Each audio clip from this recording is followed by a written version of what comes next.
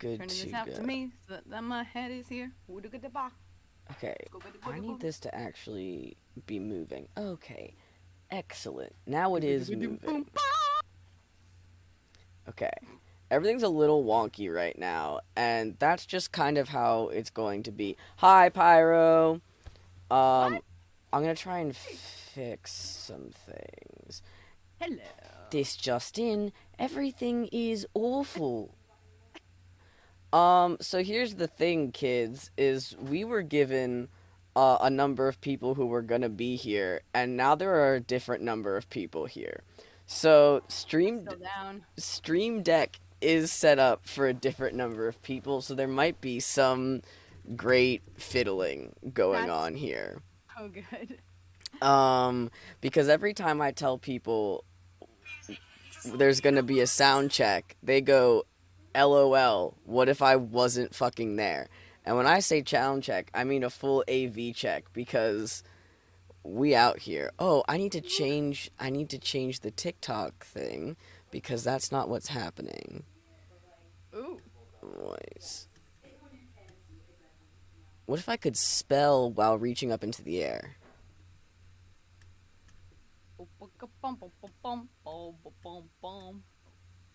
Whoa, alright. Shut Fan. this down. Fic. Yes. Done. Flip. Enhance. No. Get your fucking enhance out of here. I don't do that shit. I want. Oh my fucking god. Effects. I need to mirror it. Fucking hell. Everything is terrible. Okay. More. Mirror my video. Fuck yeah, dude. Alright. Now I'm not gonna look at that camera. So, we have been oh, this should be on a delay. Are you guys good? Okay. I have aggregated a couple of fanfics during the day today.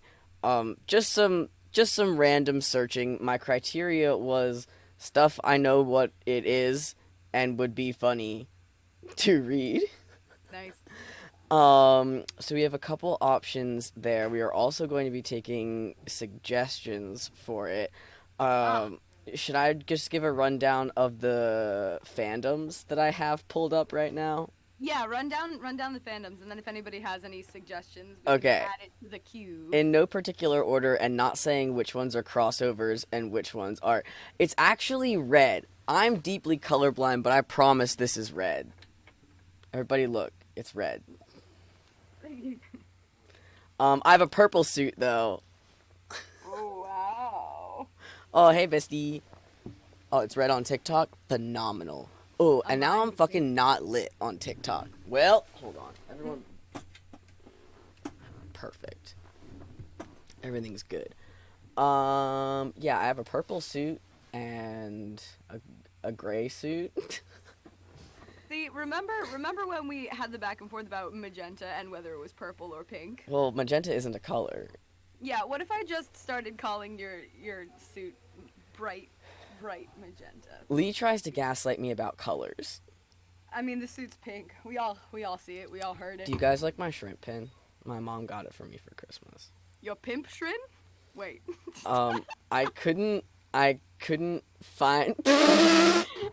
That was rude, Pine.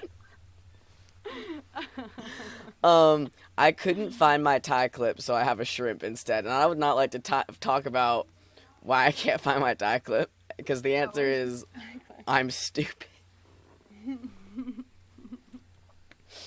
I'll have you know, Pine, that the purple suit has only been worn twice. To my graduation and on the roof for Moriarty. So. Wow. What? What? What are you? What? What? What? I'm talking to myself. Okay. What? Everything's normal. Okay, I'm just gonna read the and I'm gonna try not to repeat them. There's a couple because there's some crossover fics here. There's a couple that overlap. Into that document. Oh yeah, hop into this here document. Yes. It's a good document for adults to be in.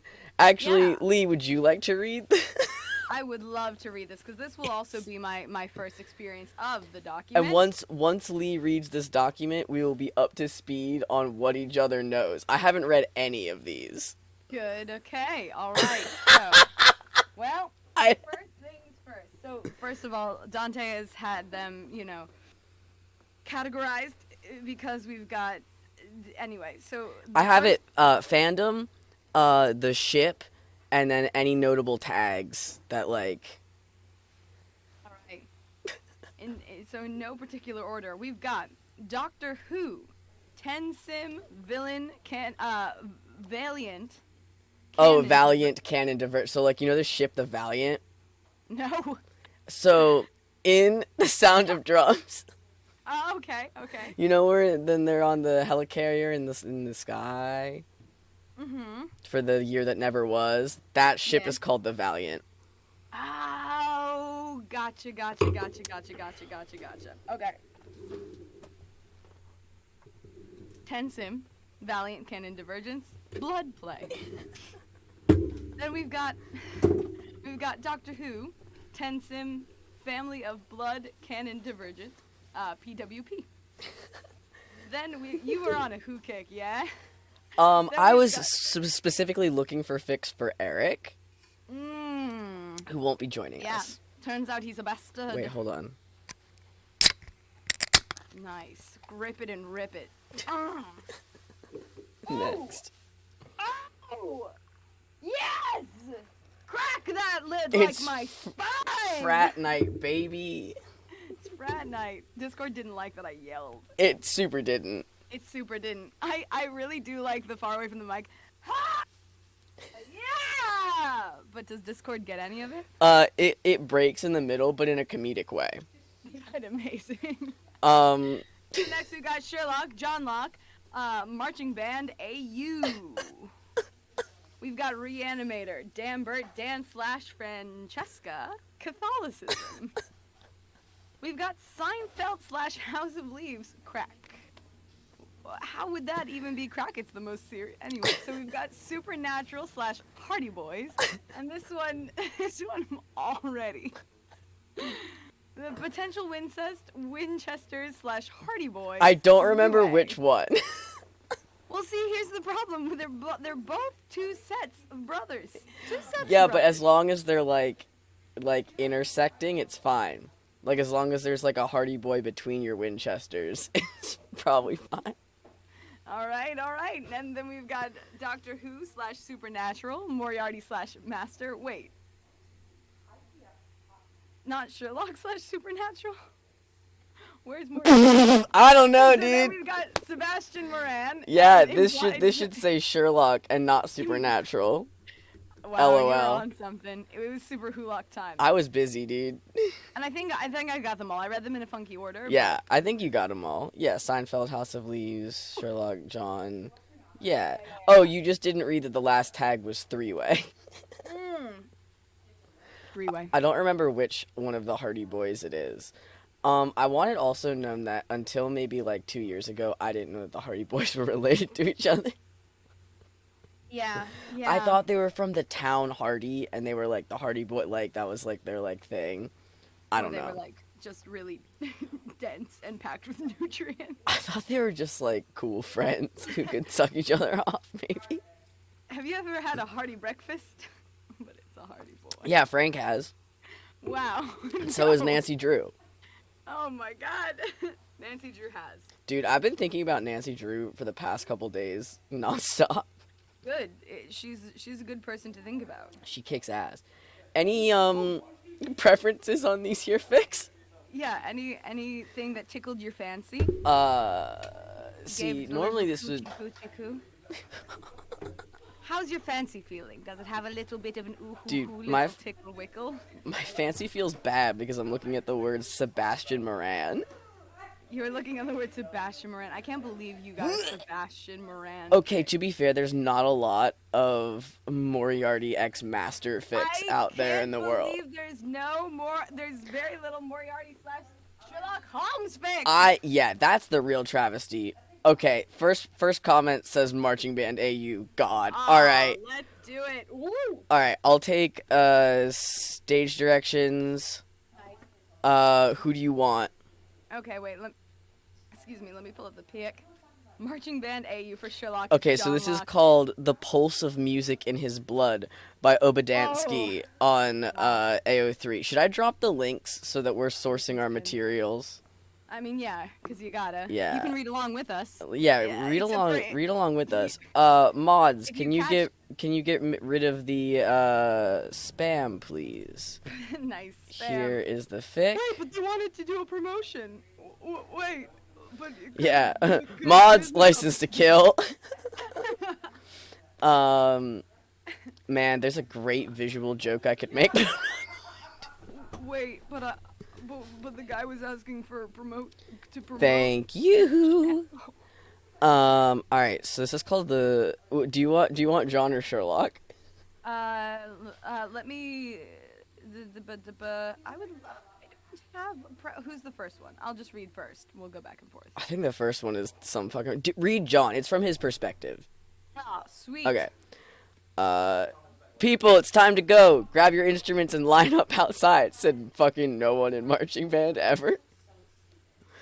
The marching band's conductor rose his voice over the cheerful chatter in the room, packed to the gunwales with people. Immediately, chairs were pushed back as the band's members got to their feet and made their way over to where they had put their instruments. Why aren't they holding their instruments? Suddenly, someone shook John by his shoulder. Get up, mate, we're leaving. John harshly pulled out of his daydream, straightened his spine, and finally got up to get his trumpet and stand with the other musicians. He could not get the picture of Sherlock Holmes out of his head. The way his curls bounced up and down when he laughed, how his slender fingers curled around the glass in his hand as he took that last sip and exposed the ivory-colored skin of his neck. Mate, is everything all right? Sam, who also played trumpet, asked. John nodded. Just daydreams. When he lifted his gaze from the floor, he saw Sam grinning at him. Ooh, let me guess whom they're about. Oh, I know. It's Angela at the flute, Sam eagerly spit out. John could only chuckle at his assumptions. No, it's not Angela. He soon regretted to have told Sam that he was daydreaming when his mate started questioning nearly every single woman in the band. Is it Maria? No, it's Charlotte. Not her, okay. Anja, the cute blonde over there. John shook his head.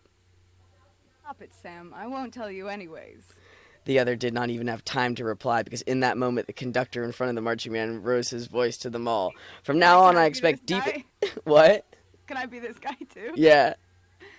From now on I expect the deepest concentration from all of you. The only one talking will be me to give instructions. Are you ready? As everyone nodded, he continued. Follow me. 1, 2, 3, 4. Okay, if they were already in the middle of the song, why did they set their instruments down across the room? Well, because they needed to go and put them there. I don't know why. It's like you've never been in a marching band. Should I get my trumpet? Yeah. It's in the corner.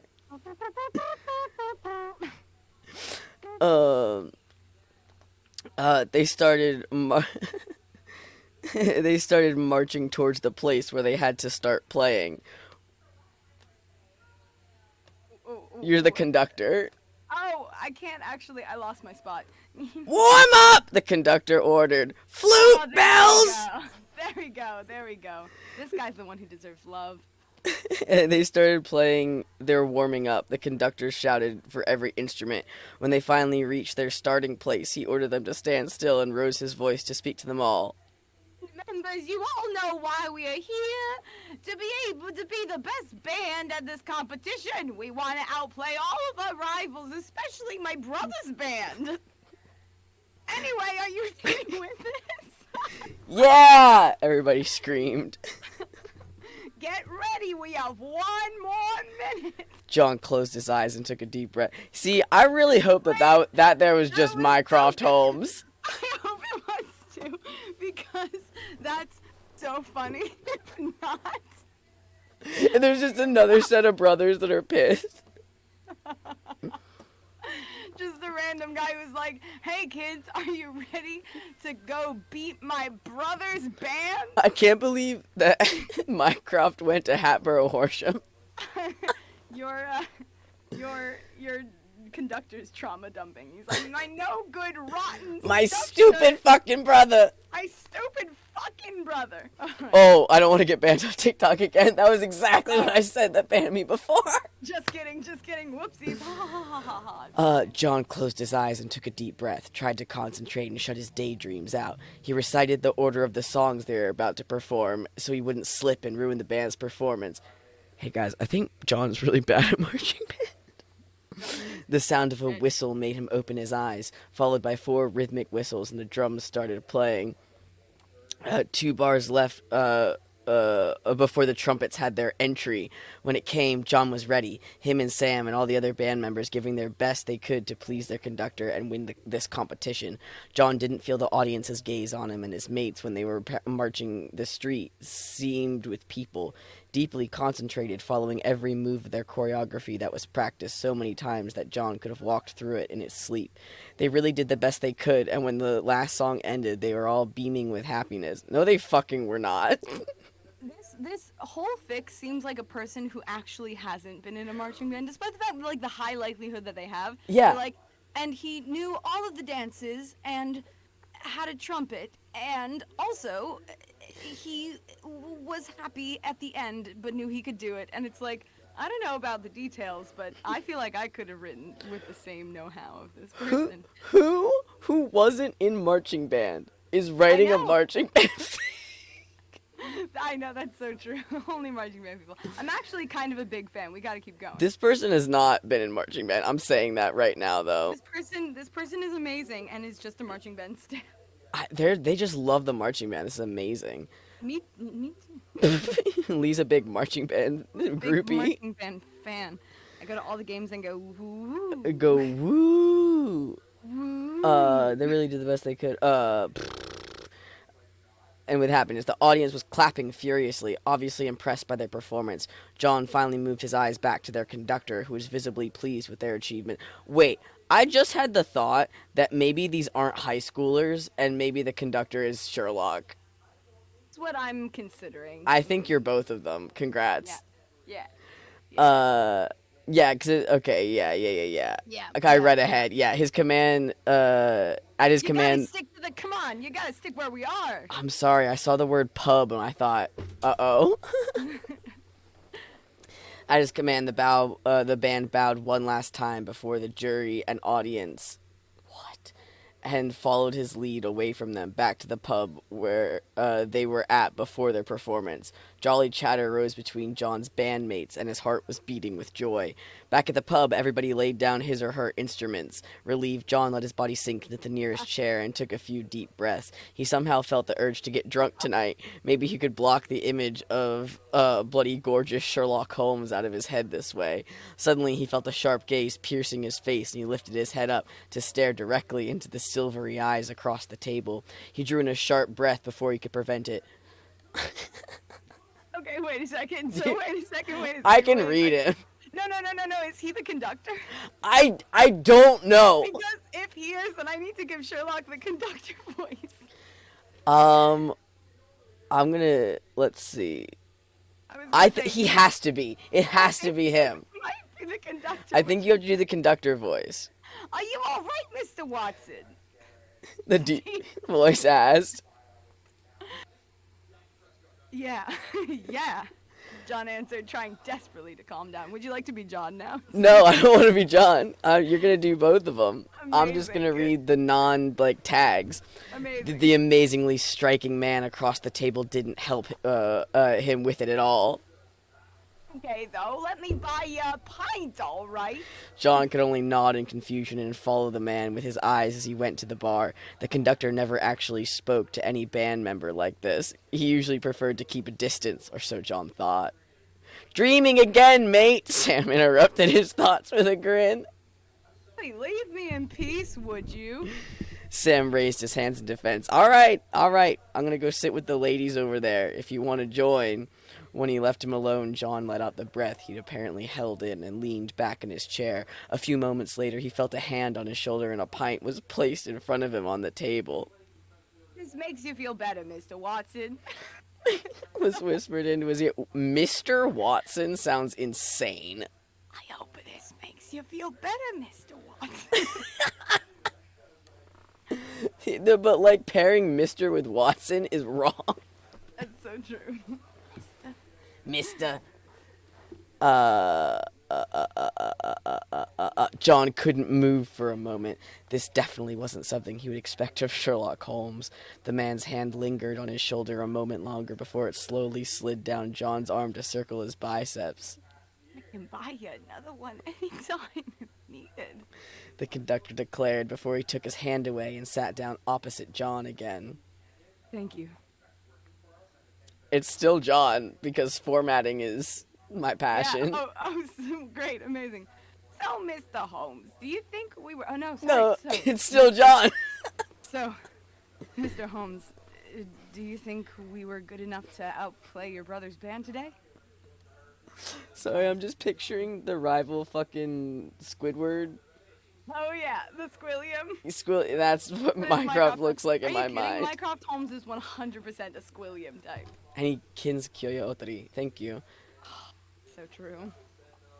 Oh, I'm very sure of that fact, actually. Then we should definitely celebrate that victory. John raised his pint towards him and they clicked the glasses together. John smiled at the conductor warmly before he took his first sip. The cool liquid ran down his throat, which felt as good as hot tea on a cold winter's day. His throat was Yeah. a bit sore after playing the trumpet for such a long time today. How fucking long was the parade? John soon noticed that Mr. Holmes wasn't one for constant chattering. The man didn't say a lot, but when he did, it was sharp and direct. How's your job in the surgery going, Mr. Watson? Holmes asked after he finished half his pint. All right, but certainly not as interesting as back in the army. Wait, so is he a doctor?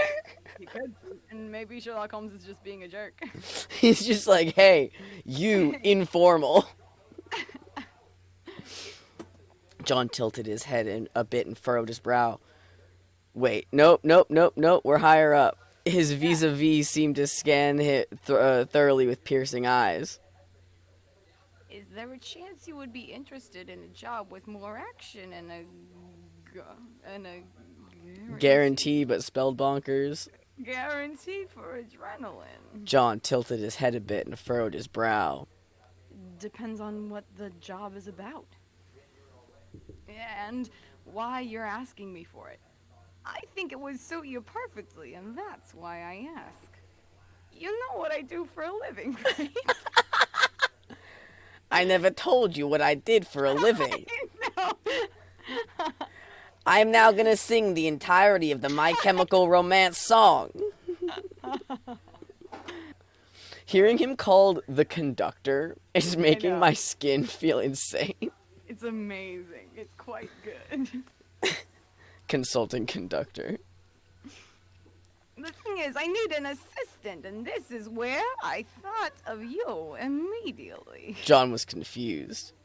You thought of me doing what exactly as your assistant? I just don't see where you could need help. Anderson won't work with me. I'll get another one. You? Wait. Oh yeah, because it's these. Oh, because they're drinking. John agreed and empties his too. Good. Wow. When Mr. Holmes had left John for the bar again, he followed the man's graceful movements with his eyes. I thought Holmes didn't talk to the ordinary people, a voice behind John slurred. Come on now, Sam. I just wanted to ask why you sit there alone with him and not over here with all the ladies and me. We're having quite some fun. You're missing out. It looks like I'm getting laid tonight. After taking... Yeah, it's a marching band. It's so easy to get laid in the marching band. Sam shrugged his shoulders. No, you're missing out. I'm getting laid tonight. After a few deep breaths to calm down, John answered, I'm sure my talk with There we Mr. go, yeah. Holmes... I'm sure my talk with Mr. Holmes is far more interesting than listening to your drunk chatter over there. So, no thanks. I'm fine here. John is fucking on one right John's now. a bitch. Sam shrugged his shoulders and made his way back to the ladies, where one of them patted next to her on the bench for Sam to sit. When he did, she flung her arms around him and pecked him on the lips. That was when John's eyes refused to look at them any longer and instead turned his vision back to Mr. Holmes. Your pint, Mr. Watson. Have you thought about the job? The pint was placed in front of him on the table. Thank you very much, Mr. Holmes. Actually, I didn't have time to think. Sam was being annoying again. What about you tell me about the latest case you had? That way I could get a better of what my job could be. One of the most animals. One of the most animals. That way I could get a better of what my job could be. A better what, Mr. Watson? What, Mr. Watson? I love that John is interested in Harley Quinn. Yeah, right? Yeah. 2 pints later, Mr. Holmes had finished telling him about his latest case, and 2 others, as John just couldn't get enough of them. The conductor's brilliance impressed him, and he had to hold back the amazings and incredibles after every sentence. No. I don't even like you. It's fine. I haven't. So, I haven't. I haven't. So since Stop, you want to stop, hear you- so you- much about my, so since you want to hear so much about my work, I really think you should take the offer I made you, Mr. Watson. I'd really like you to work with me. I see your point there, Mr. Holmes. John let his gaze wander through the pub. It was pretty much empty as it got late and the rest of the band had already left. Okay, he drank that first pint at, like, Mach 3. But, like, the next 2, what? Did he spend, like, 8 hours? Yeah, they had to really sip it. He wants flat, warm beer. The first one was just to be impressive, but he got too fucked up about it. I think we should get going, though. All right, Mr. Holmes returned. Would you like to come to my place? We could talk the details there in private. Plus, I have a very good scotch in my cupboard we could share. He flashed a smile at John, which he immediately returned. They both got up. John packed his trumpet and went to the pub's entrance where Mr. Holmes held the door open for him. Why was his trumpet out this whole time? So that he could play it to impress the conductor. What, you don't carry around your trumpet all the time to impress the conductor? Section leader, but yeah, I have. Fair enough. I've never hooked up. I've never hooked up with a drum major.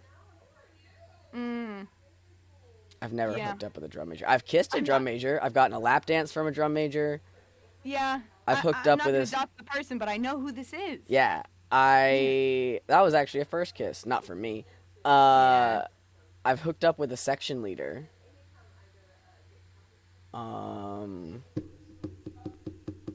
Yeah. What section Nice. was I in? Trumpet for marching band. Wait, let me see. I haven't checked this My out. trumpet is in the corner of my room right now, and I'm just not fitting. Yeah, because I can play the instrument. I play trumpet and French horn, and then can technically play all brass instruments. I just don't, because I'm busy. He flashed a smile at John. Man, I shouldn't have quit band in 9th grade. You really shouldn't have. Band is a wonderful hobby for everyone to participate in. And its lessons will haunt you for the rest of your life. Because you'll be voicing for a podcast and someone will say, at an easy attention. And your brain's like, why the fuck is he at attention? I think that's exactly the way it's described in Silence of the Lambs. It is. Hell yeah. It sure is. I just spilled beer directly on my crotch. Wow. I want everyone to know that Wow. my pants are wet now. He flashed a smile at John, which he immediately... What? Did you have an accident? Yeah, I pissed myself live Pissed on stream. Myself on stream while reading. Marching band. John Locke. Ayo. Oh, man. He flashed a smile at John. Oh, it's time to be serious. He flashed a smile at John, which he immediately returned. They both got up. John packed his trumpet and went to the pub's entrance where Mr. Holmes had held the door open for him. Take the cab. It's the easiest way to get to my flat. Holmes decided, so cab it was. I didn't take them long to find one. The lanky man had to do noting more than wave his hand and call out. Taxi! That's how you call for a taxi. Taxi! 221B Baker Street. No, read it exactly as written. Taxi! 221 Baker Street. 221 Baker Street. Well, because, listen, why would he say B? You know what I mean? Because no one says that address without it. 221 Baker Street. No one. 221 Baker Street, please. 15 minutes later, the taxi stopped in front of 221 Baker Street. John wanted to pay the driver, but Mr. Holmes was faster, so he climbed out and waited on the sidewalk. His vision was a bit blurry. John wanted to pay the driver, but Mr. Holmes clawed the wallet out of his hands and scampered over to pay the driver. He went whoop, whoop, whoop. He's the fastest man alive. The fastest man alive. I'm sorry. This man is drunk from 3 beers over the course of 8 billion years, and he's in marching band? What is happening? This is not a trumpet player I've ever met. His vision was a bit blurry from the alcohol that slowly started to show its effect. Here we are. As he opened the door Well, come to my home. Right up the stairs it is. and led the way. In flat B, he turned to John. If I may take your coat. You may. John answered with a grin as Mr. Holmes helped him out of it and hung it up. That's so forward. You can leave your trumpet right over here. Trumpet corner. I need you to know how many of my hookups have started with saying, "Oh, just put your trumpet over there." You just put your Like, this trumpet is not right a bit. on I'm not over doing a there. goof or a bit or a gag. You can just place your trumpet. I've got a nice little spot laid out for it. Right over here. Oh, let me just pat the little spot down for your trumpet. You just place it right on over here, and then we can get Do you know how many times I've had to say, "Move your flute off the bed"? Why would you? It's in the flute, the nice little hookup flute section. Better than the art corner. There is none. What? Shut up. Guys, there's an art corner, and you guys just don't. You've never seen it. There is an art corner. You know, I'm allowed to have art in my house. I like it. I like I art. don't think you are. I'm Why would allowed to anyone do- ever hang something up on their walls? That would be an insane thing to do. That'd be a silly thing to do. The thing is, I've got so many. I stole a lot of. Well, I didn't. Okay, I didn't steal it. Paint. I stole it from a person, but it was really Bezos. Want to know who I stole paint from? Jeff Bezos. I'm doesn't like the count. Robin Hood and also an artist. I'm essentially Robin Hood and also an artist. But it was one of those Robin things where Hood an was a Amazon... blowjob artist. What? I just think that Robin Hood sucked Robin off Hood- his friends. Robin Hood was a blowjob artist? I think so. Is such a thing to say. You know Well, that Robin Hood You, guy? you know how the people that work at Subway are sandwich artists? Well, yeah. And in Robin Hood's all about like taking from the rich and like distributing. I just think he was a blowjob artist. Okay. What? There are like 3 different things happening in the phrase Robin Hood was a blowjob artist because, you know, first one, He's so good that he circumcises you. He's robbing you of your hood. yeah, no, for sure. But what I'm saying is a blowjob artist implies Werner that Vogel, go on. anytime you're good at a thing, you have thing artist, and it doesn't have to be like even a major thing. But now sandwich artist is everything, is all things, which is Yeah. great. One of these fics could be tagged with Winchester sandwich artist. Sandwich artist. Oh my god, I hope so. It's a sandwich artist.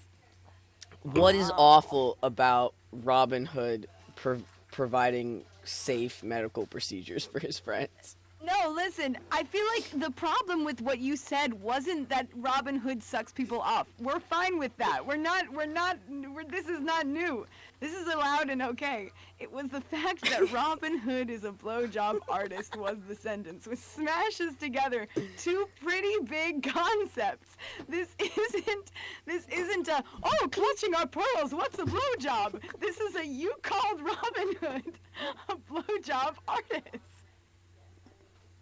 Which Am is I a total- wrong? I would No, love you're to see some evidence to prove that Robin Hood is not a blowjob artist.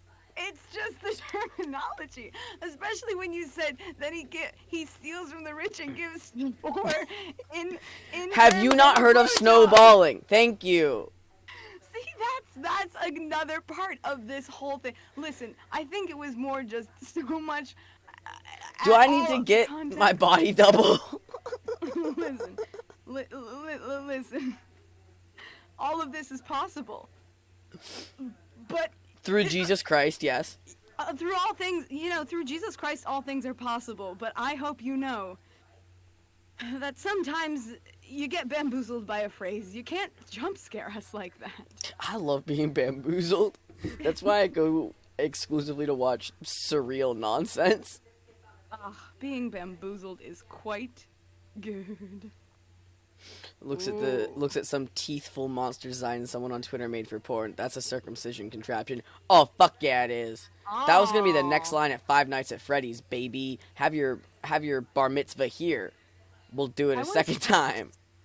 Woo! Circumcise somebody with a dull rock on the stage.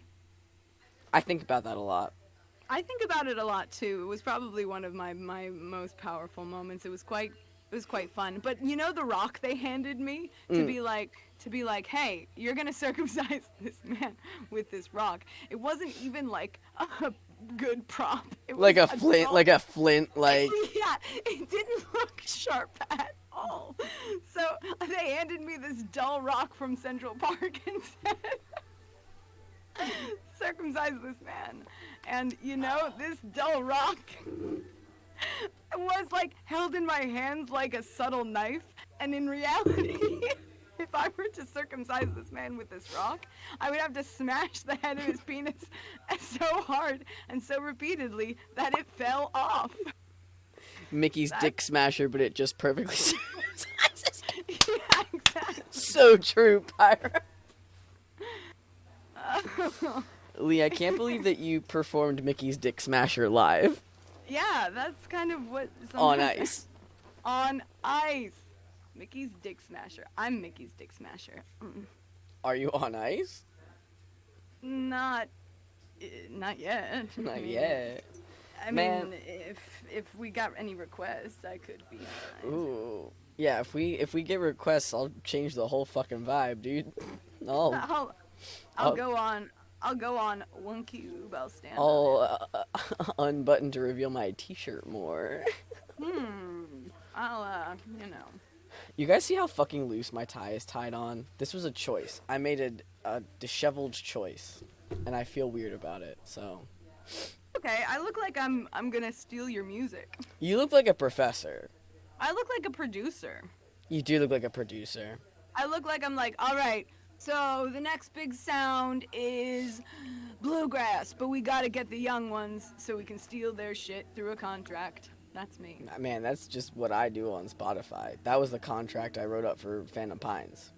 Stealing bluegrass from... Yeah, I said, hey, I love your folk music, my guy. You're an up-and-coming artist. Can I get that signature right now? Yeah. For my audiobook? And he said, swag. Well, actually, he said, can I read your audio, or can I read your novella? And I said, okay. And then he read it, and then he said, okay. And then we had a meeting. And that's just an anecdote. Rinthony says, you look like that character from that podcast, and so true. What the fuck? Lee are looks you like every even character from every talking about? podcast. What are you even saying? Lee is my headcanon of a character from the Sound Museum, but not Paris. Not Paris. I will not elaborate. It's the guy who comes and yells at Sloan. No, it's the person who sent the fax. Yo, there we go. That's what I'm talking about. You guys need to listen to this podcast. There's a fax machine in episode 6. All right, everybody, we've got fax machines. We've got... Ow!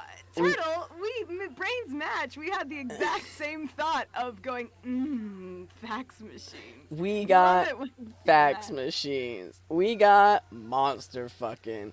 We got ace people loving each other. We got... You guys need to listen to this podcast. You can't listen to it. We're working on it. We're actively recording. That's the funniest thing. You're so true. You know what, Pyro? You are absolutely correct. You totally cannot listen. You can listen to the pilot over and over and over again. And you can listen to the live stream of episode 2. Yeah, you can. Just a million times. So that's a fourth of the podcast right there. You guys are gonna shit yourself when you hear the hitting over the head sound. Oh, guys, man, I just got an email from Tim Meredith. That's the most exciting email I've ever received in my life. That was just, I've returned the document with my signature on it. And I'm like... I was reviewing the footage, and I was like, and he's at a point goes, alrighty, and now I'm going to do some getting hit over the head sounds. And proceeds to make the most insane sounds. The most wonderful, insane sounds. It's the and best. Is quite good. They sound akin to ooh and oh yeah. And I'm like, this is so good. When do we tell him he has a boyfriend? Man, oh man, Stan, oh Stan. We'll see how good that boyfriend do. We made him gay. Thank We you. made him gay. Well, I mean, it's the podcast. Everyone's Yay, gay. conclusions. Hey, Ocarina. All right. 15. Okay. Come on. If I may take your coat, you can leave your... Okay. Before he turned around and went to the kitchen to receive 2 tumblers for the scotch. What? Wow. 2 tumblers? I thought the first one was so bad. If tumbler was so good, how come there's no tumbler 2? God, there's no tumbler 2. In this fic there is. There's 2 tumblers. There's 2 tumblers. Tumbler 1 and Tumbler 2. It's nice here. I like it. You can sit down by the fireplace if you'd like to. I'll join you immediately. That should be presently. I know. He's really trying to. It's the. I'll join you presently. That's shortly. Immediately is you're sprinting over. I'll join you right now. I'll join you right away, right now. You're the fastest man alive. You're the fastest man Man alive, alive. Sherry. I can't help but think of it with the... I Sorry. know. Unfortunately, it's just like, you're the fastest man alive. Yeah, Sherry. there's I'm the... like, You're the You're the fastest man alive, alive, Sherry. Holmes was... Wait, sorry. I'll join you immediately. Holmes was just walking out of the kitchen, 2 heavy glasses in his hand, and pointed his chin at the 2 chairs for John to sit. How fast did he pour this? So fast, he said, I'll join you immediately. He goes... That's how I drink. Quick. Actually, I'm just kidding. That's how my dear beloved friend, who I won't name, drinks. Because he doesn't like drinking that much, but the second there's a liquid in front of him, he's like... And so you have to watch it. That's kind of how I do. You are not nearly as bad.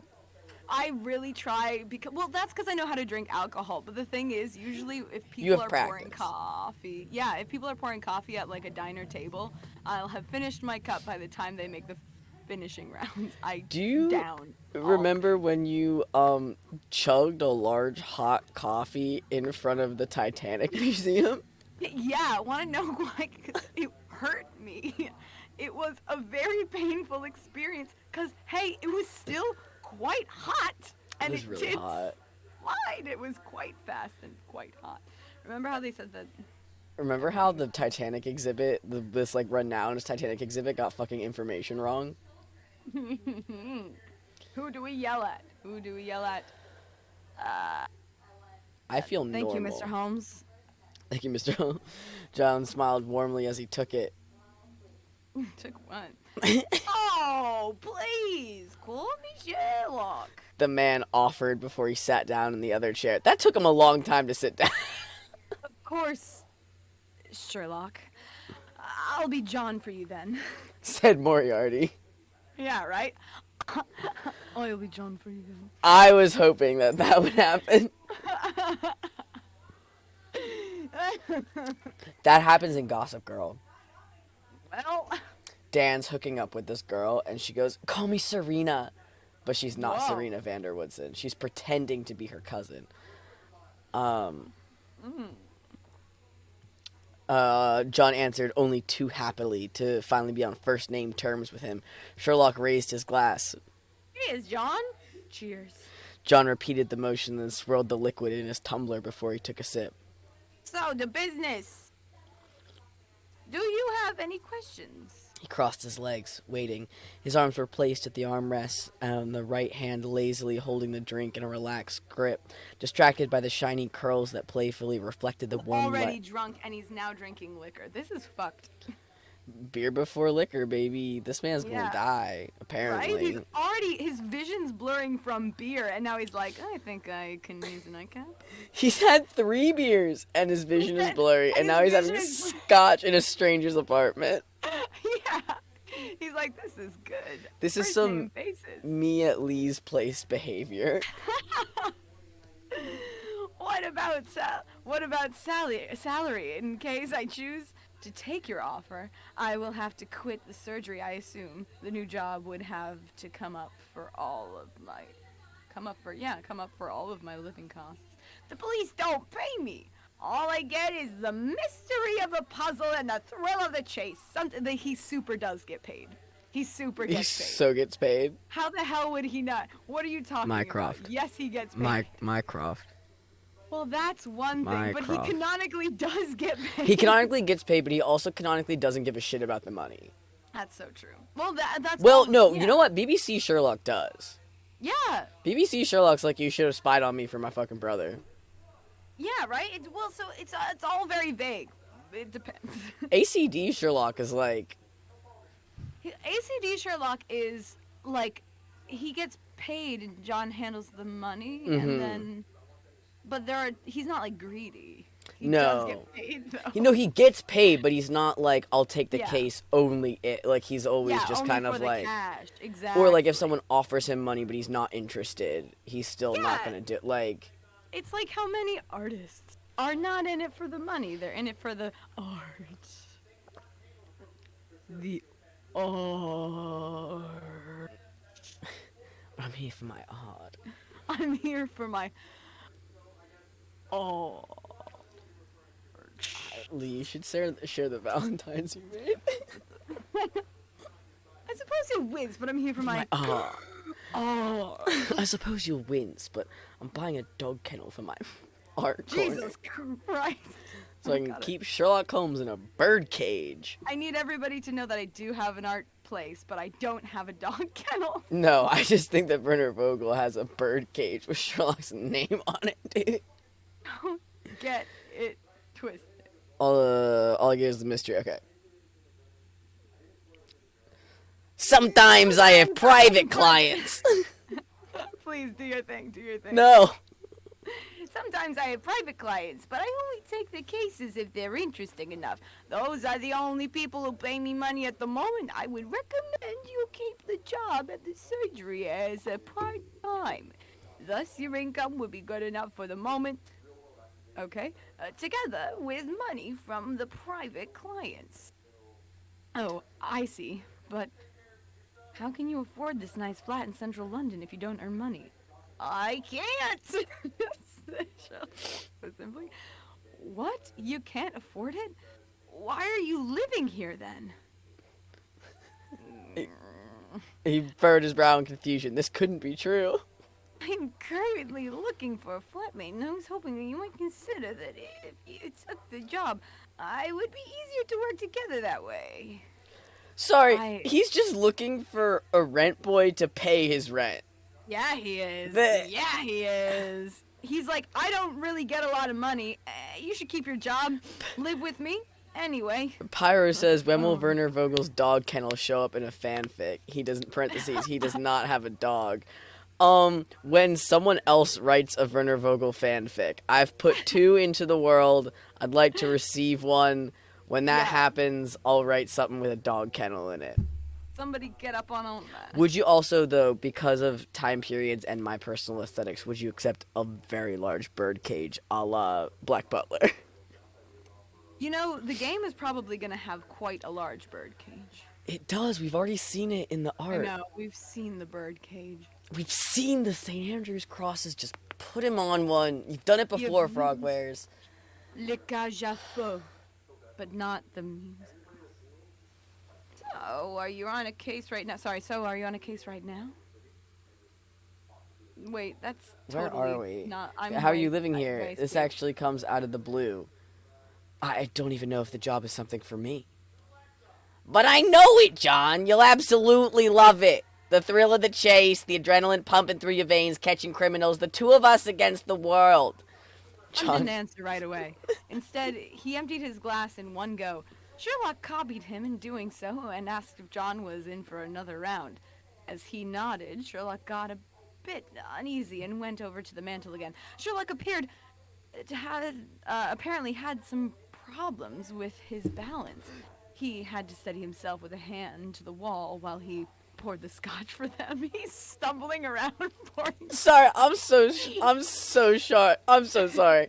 Sherlock is drunk from having 3 beers and a glass of scotch. BBC Sherlock. To the point where he's really just stumbling around, pouring limply. He's like, listen, here, we're gonna do this now. John couldn't stop himself from staring. He just couldn't before he could even engage himself in fantasies about that arse.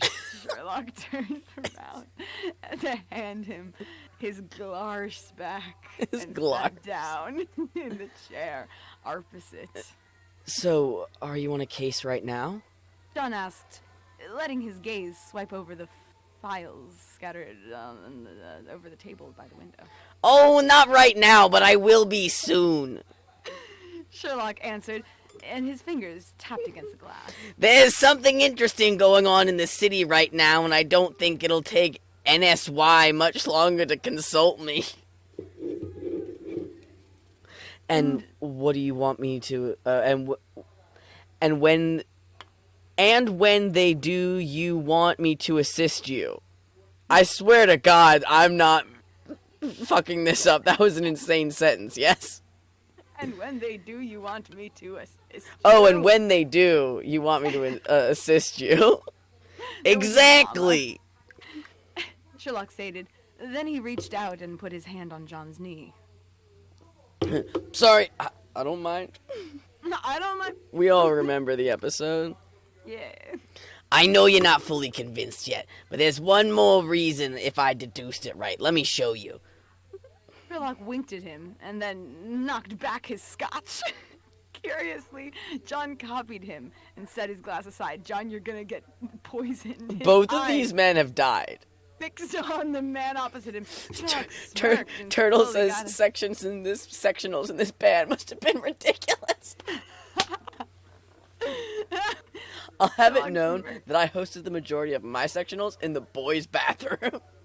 Boom. Boom.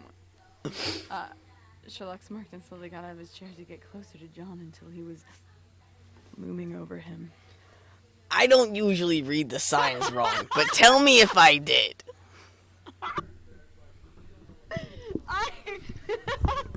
It's time for Danny DeVito ASMR.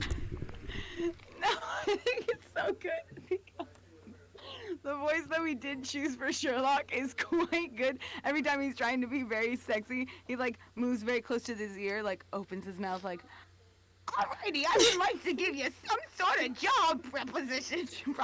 It's on par with the awakened demo Boston accent of the like I'm from the detective. Yeah. Let's not resort to To violence. I'm from the agency up in Yeah. He walks in. Boston. I saw a Tumblr post today, and this is no shade to this person who made this post because I love anyone who is, interfacing with Sherlock Holmes the Awakened. But they said, until he changed his outfit, I didn't realize I was playing as Sherlock. Yeah. You got. Why am I playing as this? Who's this guy? Bostonian. I'm like, He's a master of disguise.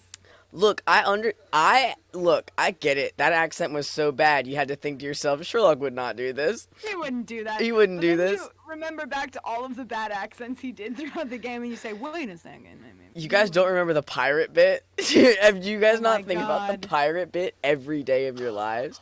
Do you Oh guys my not think God. about... Never mind. I know, No. right? I was gonna... Mm-hmm. You guys, I don't like era changes, but I do think there would be something very interesting to say about Sherlock and Mycroft after the year of our Lord 2004. Thank you for coming to my fucking TED Talk, dude. Tell me more.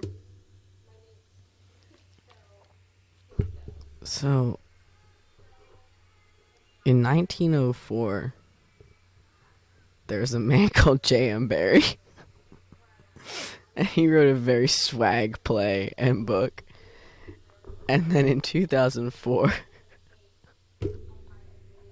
there was a sequel.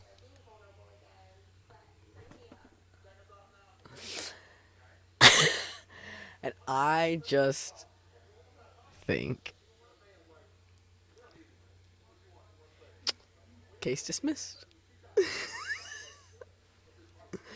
Tony texted me earlier talking about... Because we were talking... I was like, oh, I'll have to recast Dan. And we were talking about why he would be a good Dan. And he goes, does that mean you're the science boy? And I texted him without the jacket on being like, I need you, Tony, to look at what I'm wearing right now, not as a bit.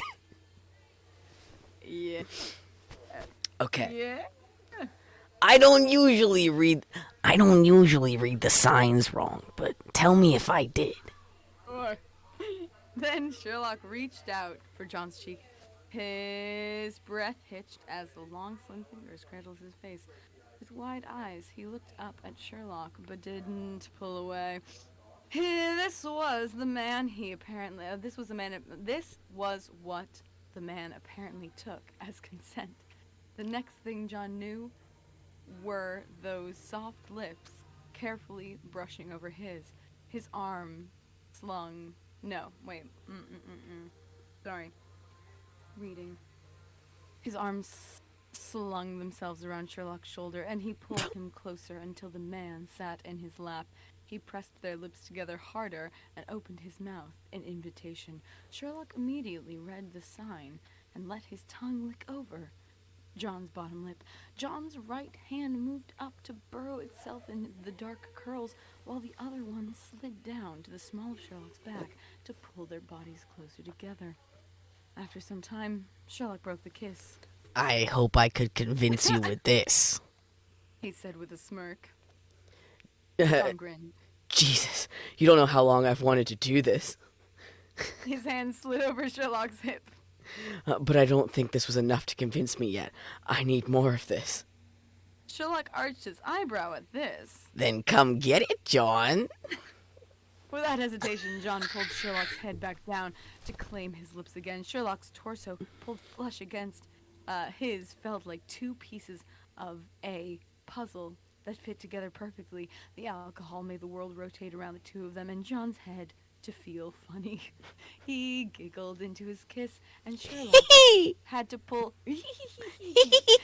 Kissing. Sherlock had to pull back when John's breath tickled on his skin, and he had to laugh too. Lestrade is coming to join us. The man in John's lap suddenly slurred between two giggles. Who's Lestrade? John asked, confused. D.I. Lestrade, he solves murders. Well, he tries, and then I solve him for him because he's such an idiot. Sherlock stated proudly, pushing out his chest. And how do you know that? Apparently kissing and alcohol makes you stupid, John. The police lights outside, obviously. He wildly gestured towards the window. Wah, wah. Wah, wah. You know, that was less marching band than I thought it was gonna be. I know, right? It was really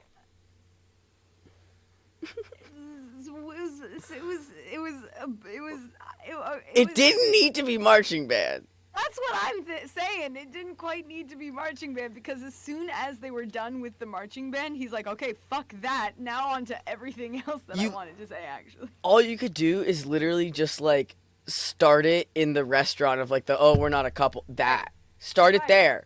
Right. Yep. What's Man. happening? Well, want to know what's happening? There's police lights outside. There's- John didn't even notice. John didn't know. He was too busy doing a kiss to Sherlock He was Holmes. Too busy with the kiss. To and his beautiful alcohol. Sherlock Holmes and his dark curls. To beautiful Sherlock Holmes. Sherlock Holmes. Sherlock Holmes. Sherlock, friend. Sherlock friend. Wow. Come and see the show! For the show. Oh my fucking god. Not. I'm running to the bathroom real quick. But I'm going to. wow. I will also run to the bathroom and also grab a drink. Okay. Rinthony and Pyro are in charge while we're gone. When we come back, we want to know which fic is next. Reanimator, Seinfeld, House of Leaves, Doctor Who, Blood Play, Doctor Who, PWP, Moriarty and the Master, or Supernatural and the Hardy Boys. We'll be back in 5.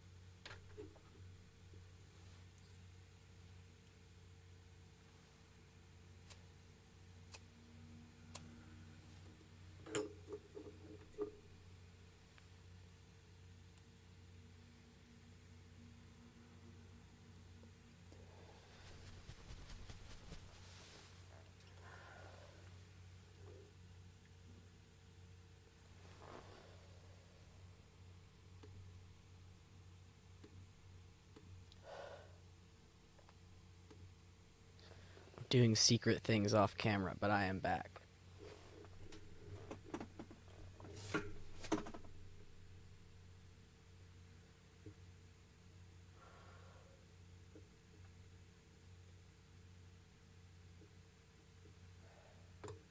Da da da da da da da.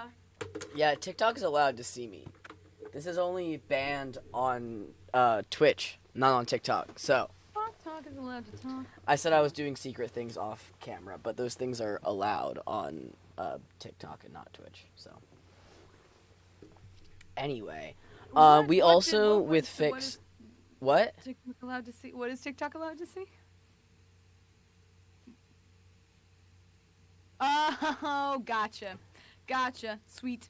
I was gonna say we will also take suggestions, recommendations, or search suggestions if there hasn't been a consensus. The consensus so far has seemed to be Seinfeld. Wait, no, I haven't read House of Leaves yet. So, but it's okay because you know what's in the way of them having read House of Leaves?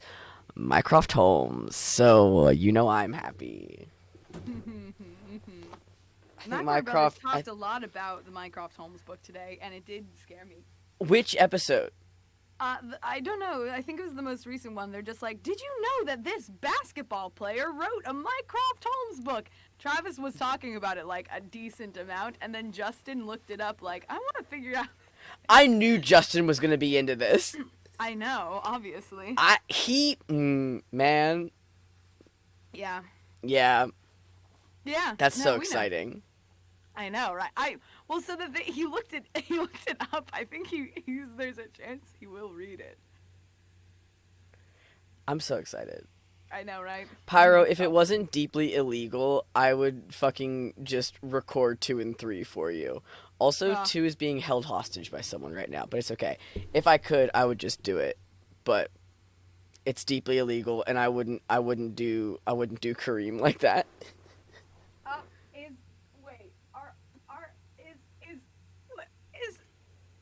Just for like professional reasons, is Oscar Wilde all of it in the public domain? Yep, I checked for us. Nice. Yeah, we have work to do, Lee. Wow. Yeah, we have work to do. Wow. I don't know. It wouldn't be for anybody is the thing. Who would want to hear those read essay-wise? Me. Me. Yeah, I haven't read any of the ones that we listed. So I don't know what's in them, but any suggestions, we will take them.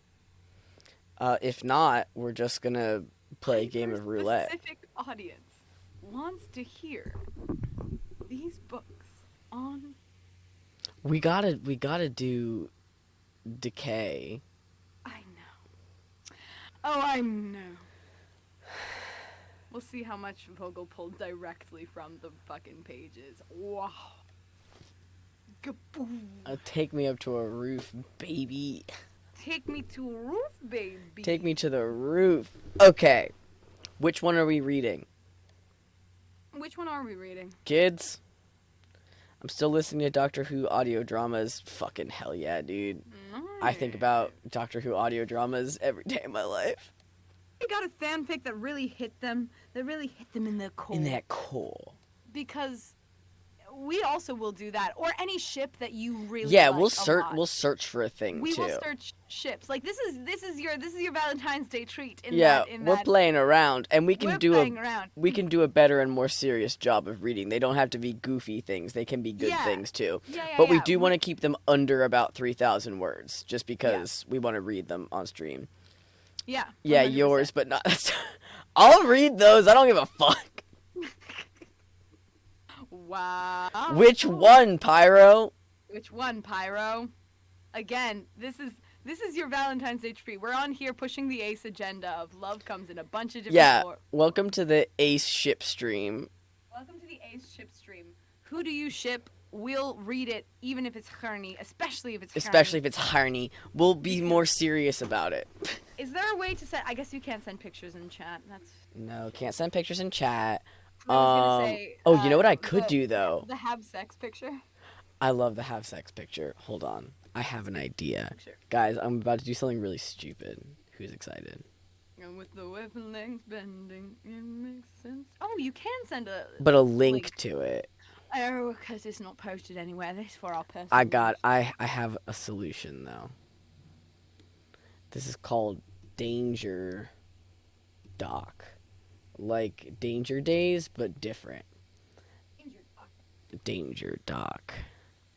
Okay, I'm sending this to you. Docker Dange.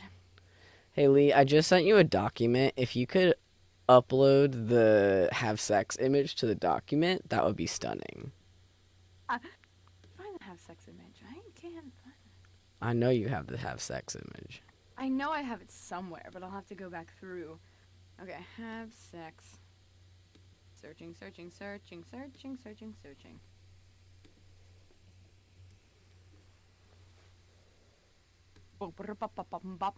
I've just linked everyone to a blank Google document. That's great. This is so good. All right, let me grab my phone. Be right back. I don't believe in professionalism. It's not accessible. What the fuck? Everybody hold on. Is it not accessible? Okay, hold on. No, anyone with the link. Wait, okay. Let's all do a project together. Use the second link. I'm setting it to editor actually. Copy link. Use this one instead. Use the second link, everybody. Oh wait. Ooh, amazing. Everybody use the second link. Google's amazing. Okay. You guys, the internet is a magical place. Google. Apple's amazing because I looked up have sex and it just sent me the picture. I was like, "Whoa, yeah. This is great." Hello. It sends the text. Sorry, whoever the fuck is anonymous dolphin in the document, you need to leave and rejoin.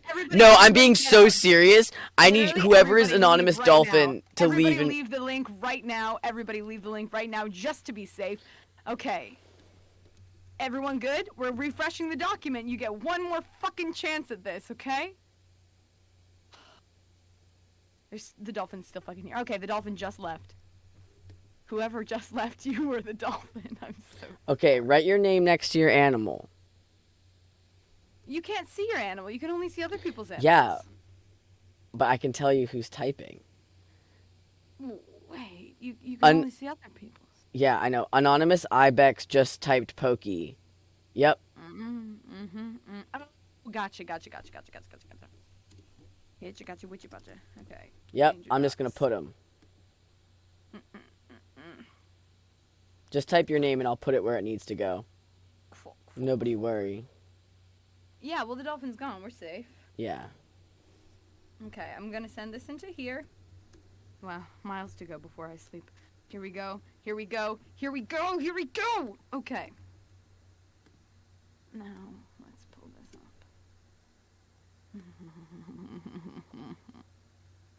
Okay, copy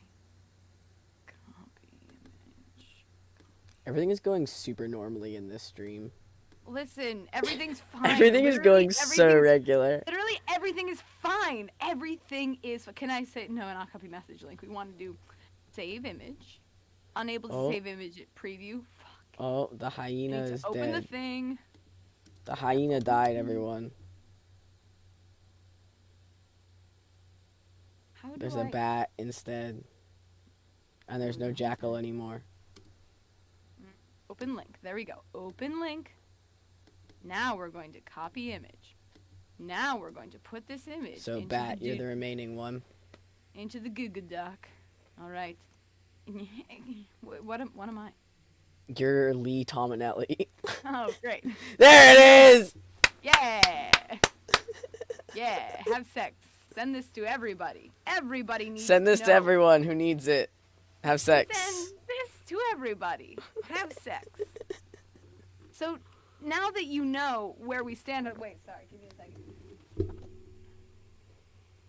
Yeah. Have sex. From all of us here at WTRN, have sex. Have sex. Happy Valentine's Day, everybody. Love is vast. It's nuanced. It's specific to every single person. Have sex. But it sure is really about also, your favorite shitty men having sex with each other. I cannot stress enough how much that's a part of the holiday. Listen. Anyway, feel free to do whatever you'd like in this document. We can all play and have a nice time. I fucking love Valentine's Day. I genuinely It's do. a It's good so day. much fun. I It's got so so good. excited. Everyone in my fucking office today was like a little dressed up for it. Like just a Ah, little, and I got bagels at work, which was nice. And let me tell you, yeah. as the only man who isn't a lawyer with his door closed in the office, Mm-hmm. You attention got is bagels. good. I was gonna say you got bagels and you got objectified. It's so cute. The thing is, I sprinted to Target to buy just like a bunch of chocolates for Yep, everybody, and one I got to must. sneak into like my boss and my boss's boss and my boss's like office and just like put a handful of chocolates Fuck onto their yeah. desk, like a little surprise. Fuck yes. Yeah, I love it. I genuinely do. I love sending the Valentines.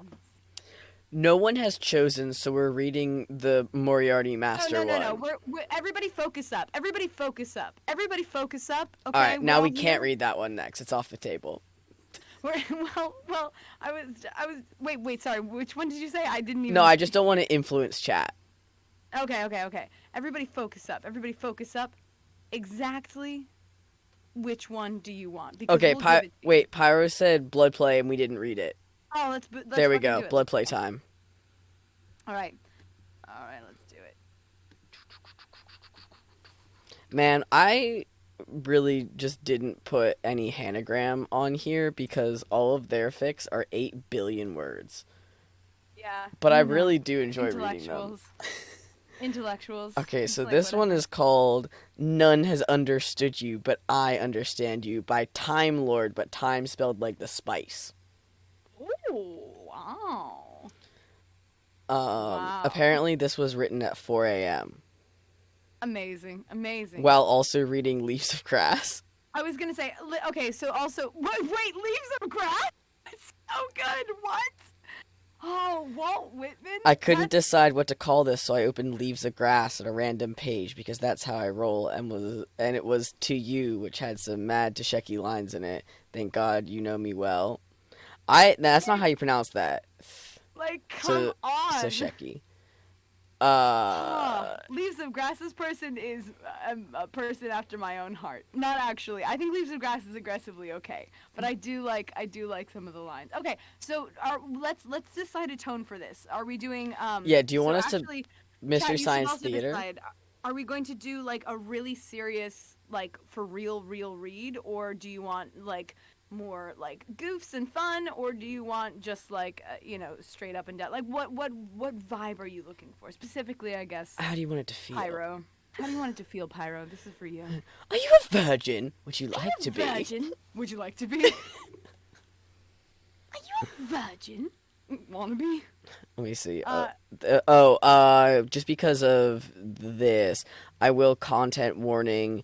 It's tagged with mildly dubious consent, non-consensual voyeurism, blood play, restraints, bondage, BDSM, rough sex, blowjobs, anal sex, confessions, realizations. It's a bit fucked up. Not quite dead dove territory though. Not actually unrequited love, mutual pining for centuries, enemies with benefits, enemies to lovers. Pretty sure the master is secretly a vampire infidelity. Mickey's dick smasher, but it restaples your virginity to you. Mickey's dick smasher, but it makes you a virgin again. If you know what Mickey's dick smasher is, you're a virgin. You're the person in the whole wide world. Oh my god. If you know us from podcasts, you're a virgin. If you know us from a podcast, you're bad. Well, you can either listen. You can But either it listen. restaples your virginity to you. I don't know where to put this, but it should be like in a Hall of Fame somewhere. Wait, right it can go in alongside- highlights. Amazing. Please put it in highlights.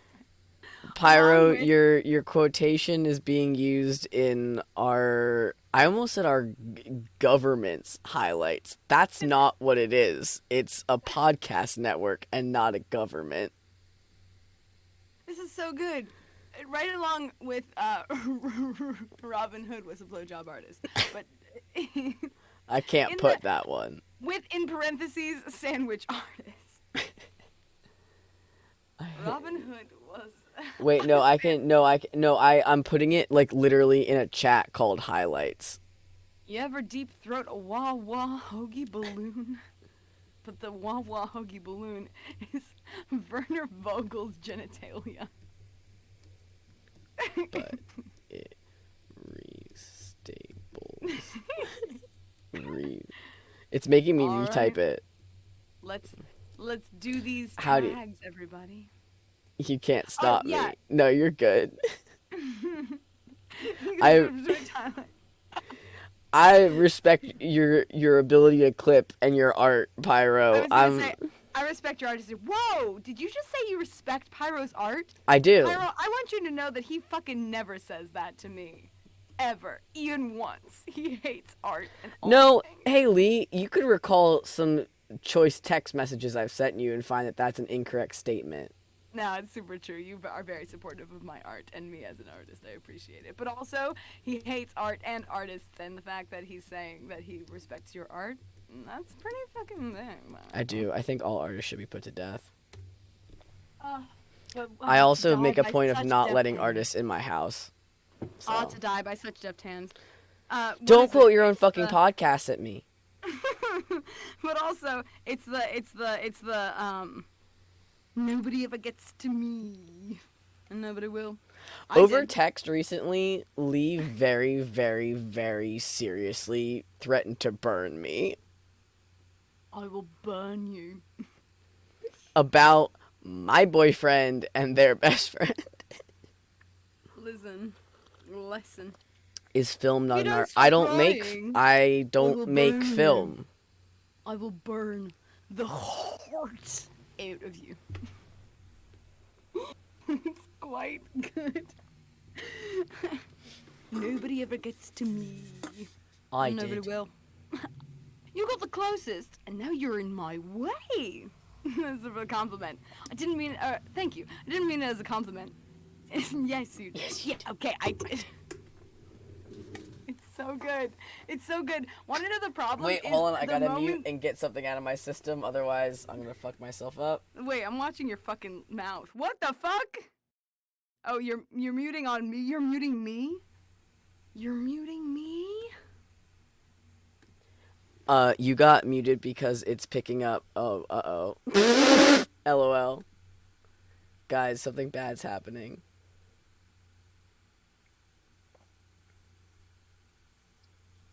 Uh-oh.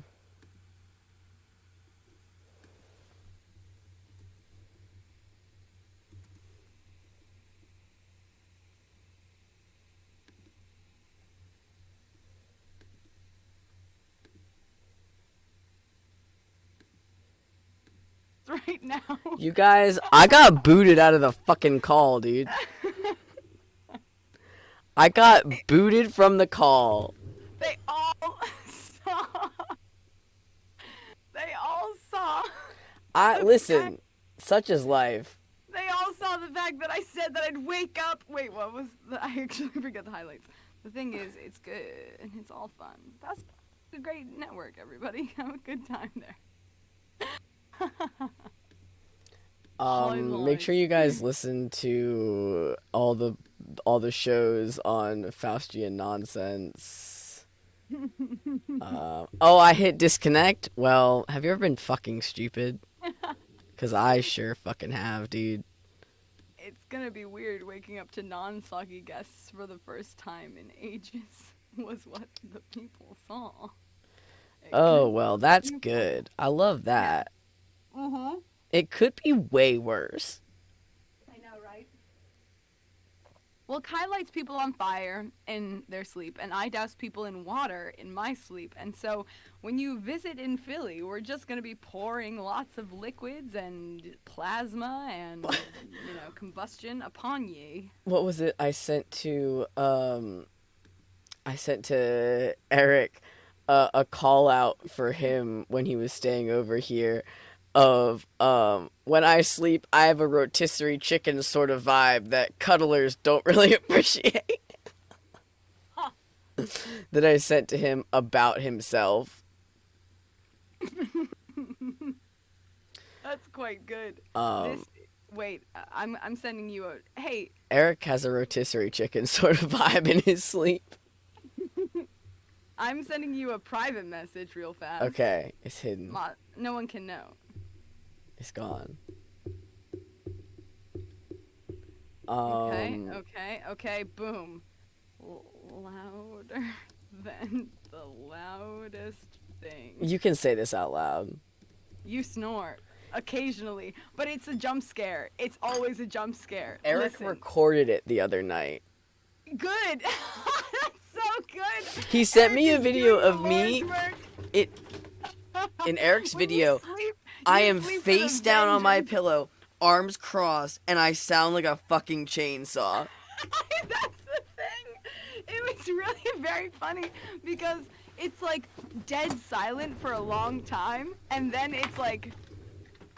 I'm like, how in the world? Where did this come from?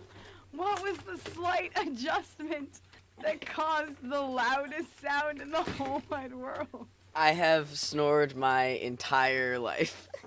This is so good. It was 100% a jump scare when it first happened because I'm like, Dante's a quiet sleeper. He's like a silent sleeper. And then 100% just like at, I don't know when it was in the morning, it was like, and I'm like, this is a wonderful development. I also do fully talk and walk in my sleep, but the walking is much reduced by living in a loft That's because so I can't fair. get down. Nay. Yeah, lofts are good. Okay, Well, so we're good. what's So the now vibe? Let's read some blood play. Yeah. What's Hey, the vibe, and who do you want as what? it was Mickey's Dick Smasher is the vibe. But Mickey's Dick Smasher is not a clear vibe. That could be very elegant or not. I'm sorry, do you not understand the poise? Didn't you threaten a roommate? Yes, I did. At least my you maybe don't try and get down from the bed. Yeah, that's what helps in the loft. Oh no. The loft. I once walked in on somebody sleeping and they sat straight up, but their eyes were still like rolled back in their head. Yep. So they were like I did that to my college roommate so many goddamn times. it was the scariest fucking thing that's ever happened to me in my life. It looked like they were possessed by the devil. POV, you're Abigail Duff. It's not going to hurt her. That's like, you know, it's I have the habit of falling asleep mid-sentence while somebody's talking to me because when my body does actually decide it wants to sleep, there is nothing that can stop it. So a lot of Sometimes in my- your sleep you die. Also. I sometimes die in my sleep. I go, ha, ha. But the thing is, You many also people- stop breathing and your heart skips. My body's trying to kill me. I won't let it happen. I'm gonna win this fucking fight. But at the end, listen, occasionally I'm going to need to fight for my life while I'm sleeping. You know, occasionally when I'm having trouble falling asleep, when I am like actually falling asleep, my body says, this is what death is. Run, run, run! And then I wake up. But the thing is, a few people are just like, you've like mid-conversation while we're like at a sleepover, started snoring. And it's the most insulting thing in the whole wide world. Because I'll be like in the middle of a story that you were responding to like a moment ago, and I'll hear, It happens to the best of us. I fall asleep whenever my body says time to go to sleep. During Eagles games sometimes. During Eagles games sometimes, during planetarium shows 100% of the time. I work in a planetarium. Every single time we get to Venus, I'm like, but Goodbye. Venus is the coolest planet. It's the coolest planet. Good for her. Alright, we're gonna do this, this is gonna be professional. This is so professional. Cool. That's easy to do. All right. This is so professional. Who's who? Do you want to split up lines? Sure. Let's just do whoever's first, and then there's probably only two people. Okay, I'm gonna read stage directions then. Cool. Two things were currently at the forefront of the doctor's mind. They were probably not the two things he should be thinking about right now, but brains never really did work the way one wanted them to, did they? The first thing, he was about to fuck a married man, something that would have been absolutely untenable to him before. The second thing, the fact that he was married was pretty much at the bottom of the doctor's list of reasons why he really absolutely should not be fucking this man. The other reasons included he's a genocidal maniac. He pretty much, going to kill the entire human race. He just put me in chains and imprisoned me. And then, on the very top of the list, he is the master. From a logical point of view, the only point of view a Gallifreyan could entertain, the doctor should refuse. He should recoil. He should be disgusted. But instead, at the barest touch of the master's lips against his cheek, he was straining in his chains towards him, aching for him as though they were both used at the academy all over again. He never could resist him. Never. Stop. He whispered as the master's hands went to the bottom button, or the top button of his shirt. The master stilled. You want me to stop? He asked, his voice taking on a mocking edge. Do you? The very tip of his finger caressed the side of the doctor's neck. Do you? The doctor's breathing was labored, shaky. He was silent as the master's hand ghosted across his groin and his hips involuntarily canted forwards. Tell me you want me to stop, demanded the master, snatching his hand away from him, and the doctor let out an involuntary groan of frustration. Gasped the doctor. I... Yes, prompted the master, his eyes flicking over the straining bulge in the doctor's trousers. What do you want, Theta? You. The word was choked out, as though the doctor hated himself for saying it, but couldn't do anything but say it. Koshek. The master slapped him, and he groaned. My name is the master, he snarled. He pulled the pair of scissors from the inside of his blazer pocket and began to cut at his shirt. The doctor's eyes closed, neck arching backwards. What's my name? Sir, you're the master. The last of the doctor's shirt shreds fell to the floor as the master's hand lightly encircled his throat, the other starting to wield scissors on his trousers. What else? The doctor blinked uncomprehendingly, his gaze hazy with lust. Don't. The hand at his throat pressed down slightly. Whose master am I? Yours. Whispered the doctor, ringing through the silent room like a gunshot. You're my master. There was a horrified gasp from the doorway. The doctor's head snapped towards the noise, and he saw the figure of Martha staring at him. He looked back and glared at the master accusingly. Oh, what is she doing here? This time the master pressed down hard on the doctor's throat. Don't question your master. He leaned in, lips nearly brushing the shell of his ear, and I want her to see what kind of man her precious doctor really is. He lunged forwards, capturing the doctor's lips in a bruising kiss. Leave him alone, you sicko!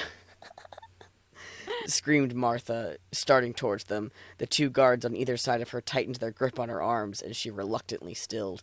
The doctor's head jerked backwards at the sound of her voice. Oh, said the master, don't tell me you're becoming shy all of a sudden. And then you never did like an audience. You've always hated to be put on display. He mouthed down the front of the doctor's throat, tongue flicking over his Adam's apple as his hand closed around the doctor's cock. Now unrestricted by clothing, it was already hard and swollen, almost perpendicular to his torso. Master. What do you want? He murmured, his hand moving agonizingly over his cock. Tell me what you want, doctor. The way he said that, mocking and sharp, made the doctor realize he was only using his chosen name for Martha's benefit. The master wanted to call him Theta. He'd done it before, stripping his power and persona away while remaining the master himself. Master, take me, please. I've always loved it when you beg, especially like this. What have you done to him? Demanded Martha furiously. That's the beauty, Miss Jones, he turned, giving her a maniacal grin. I haven't done anything at all. He clicked his fingers. Take her away. I wish for privacy. The guards nodded once, and the door clicked shut behind them. I can't believe you made her watch that. Said the doctor through gritted teeth. Well, she didn't have to. She could have closed her eyes. It's not the point, Master, and you know it. That's not relevant right now, Theta. He kissed him again, an open-mouthed kiss that coaxed the doctor's lips open, their tongues sliding together, and the doctor giving a tiny, soft moan against him. "You're such a little whore for me, aren't you?" The doctor didn't respond, his lips searching for the master, but he was remaining out of reach, a little smirk on his face. "Aren't you?" The doctor looked up at him, eyelids heavy with lust. Perhaps I am, but you're a whore for me, too, aren't you? That dealt him another hard slap around the face, as he knew it would, and the master knew he knew it would. The doctor gave a grin that looked almost exactly like the sort of grin the master would give. I'll take that as a yes.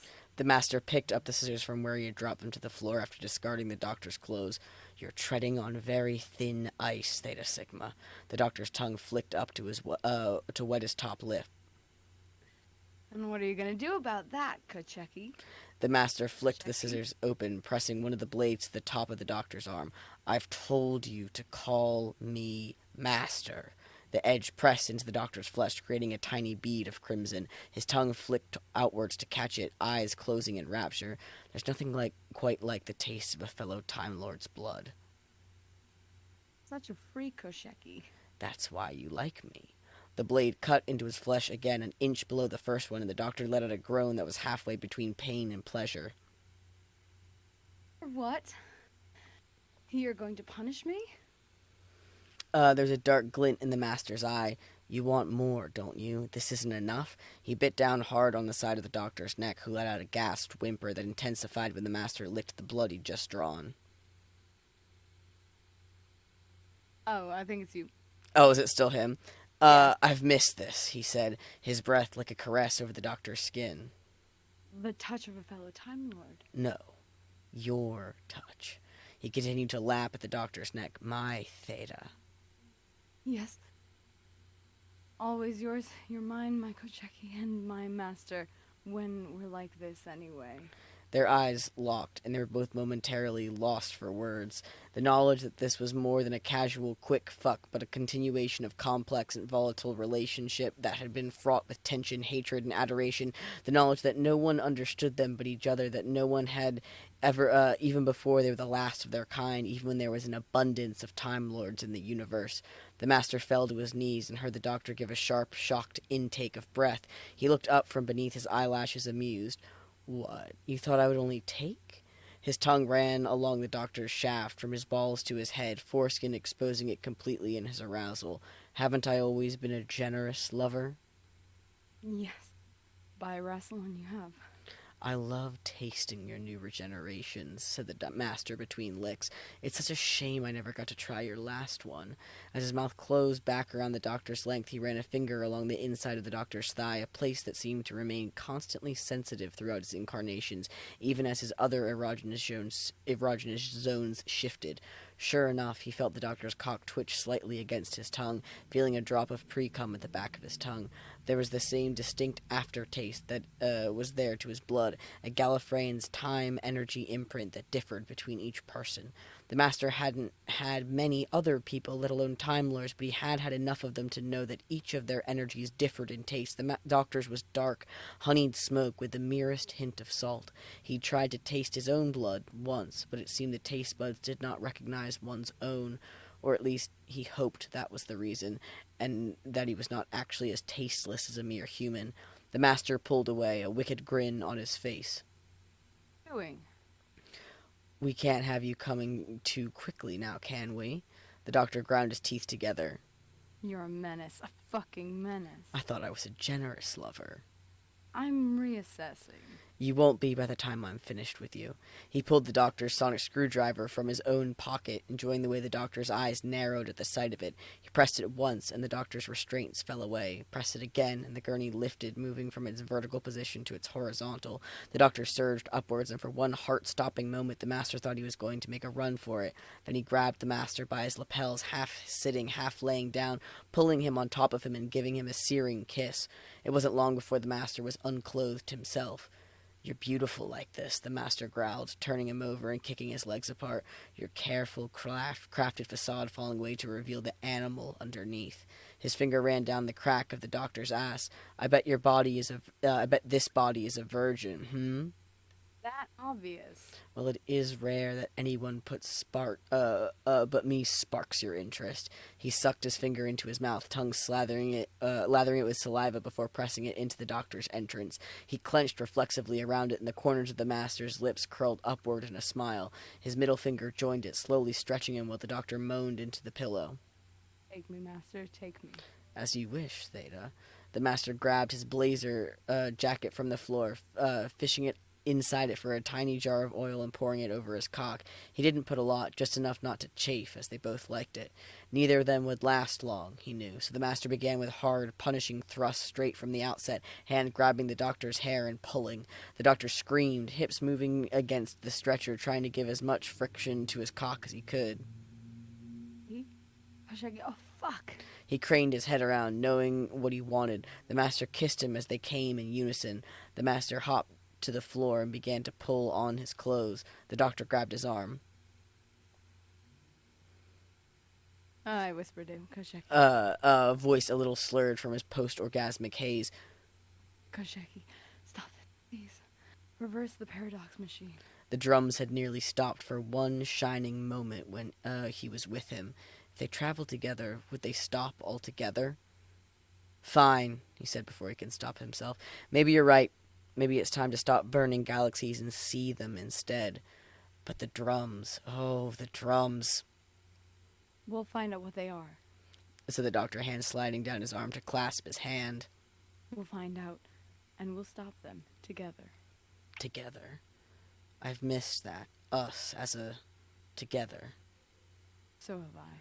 The doctor slid off the bed, his thumb catching a single tear that the master hadn't even been aware was rolling down his cheeks until then. Kosheki, Yes, Theta? I forgive you. Can I point out the inaccuracy now? I know, right? Let's go. The fucking stretcher bed is not until End of Time Part 1 and 2, and this is set on the Valiant. Also, Yeah. is he like a little shriveled friend? Is he like teeny tiny? Cause Or like an that's old-ass at man? this point. Is he an old man? Old man? Because Martha's here. Like, that's what I'm saying, is if Martha's here, he's a shriveled up old man. He's shriveled, or they lost. Either way, he's shriveled. Yeah, well, so maybe this is from, like, the point of view of, like, they've lost. They've lost. This is after the fact, and he's still like okay, but he's old and weird and little. He's and weird and little. This is not sexy. He's. This is not a sexy time. This is not a sexy time. You can't bleed that little fucking shriveled thing. If you Maybe the cut other that shriveled thing, it's gonna It'll just bleed like all the blood. It'll get even more shriveled. it's got like maybe an ounce of blood in it. It's so teeny tiny. Why are you being so mean? Why are you being so mean to it? So teeny tiny. Also, they're like, oh, I love the way that every regeneration tastes. That's all well and good, except for this one's an old little shriveled man. It's an old shriveled fuck, and also it's like, oh, you're never into anyone but me. False. False. The Oh doctor my God. fucks often. The doctor's into a lot of different people, actually. Like especially this regeneration. Yeah, the doctor has a great time. I just. Man. I love being a fucking professional. Also, it was, I know, right? Again, being very professional at all of the points, being like, we're not going to stop, we're going through the whole thing. No. But also, the blood play was also minimal. Extremely minimal. Extremely minimal. For having, like, one of the few main tags that, like, be careful, there's blood in this play. one. Yeah, there was also barely any blowjobs. I know, right? There was very, hardly any bondage. right. I didn't actually right? know he was tied up until much later. That's the thing. I wanted more blood, less penis. Yeah. Listen, this was all well and good. A great time. I had a blast. I had But a the great thing time. I is, love it. Everyone loves more blood, less penis. The fact that this was even tagged with not quite dead dove but territory. No. This is Anyway, Bottoms up. confessions? Oh, maybe. It seems like they've confessed before. Like, right? Where was the blood? Where was the? Where There was could the be so blood? much more blood. There should have been much more blood. I love the pigeon that's in Danger Docs. I'm a big fan of the pigeon that's in Danger Docs. I didn't see danger. Wait, let me Also, it was tagged with like voyeurism and stuff. Martha was there for like 0.5 seconds. This pigeon is quite I'm good. obsessed with this fucking pigeon, dude. I kind of want to keep Danger Docs as a thing. It is. Danger Docs exists. I'm so glad. I would love to. LowResPigeon.com. Oh, listen. Listen. Yes. Low res pigeon. Lee, this is an incredible website. Okay, wait, whoa. Lee, every time you go on this website, it loads a picture of a low-res pigeon. A different one every time. This is the... Oh! I got the one that's in the document. This is amazing. This is the best thing ever. Holy shit. How do you add to this website? I Oh contain my God. many websites. What else you got? Whoa. I'm gonna hit it again and I'm gonna post a pigeon.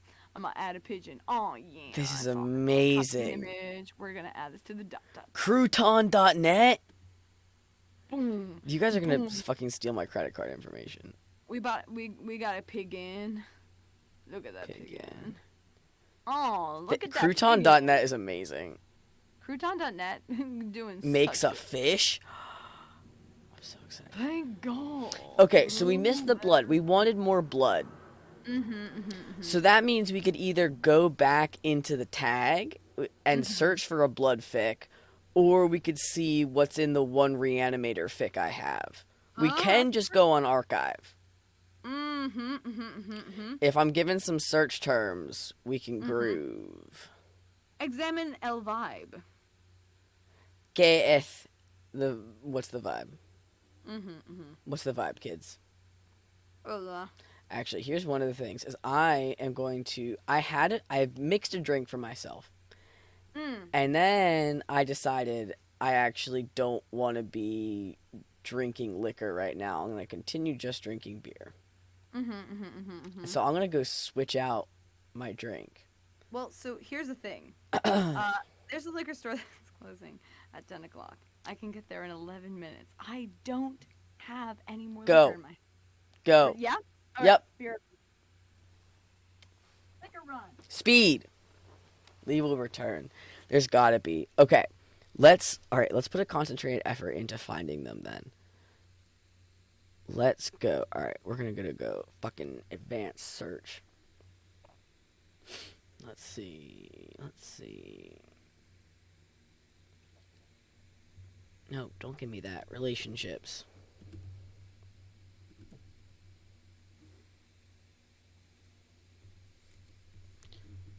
The fact that this doesn't fucking come up first, dude. Doctor the Master. Additional tags. Should I just type... I'm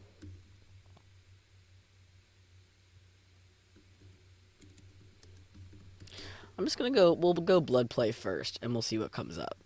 Does that sound good to everybody?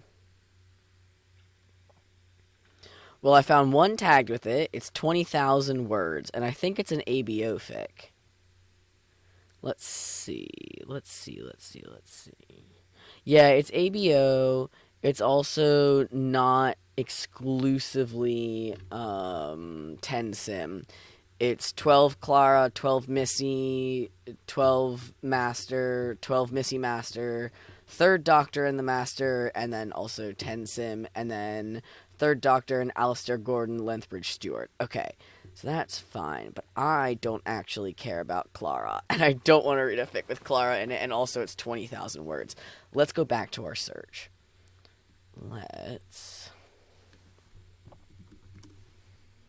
You know, this would be way easier if we went to the anagram tag. Okay, 13. Somehow consensual sex, violence, blood, biting, feral doctor, equally feral master, hurt, no comfort, you know the drill. Yes, beta, because the internet people see inside your screen. 10 sim and blood play is 7 fics total. Okay. Any of them look good specifically?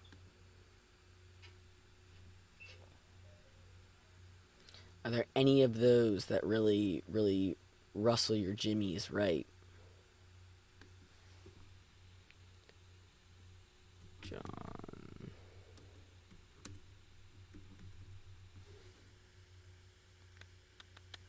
No, I sure didn't mean John Watson.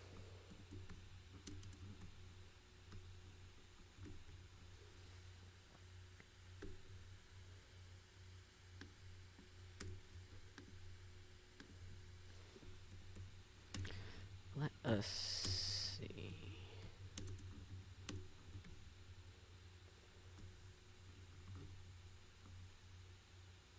Man, why is this not? Why am I suddenly failing? I just closed it out of other Doctor Who fics. So I was ready to find more. Ha ha ha. Doctor.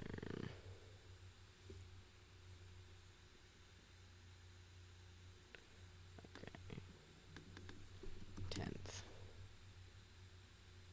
Yes. Okay.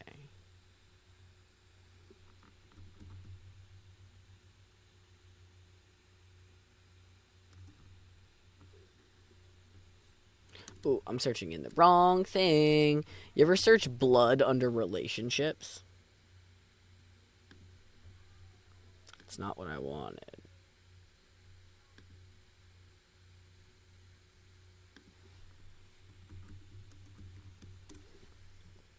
Let's do this then. Perfect, perfect, perfect, perfect, perfect. Wait, why did it take out my... Everything is terrible. And...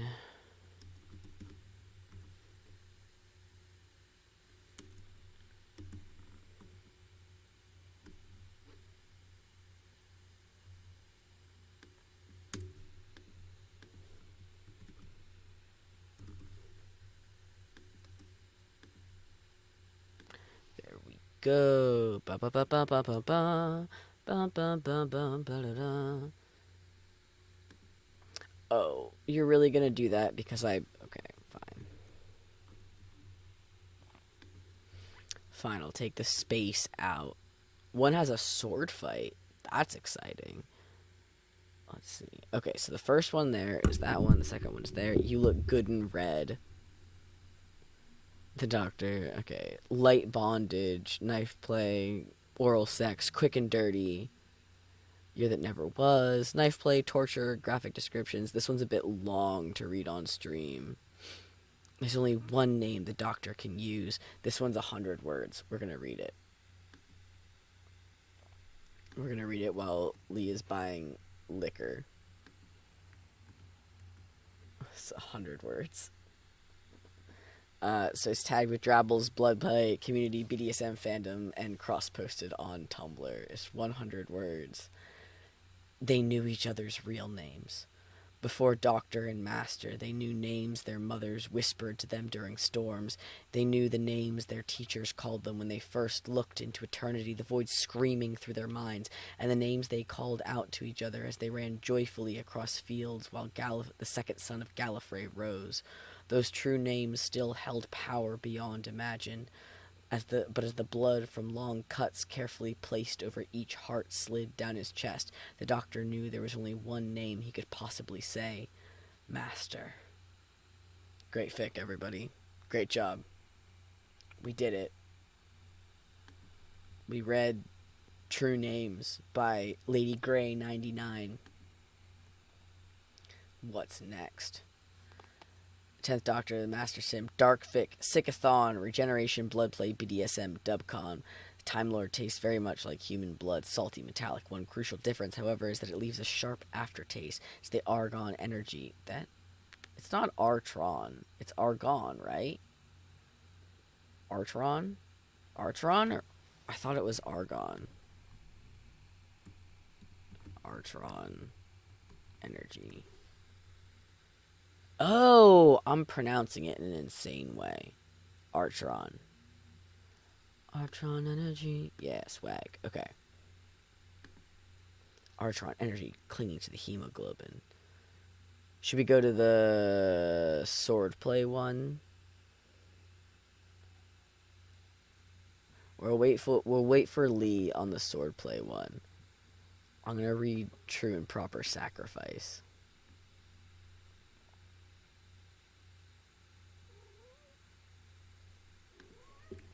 Arthur, baby.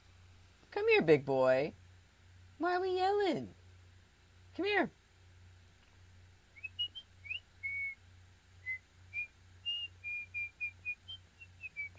He's stalking me from just off camera. Come here. Big boy. Come here, big boy. Come here.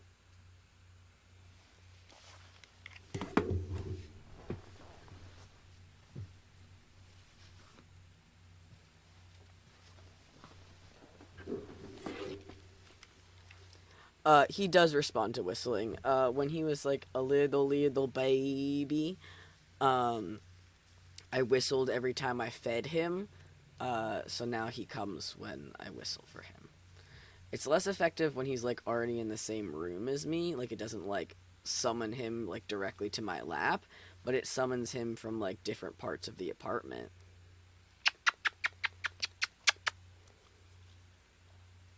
The big man.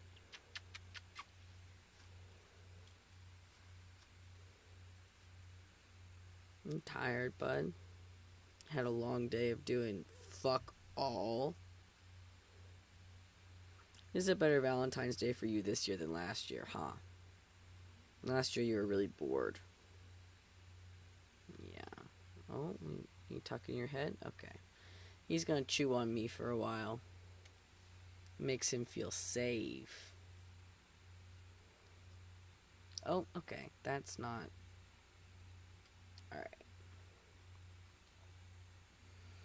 You know, I planned to have more people. This was gonna be.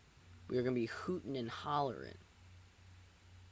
But alas, it's all good. We're just out here chilling.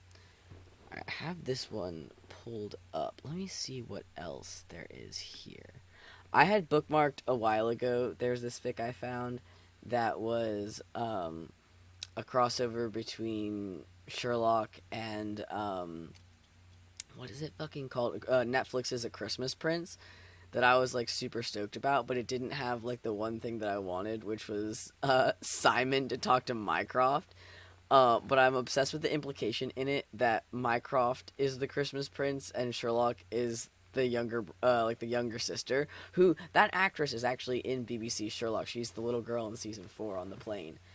Um, but so we were reading that for a while, and it's really long, and it just essentially does Study in Scarlet beat for beat with no Aldovian changes.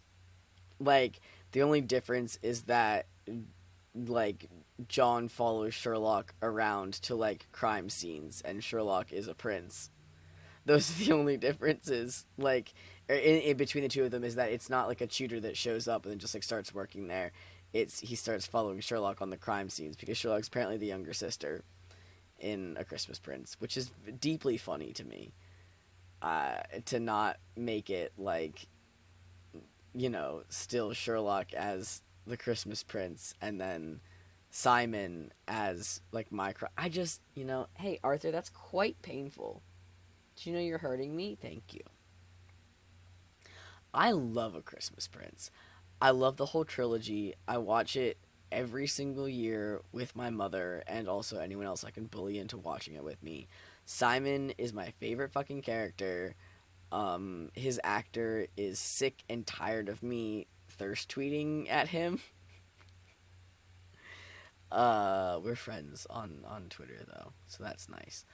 Uh, but he also plays. Oh, who does he play? Doesn't he play? He plays Sherlock Holmes in Moriarty the Patriot, where J. Michael Tatum plays Mycroft. I haven't watched all of it yet because it's not. I wanted to watch the dubbed version because I was watching it for Theo Devaney, who also plays Crowley's son in Supernatural. Uh, I was watching it for him and J. Michael Tatum, and I'm like, I'm not gonna watch this fucking show if not for them, because that's the whole point. Arthur, my boy, you good? Or are we biting? You feel good? You've licked my hand enough? Everything's comfy cozy?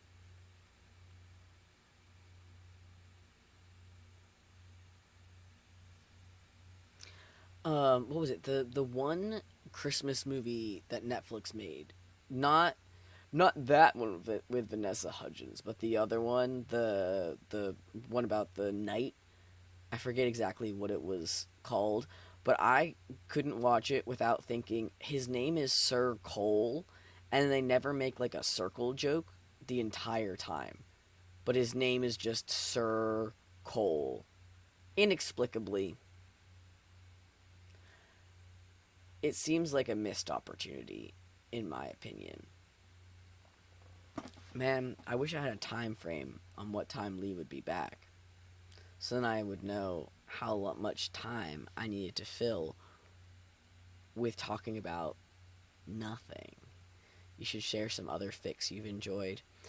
I mean, I'm an enjoyer of many fics. I read a Hanagram fic recently that I was a big fan of. Hold on, let me pull this shit up. I gotta find this one Hanagram fic. History. Yes. Dude, this fic fucked. Where is it? Where is it? Not that one. Not that one. Where are you? That's a different Hanagram fic. That's a different Hanagram fic. Where is it? This one.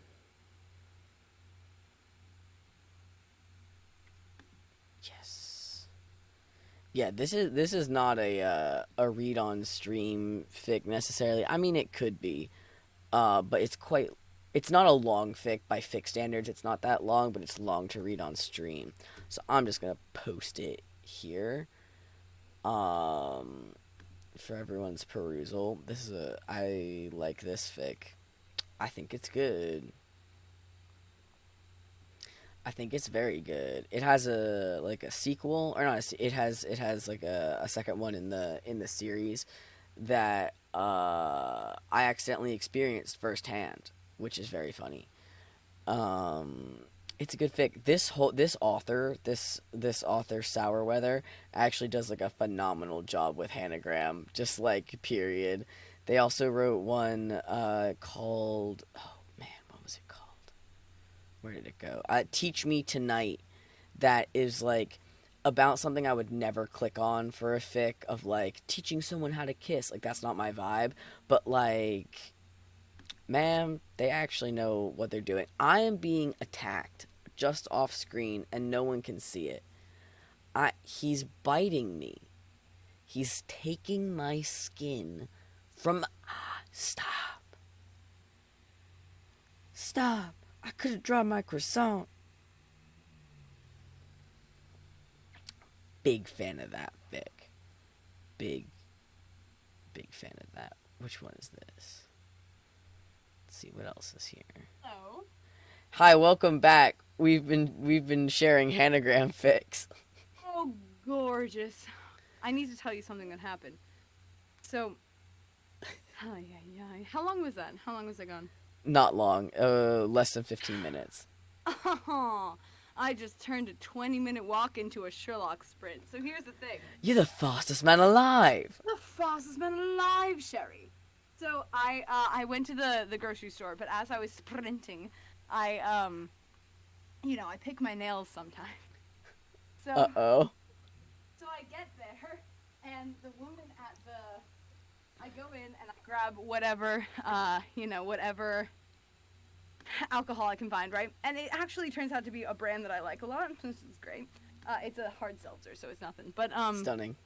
but I go up to pay, and the woman at the counter says, "Have you noticed that your hand is bleeding?" And I said, "What?" And so my thumb is like, you can't really see it. Sorry, if sight of blood worries you, then We were just requested more blood, so amazing, good. So we've got some blood on my finger, but it was like my entire fingertip was red, And she was like, "Do you need a napkin or something? Because you're covered in blood." And I'm like, "Yes, please, thank you." And so I run back with the thing. There's blood on the alcohol. And I feel like that's like the beginning of a rap lyric. Like, there's blood on There's the blood on the alcohol. alcohol. Who's gonna be the next to fall? It's me. It's me about to Sherlock sprint to get some booze. I haven't. I haven't. All right, now Lee, you gotta entertain them while I get a different drink. Oh, amazing. So wait, what's the general? So Somebody we were just discussing, we were vibing, and then I was asked to share some fics I've enjoyed. So I did post that one Hanagram fic in chat. So I didn't volunteer it for a reading because it's a bit long for that. It is a little long. It's a yeah. little long for that. Mm-hmm. But I've put it there for everyone's perusal, and chat has been quite silent after I posted it. So I think you have a little bit of time. Are you guys reading? It's kind of embarrassing if you guys are. I'm gonna. If you guys are enjoying this fic, then you're the problem and no one else. Okay. Do you I'm see going, this okay, rat? I'm just imagining Sid from Toy Story. Jenny third roommate sleepwalking, amazing. Okay, maybe they are.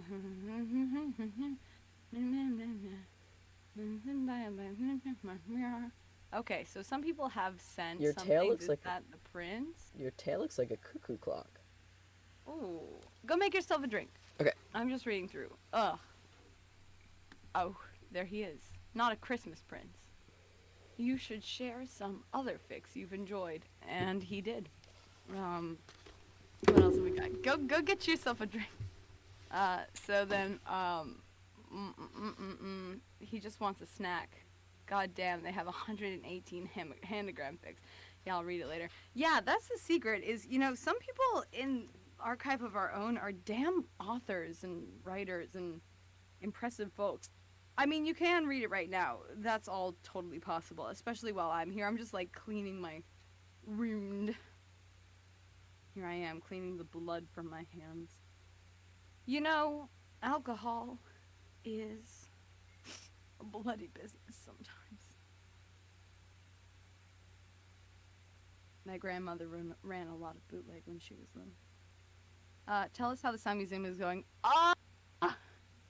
Can I? Is that okay? Like, is it okay if I actually just talk about this? Because this, I will. I will. The Sound Museum is going very, very, very, very, very well. We have recorded episodes 1, 2, 4, and 7 is in the wings. And I'm very, very, very, very excited. We just finished editing these things, specifically episode 5, which is Johnny's episode, which I'm not intimidated by him as a person, but I don't like writing for writers. I write for actors generally, and I know he's a writer, so I'm like, if this fucking better have all the punctuation in the right place. You know what I mean? And so, yeah, the next one is going to be Johnny's episode, so I'm excited to record with him. There are some powerhouse voice actors. It's really kind of incredible and awe-inspiring to have these people in a room because they just do their thing and they do it so well. But so going from 1 to 8, we've got episode 1 is a Forever Canyon, episode 2 is The Lab, episode 3 is Desdemona, who's Paris's old friend. We've got episode 4, which is The Dreamer. We have recorded that one. Tell me quickly, what's the story? Tell me who and why and where. I'm going through how the Sound Museum is going, because I was asked. But and it makes me happy to talk about. So Tim's episode is episode 4. We recorded that one. That one's The Dreamer. Episode 5 is Johnny's episode. That one's coming next. Episode 6 is Dante's episode. That one we cast. So now we have officially. I need to send out we have cast this document. So I'm very, very excited for that. Episode 7 is a pirate ship. It has Aaron, who is in Super Suits, which you guys should all listen to the pilot of. It's a stellar voice cast. And Technomancy. And Technomancy as well, exactly. And so these are 2 great projects, and Aaron is in them, and Aaron is amazing, an incredible voice actor. Like, I'm floored. And then episode 8 is just a bunch of people. Aaron plays like 4 different parts. Want to know the thing that Aaron said to me? everyone was like, so this one voice is a little bit too similar to the other ones doing. I'm just gonna do Dami Mommy for this next one, and I was like, Dami Mommy, is this the? I'm down. So there's like It's already a fucking horny episode, Erin. I know. It's like we're gonna throw Paris off the ship. Yes, I think we should throw Paris off the ship. And I'm like, this Aaron is a dynamic voice actor. I'm very excited about. This is gonna be a whole fucking problem, huh? I am so excited. Woof. And it's the first one that shows up. It's literally Arya who's like or Oh, which one is it? It's not Arya. It's Arhamina. I've only remember seen it all of written their down. names. I know. Wilhelmina. There we go. Wilhelmina Barretts, and Wilhelmina is like, you're about to go on trial. And then Aaron's like, yeah, you're about to go on trial. And I'm like, okay.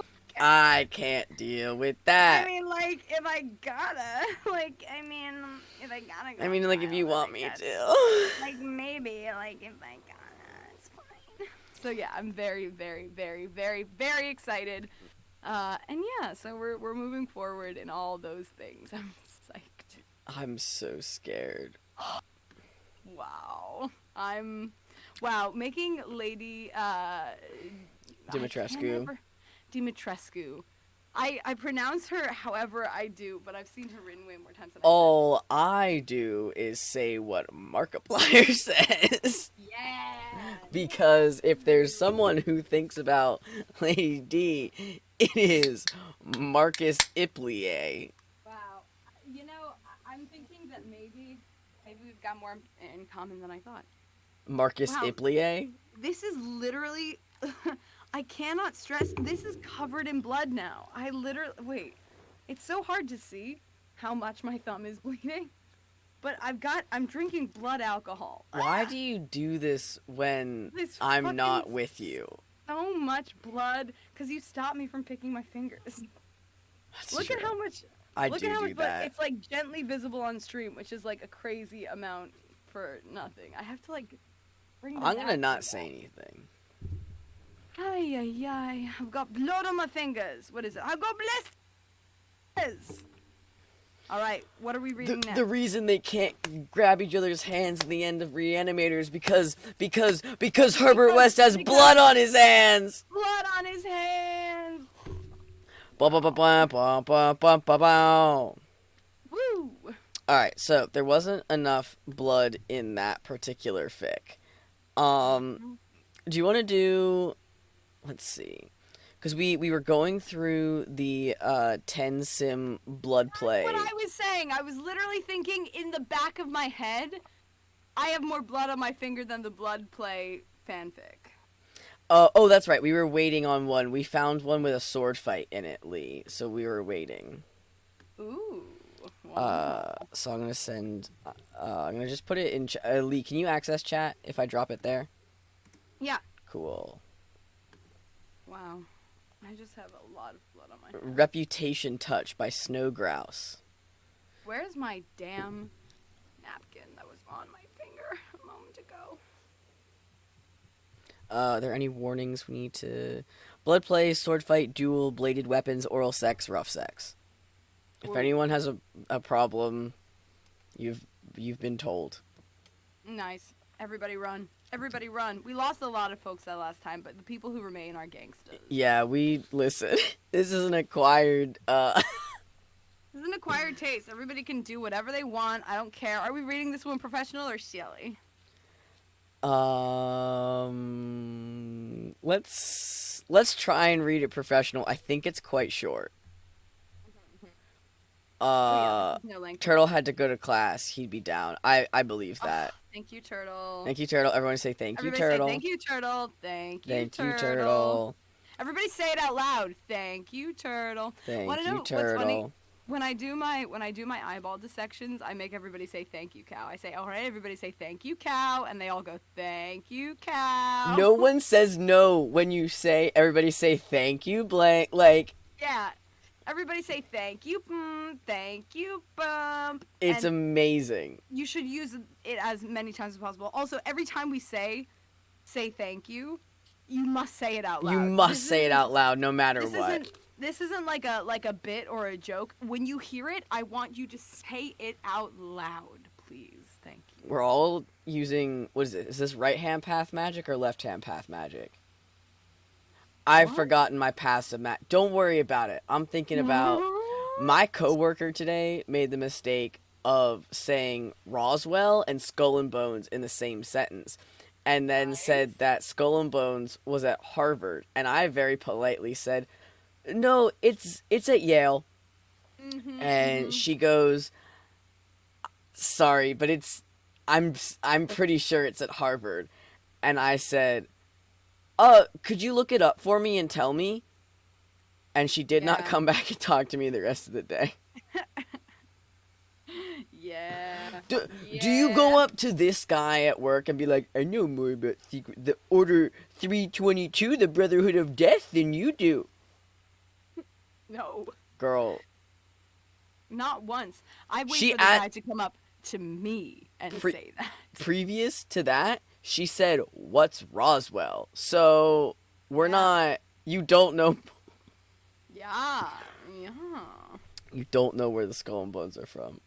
No, again, I swear to God, I would never approach all that and try and actually. I wait for your type to come up and actually me, and then I say, "I'm keeping this one." And then you tell them years later that a fact they thought they had was wrong, and then you destroy. This happens a lot. Well, I don't like telling people they're wrong in the moment. I like people to be happy. I like not being wrong and being corrected as soon as possible. I know. Unfortunately, this is where an unstoppable force meets an immovable object. Because there are things that I will simply be like, all right. It's okay, though, because I also do love lying about shit. I know. I love just saying shit. Listen. What is this from so I can go eat it before next time? What is what from? Pyro's my favorite fucking person in the fucking whole world. What is what from, though, Pyro? We just did a lot of bits. Skull and Bones. Skull and Bones. Oh, Skull and Bones is a secret society. Let me know if I was on your wavelength. Yeah. Okay, Roswell as in the Roswell crash, like the UFO crash of 1947. Skull and Bones is a secret society at Yale that's also called Order 322 or the Brotherhood of Death. So Skull and Bones, Yale, 322, and Brotherhood are all the same thing. Yeah. It's just a secret society that's at Yale. Lots of secret societies. I don't know how she got from Roswell to Skull and Bones, but she did. My friend went to an Ivy League and she said, yes, there are as many secret societies as you were afraid of. Okay. Now, I'm in a secret society. Shall we dance? Okay. It's not easy to defend oneself against a rapier with a fruit knife, but the doctor can try. He can't thrust, he can barely parry, but what he can do is duck around the master, run deeper into the TARDIS with the master's laughter following at his heels.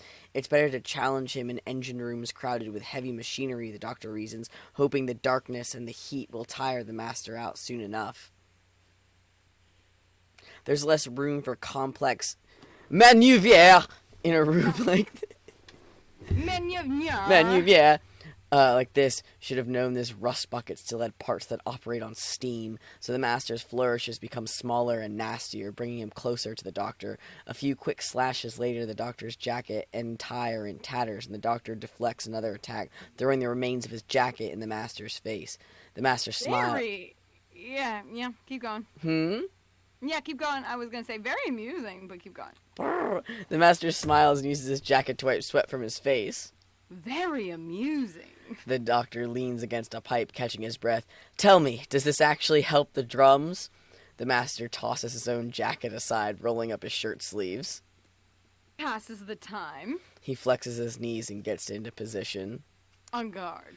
The doctor taps the point of the master's blade with his fruit knife. Why fencing in particular? The master lunges and misses, the doctor spinning around past him, brushing the master's ear. Is it the exercise? The master snarls, turns towards him, the doctor dances back, the master's footsteps mimicking his movement, steady and graceful on the oil-stained floor. It's you. No, the doctor offers, weaving with his knife. Is it the mathematics? The doctor pretends to aim for the doctor's left, catching the doctor off guard, nicking his right wrist instead. The master lets out a huffing laugh and brings the tip of his blade up to his mouth as if to kiss it. No. His tongue flicks out, licking off the small smear of Atrion-rich blood. It's the inevitable victory. Alois Trancy type beat. Mm-hmm, mm-hmm. The doctor groans and rolls his eyes, bunching his sleeves to staunch the bleeding. You said that when we were 16. The master That's baby Time Lord time. 16. Lord? They're like fucking toddlers being like, the inevitable victory. Yeah, right? Man. That's so embarrassing. So embarrassing. And he remembers. He's so embarrassed. He's what at this point? Older than 900. No, just under 903. He's like 902 at this point. Yeah. Yep. Wow. Sorry. That was way too precise. Like, wow. Woof. The master brings the point of his sword to the doctor's throat and raises his eyebrows.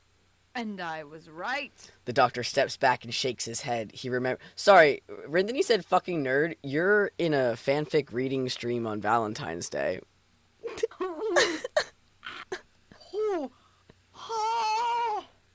I mean, granted, we organized a fanfic stream on Valentine's Day. Oh, are we? Also, love is a many splendid, multifaceted thing. Listen. This is love. We're all proving love. Let's go, buckaroos. This is love. Pyro says, I'm Arrow. I can be whenever I want. Cheers, my brother. Cheers! Let's do it! Yeah. Everybody push the ace agenda. The moment you're off the stream, push the ace agenda. But push have the sex. Ace agenda. But also have sex. Have sex. Push the ace agenda by having sex. By having sex, like Vinny would have wanted. All right. WWVCD. What would Vincent Carter do? All right. Fuck Paris. is the answer. Wow! LOL polyphonic. So LMAO polyphonic. LOL polyphonic. The doctor steps back and shakes his head. He remembers just as well as the master does how their fencing practice usually ended. He runs his knife down the blade of the master's sword lazily. I seem to recall you rather enjoyed losing. The master tilts his head and glares. Wrong. Say the first syllable again. Tub. Wrong. He lunges at the doctor again, pinning him against a pillar, his sword across the doctor's throat, his voice husky with exertion. I want, as they say. He licks the doctor's whole mouth. Satisfaction. I will never be satisfied. The doctor smiles. Their faces so close that his eyes can't focus. He tugs at the master's shirt with his knife, the fabric tearing easily. He dips his fingers of one hand underneath the master's waistband, stroking his hip. To the victor the spoils and all that. The master, to the victor of the spoils and all that. I can't pronounce that correctly. The master pulls back and narrows his eyes. Very good. The doctor glances at the blade still pressed against his throat, then back at the master. Shouldn't we take this to the bedroom? The master tuts, bringing his sword down, pausing to undo the doctor's trousers with it. Nonsense. He gives the doctor's cock a condescending pat, then kicks at one of the oil cans littering the floor. I'm sorry. Hold on. Improvise, doctor. Wait. Sorry. Okay. Wait, sorry, I can't see you because I'm in the pit. He gives the doctor's cock a condescending pat. Pat. Just like a little, like, pet. With the sword pet. With pet. I don't like how I'm holding this. It's like a spank, but it's for his penis. Which is a thing, but it's not. It's usually not a condescending pat. It's a slap. It's a slap. Like, wow. You need surface area. Doctor, you're good at it. You're good at it! Whoop you. Smack! Sure, it's a bit uncomfortable, but the doctor doesn't really care. Not when the master's leaning against the wall in front of him, sweat running down the hollow of his back, moaning as the doctor's cock sinks inside his ass. No matter what fic we pick or what order we read in, it just keeps ending up. Good luck! Wow. The master rocks back hungrily, rotating his hips, his breath coming in short gasps. The doctor knows the master would rather die than beg for more, so he keeps his movements slow, teasing, sometimes even pulling all the way out, fucking the cleft of the master's buttocks, and bends to lick at the sweat-drenched hair at the nape of the master's neck. I thought it was the winner who went on top. The master hisses, turning around.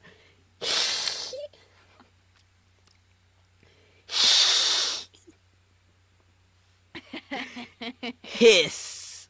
Turning around, wrestling the doctor down onto the floor, his grip slipping with sweat and oil. Why is there so much oil in the goddamn TARDIS? It runs on Huon energy. What is fucking happening on this goddamn day? What's going on in the oil? Why is it so oily? This is just like this scene in Kenneth Branagh's Mary Shelley's Frankenstein. Oh, I was wait. about to say the same thing. Were you? No. I don't think anyone in the world was trying to say that same thing. He No, lets I out was. a low, satisfied chuckle as he manages to sink back down onto the doctor's cock, holding him in place, his hands splayed on the doctor's chest. Better. The doctor groans, bracing his thighs against the master's back, pushing up as much as he can. The master groans back and squeezes. Fuck, it's brilliant. They should do this more often. Then the doctor's fruit knife is, inexplicably, or perhaps all too predictably, in the master's hand, and the master has that look in his eyes. Oh, no. Come on, we can't just... The master grins, pressing the blade against the doctor's lower lip. I'm going to kill you. That's what you always... Fuck! The doctor pulls back with a cry as the master cuts his lip. The Artron energy slowly glowing faintly in the dark. The doctor glares up at him, confused. When the master cuts his own lip in turn, squeezes his thighs around the doctor, and bends down to kiss him. The Artron fizzes in the doctor's mouth, making him shiver and twist under the master's weight. When the master slides his own blood-stained tongue into the doctor's mouth, the energy sparks, twines with the master's, generating a sharp heat, making the doctor sob into the master's mouth. It's been a long time since we did this, Doctor. I, however, haven't forgotten. Fuck. The doctor's hips lift up as he sucks the master's tongue in deeper. Insightful as ever. The master swirls his tongue across the roof of the doctor's mouth. Do you want to come? Please. The master bites the doctor's tongue, bites, and it's too much. He spills over the pain, the Artron rush searing through him, the master moving on his cock, not stopping, riding it out. The doctor breaks the kiss, shouting, fingers digging into the master's thighs, coming and coming, feeling his own cum drip down his balls and the vibrations of the master's laughter, and he can't stop moving, his whole body shuddering underneath the master's. When his head clears, the master is tapping a rhythm against his chest, glancing pointedly at his own cock, and then back at the doctor. Aren't you forgetting something? The doctor grins and wraps his hands around the master's cock. Come here. The master moves to straddle the doctor's shoulders and slaps his cock against the doctor's chin. Get to work. The doctor, you know what? I actually can't read it while doing the tap at the same time because it's not the same rhythm. His dialogue does it. You can do it with his dialogue. You can't do it with this. Yeah.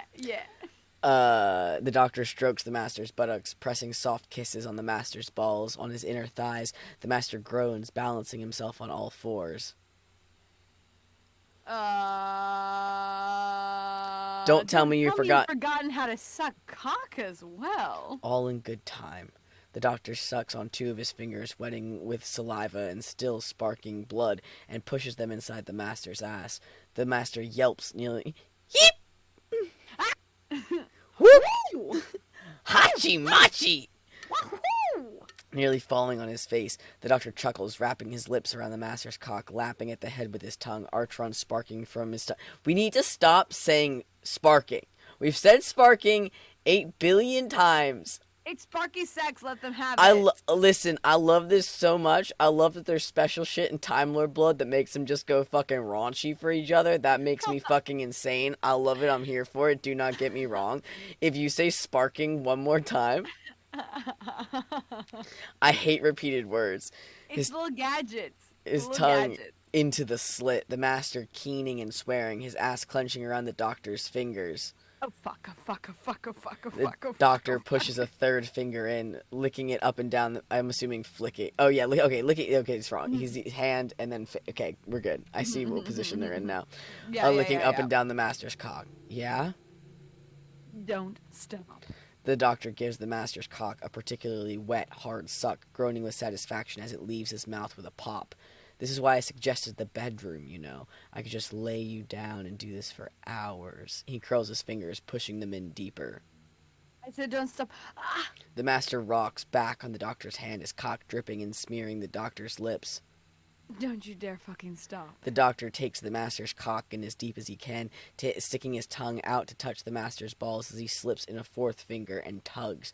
The master yells at the top of his voice, snapping his hips, shoving his cock down the doctor's throat as he comes. The doctor keeps moving his fingers, even if he's gagging and choking on the master's cum, coaxing out every last drop.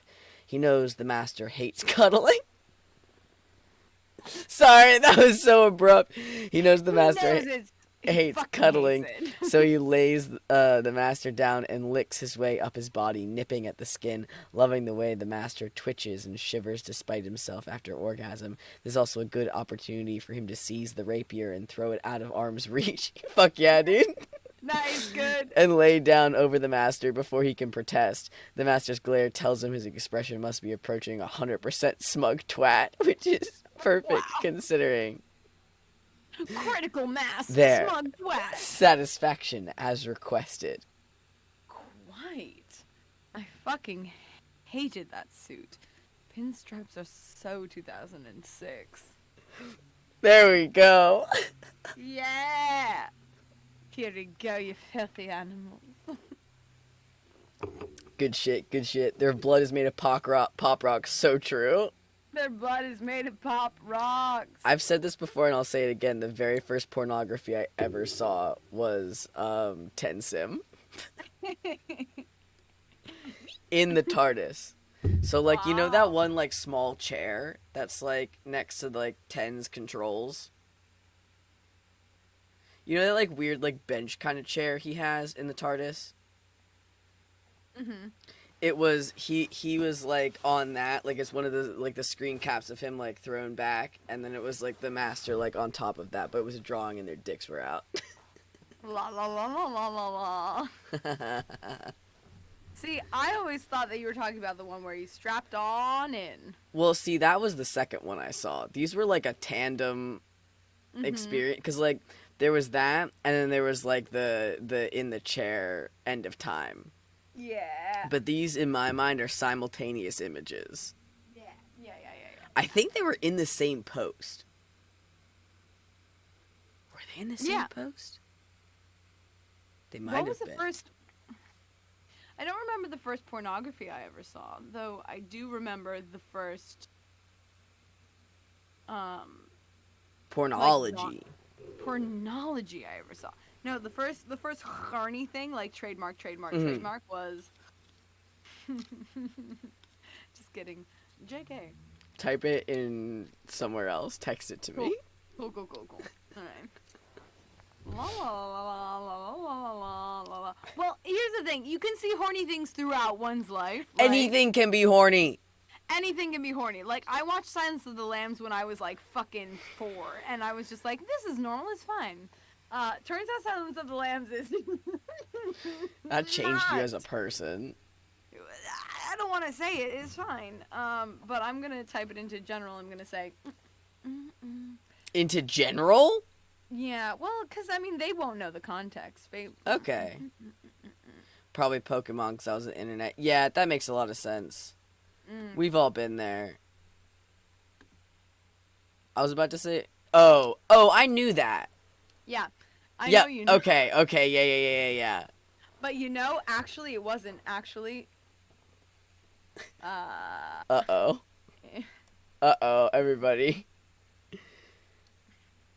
DeviantArt was a dark place. It was earlier. I won't read the next bit. DeviantArt was a dark place. Man, I miss DeviantArt though. I mean, I'm still like, okay, so technically I still check some things on DeviantArt. I'm still around. But like I miss when it was like prime. I miss when I got in trouble from my parents for being on DeviantArt. I'm actually going Ah, to. true. I'm actually going to delete that one. Yeah, I'll pop that out of there.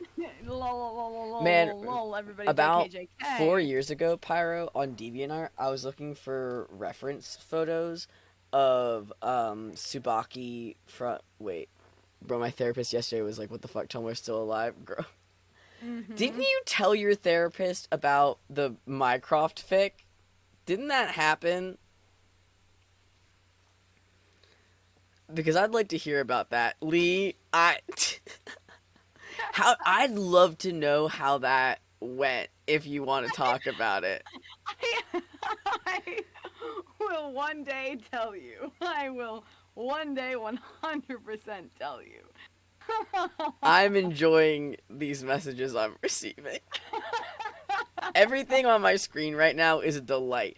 I tried to send Lee a Valentine's Day Tumblr post earlier that was like a bunch of like candy hearts with like the lyrics of No Children, but accidentally I just copied and sent "and I hope you die" on a candy heart to them, and then just left it there. And I hope you die. So the Mycroft fic, the thing that's in the conversation, has for real happened to me like twice. This is exciting. Oh. Hey, which side of it? You do not have to share if you don't want to. Which one were you? Yeah, were you Mycroft or Werner Vogel, though? All, Pyro, can I... And is... With me being Mycroft. Okay, perfect. We love to hear it. I would have said perfect. We love to hear it either way. I just needed to know. Yeah, no, I was just curious as to which way it went. Man, it's a good fucking fic. Let me pull up that fic. All right, everybody, this is the fic. I don't give a shit. But Yeah, straight up. if someone has something they want us to read, we'll do that. But I was gonna say, what do you guys want? Again, Que te still Valentine's quieres? Day. We're here for you. This is the host club. No, with me, Welcome, Mycroft. listener, Yeah. to the WTRN Adult Host Club. It's not the high school host club. Wrong color jackets. I could get graduation robes in this color, or in the Oron color, or I could go get a Dalton Academy uniform. Instead, We're both wearing red jackets, which means that we could, in theory. your jacket's like, brown. No. That's If brown. only. Though I can wear the Vogel jacket. Want me to That's- read the Vogel? Want Yeah, me to can wear you- the Vogel jacket while we read the Vogel fic?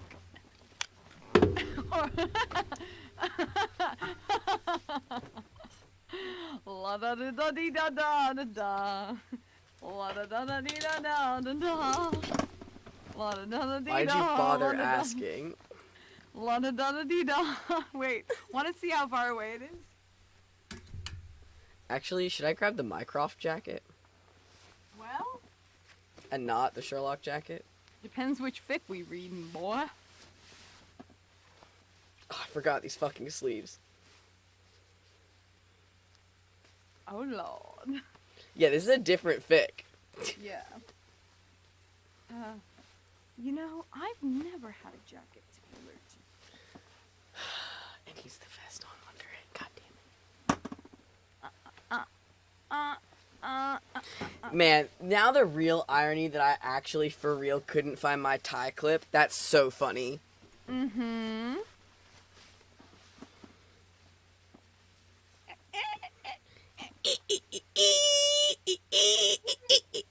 Oh, I need to send that. I need to send the shrimps. Again, my favorite part of it is the drum in the background where it's like boom, boom, boom, boom, boom, boom, boom, boom, boom, boom, boom, boom, boom.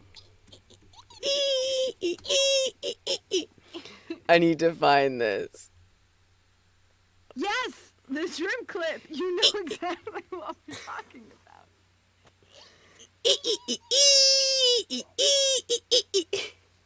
I can't find. I just did a really, really fast search. It's this person with like a filter on their body dancing, and it says the uncooked shrimp and lobsters when the Titanic was sinking, and the song's like.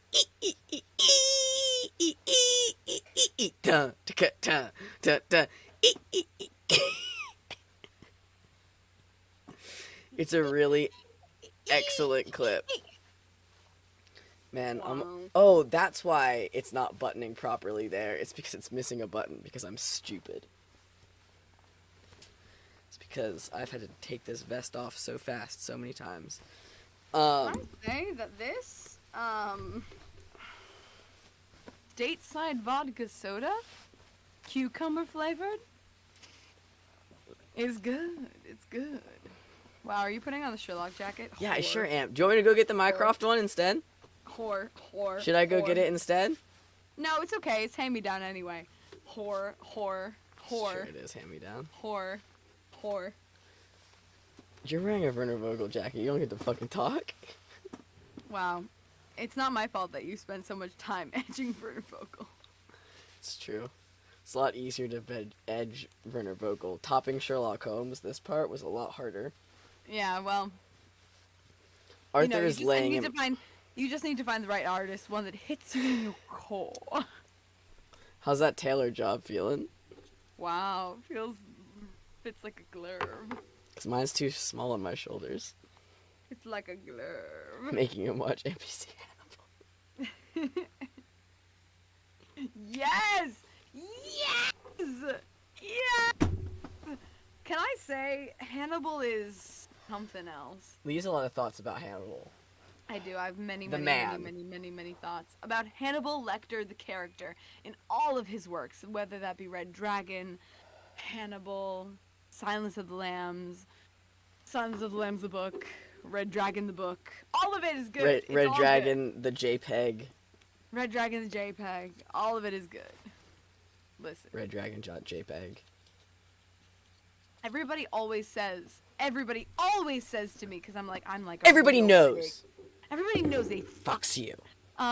everybody, whenever I say I'm a Silence of the Lambs fan, I'm like, no, but like you don't understand, like I'm a big Silence of the Lambs fan. They're like, no, me too. I'm like, no, I've read every Silence of the Lamb related work, book form, and also seen all of the movies, and also watched the TV show, and also cosplayed the character. This is not a me identifying with any of the characters thing. It's just an This enjoyment is thing. An enjoyment thing. Thank you. That's that's the wrong box. That's how I do with like Repo. Yes, thank you. I'm not kidding anybody from that. I'm not relating to anybody from that. I'm just having No. a fucking cool time, my guy. Right? That's the thing. It's just fun. Now, Reanimator. Now, Reanimator, on the other hand. That's the thing. I can like things without being a thing. Fine. Yeah. Listen, I say what you will about modern internet changes, but I do like what TikTok has done to the word kinning. I like what they've done to it. It means I'm getting way less death threats in my inbox, Nice. which like we love to see. Sorry, I'm working on something real quick. I'm sure you've heard all about the Final Fantasy house, because that's where like it all kind of stems from, yeah? Say again? The Final Fantasy house? Oh, yes. Yes, because that's where it all like stems from, or at least that's where it was popularized. Yes. I recently only like heard and did the deep dive, so I'm psyched. It gets real silly out here. I don't know as much about like origins. I just kind of know like vague Of it, yeah. Don't worry, I'll give you the PowerPoint someday. swag. How do we want to do this?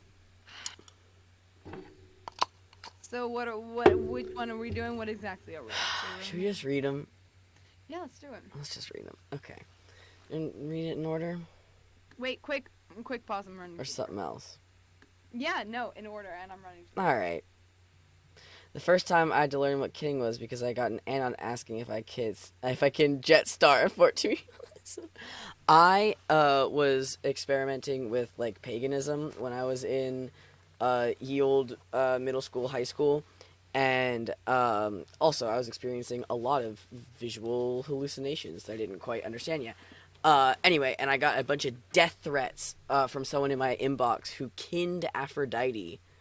And that was a whole fucking thing that I extremely did not enjoy.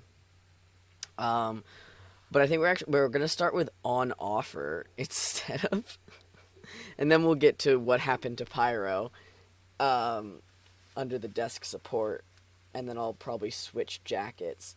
This sleeve needs fucking help, dude. I need this sleeve to stop doing what it's doing and do what I want. Fold up over my arm. Man, I got blood drawn recently, and it was a worse experience than it usually was. And not necessarily for Sherlock Holmes reasons. It was a bad time because it was a bad time. Under the support was not part of the conversation I had. If it was not clear. Yeah, we've been there. I had blood on my face. No one told me. I might not have noticed. I might have just been like, No. true. The lighting is also... No, it looks like a freckle. It's genuinely hard to see. Which one are we reading first? What's up? Well, they go in order, so... What did you experiment with in high school? What? What did you experiment with high school that you got death threats about? Oh, paganism.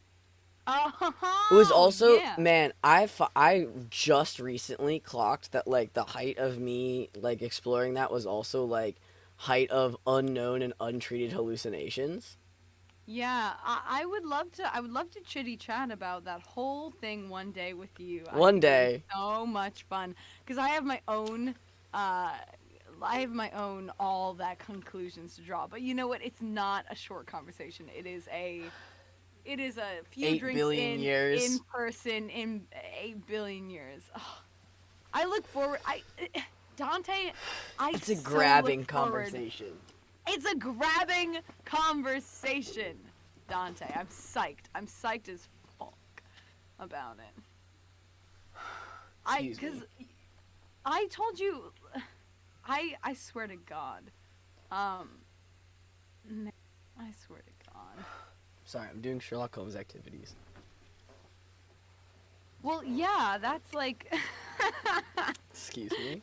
it's so good. That's the thing. Like, can I say, I went to a meditation club, like, every week, and we Was this the accessed Archangel one? Yeah, it was the Archangel one. I've gone through so many things, and I think that few people have joined as many cults as I have. Like, for real cults. Yeah, usually It's people like- don't get raised in a cult and then realize they were in a cult and then join other cults. And then join another cult, and then get out of that cult, and then join the cult of artists. Who's to say? Is it just another one? Who's to say? It's not. I Okay. hope. Let's stop I hope I being on make a fire. thing. But yeah, no. So I would love to have that conversation with you one day. I need you Come to sign my on. petition real quick. You know, you also pitched House of Leaves on the steps of the big Michener? It was like that, like, clubhouse thing Mer- outside of Mercer. The Mercer steps, yeah. We saw the cool Mercer steps. Yeah. We sure did. Yeah, we did. Alright, we're gonna read on offer do this. first, I think. Okay. This is garbage. Post it in the chat. So Yeah, that everybody gives it an I'm extra posting hit. it in the chat. Everybody Um, give it some love. If you can leave a comment, leave a don't- comment. If you can don't leave a kudo, leave Do a anything to kudo. this fic. If you I give it a wrote little this fic. smooch, if you can give it a little extra little smooch upon the little head of this fic, give it all forward. Everybody say thank you, Dante. Thank you, Dante. I do so much for this fandom. Yeah, you do. Yeah, you do. I've taken we- off my clothes for this. If my memes, not my memes, my Valentines weren't incomprehensible. They're so good. Thank you. Wait, I put them in This was my danger gift- docs. Put them in they were danger my- docs. Okay, I'll put them in danger docs. They were my gift to you. Lee made me this series of wonderful Shoko Valentines this morning, and no one other than me has seen them, so you guys are getting some exclusive content right here. The thing. I hope the you guys thing- know that there is some content for Sherlock Holmes Chapter 1 that only I receive. Only you're allowed. Only I get to see it. No one else is allowed. It's Shoko content and no one gets it. Special But you- secret Shoko content. Special secret extra circle. Mycroft, I flew up. Mycroft, I flew My, up. Mycroft, I flew up. Mycroft, my beepus threw up. My beepus threw up, Mycroft. I'll help it. No. What? I'll help. No. I have no. Mycroft, I are you can- busy? My beepus threw up. Mycroft, Mom said you need to Mycroft. give me the talk. I'll give him the talk. No. I'll give him the no. Mycroft. You know the in a car, like throwing your arm out to like save the other person. It's that, but it's Mycroft Holmes in bed with Werner Vogel, where he throws his arm out to just stop him from even sitting up.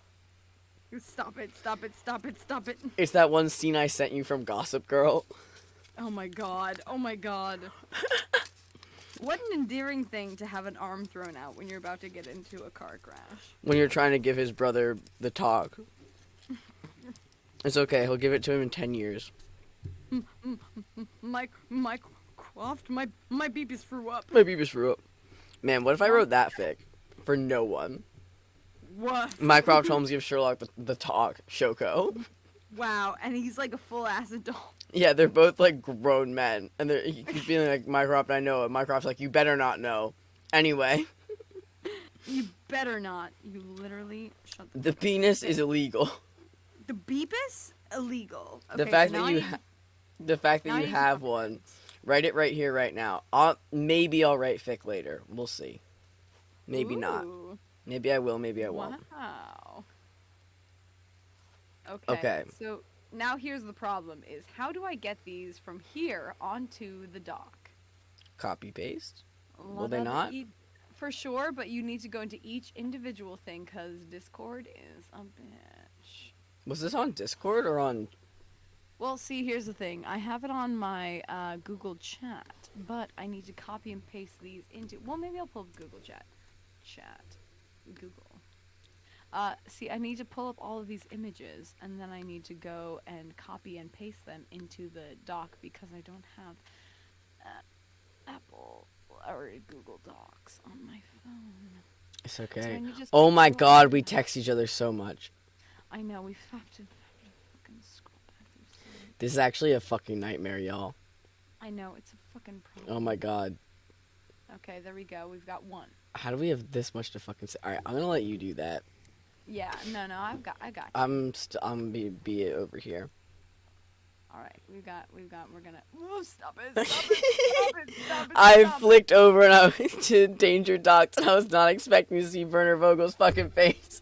Why weren't you? I just Literally, got jump why- scared by Werner Vogel. How the fuck have you ever been jump scared by Werner Vogel? You need to assume that I'm always talking about Werner fucking Vogel. That's true.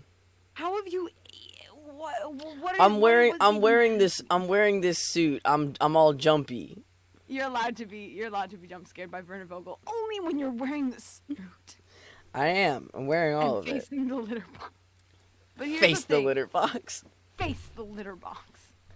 You can only be jump scared by Werner Vogel in certain situations. Okay, copy image. I'm gonna add them into danger The zone. Minecraft one is really fucking good. Oh wait, did you not get the John one? Did I not? Send No, the you John didn't one? send me the John one. Hilarious. I'm gonna. I add haven't that. received a John. That's hilarious because I made a John. There's no okay. Johns at my apartment right now, but there might be Okay. later. We're gonna open link and then we're gonna copy. Copy. Remember when Eric was like, I'll join you later. Beep, beep, beep, beep, beep. Phoebe also said, "There we go." Yeah. There we Everyone go. made us promises. promises. Okay, so now here are all of the Shoko. They're so fucking good, dude. Yeah. There are a few of them that you can share to the general Discord. Some of them no one will understand. Well, okay, here's the thing, is some of them that no one will understand will also make perfect sense. Sending the know. Mycroft, we have a long work week ahead of us, is so funny. Because it's just, like, true. Yeah, right.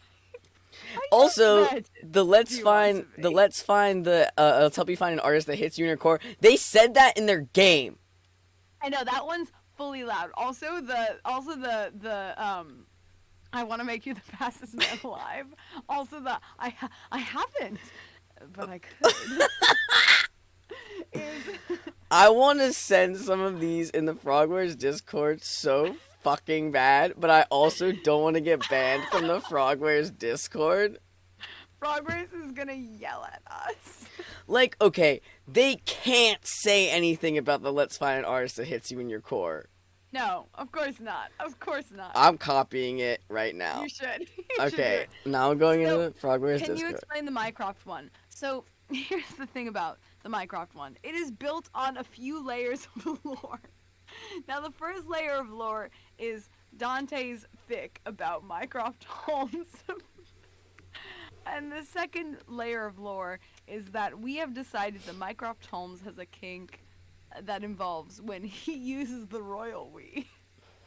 And so when he says we have a long work week ahead of us, now that's double things because, the fic, which is when he relieves stress, and then the other thing, which is he gets turned on by saying the royal we. So say we all. So say we all. Heh. Yeah. So say we all. So say we all. So say we all. So, thank you. They cannot ban us. We cannot be banned. We are the ones who hold the flame. We hold the torch. We carry the Shoko fandom. We wave the Wait, banner. send hits you in your core into just DMs so I can actually copy it into the it's being a bitch now. Hates you in your core. In your core. I'm dropping into fucking Frogwares general memes. Yeah, right? Someone else posted Gaslight Girl Boss Gatekeep Gygax, so I feel like I'm allowed to say put it. That one's fully allowed. Okay, paste. And then we can get to the not dick sucking first. Wow, I can't believe. Okay, copy. Copy. Literally. How did I end up in this suit? Because we were about to read some Shoko. No, see, I remember that part. But how? It was just like, it's like one of why the fuck can't I send this? Yeah, Google Docs is an awful way to share images, but it sure is funny. I know, right? Now you've all got this. Okay. Fucking, I'm just gonna literally send it on my phone. It'll take less time. Fuck. Yeah, just so I can put it in the Discord in general memes. General memes. An artist that hits you In in your core. In your fucking Vogel? prostate, dude. I was gonna say, yeah, Vogel, you sure? You want to join this one? Yes, okay, here we go. Let's help you find an artist that hits you in your core. Send this to everybody who's a Shoko fan. Okay, I just put it in general memes of Frogwares. It got a thumbs up. From Pyro. Get him, Pyro! Get him, Pyro! Pyro says it's allowed. This is allowed. So saith we all.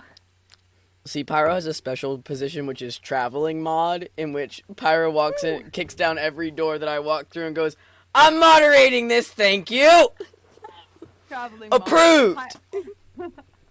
Pyro is the mod that approves all things. People ask if I have plans, and I go, hold on. Pyro, do I have plans? And Pyro goes, no. And I go, No. okay. Alright. No, Pyro, this is desired. Is this in fan art? No, I put it in memes. Okay, memes. Brilliant.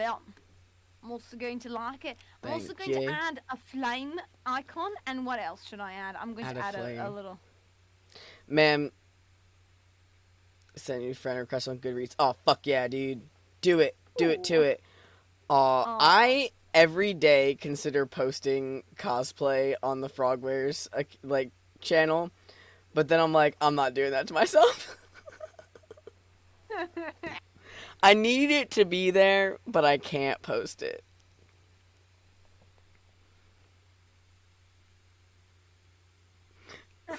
He reacted with art. That's what it comes up. Because I feel like it's a little gauche to post it of yourself. No, I can't ask you to do that. I appreciate it though.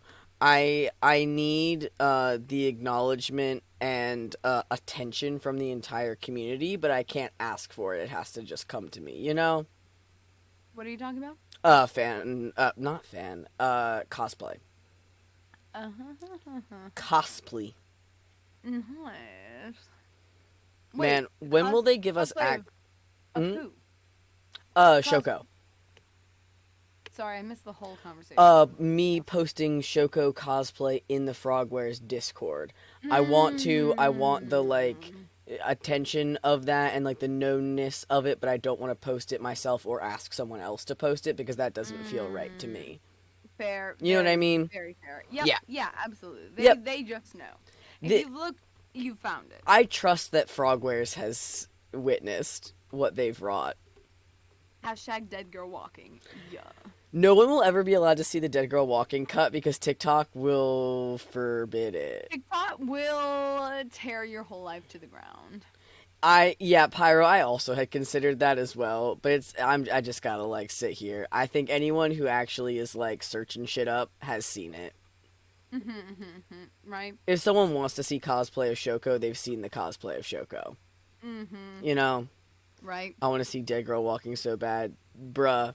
There have been seconds and clips from Dead Girl Walking that were isolated by one. This person's actual real fucking name is Corinne Moriarty. That's her legal government name. There have been things that are isolated in the video that I didn't know were in it, and I made the goddamn thing. I didn't know we're in it, and I still don't know we're pointed out. It's the hand.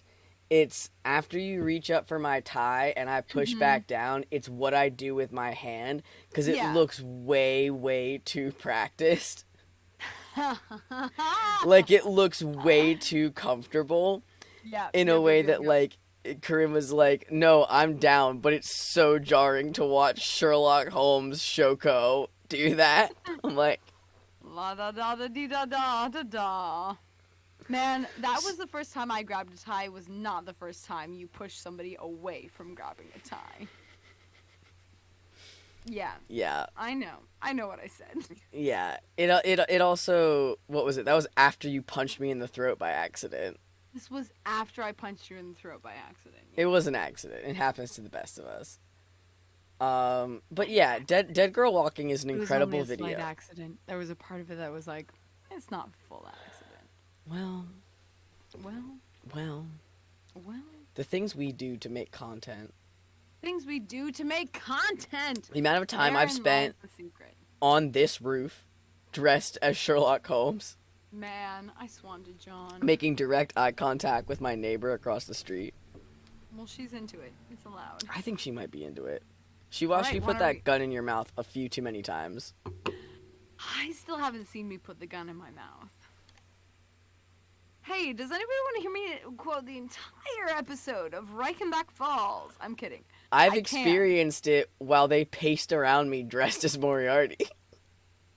The problem is, the problem is that when I was, in like, for instance, high It's school, and I was in a boring assembly, I would zone out and play the entirety of Sherlock Holmes, whichever episode I wanted, in my brain.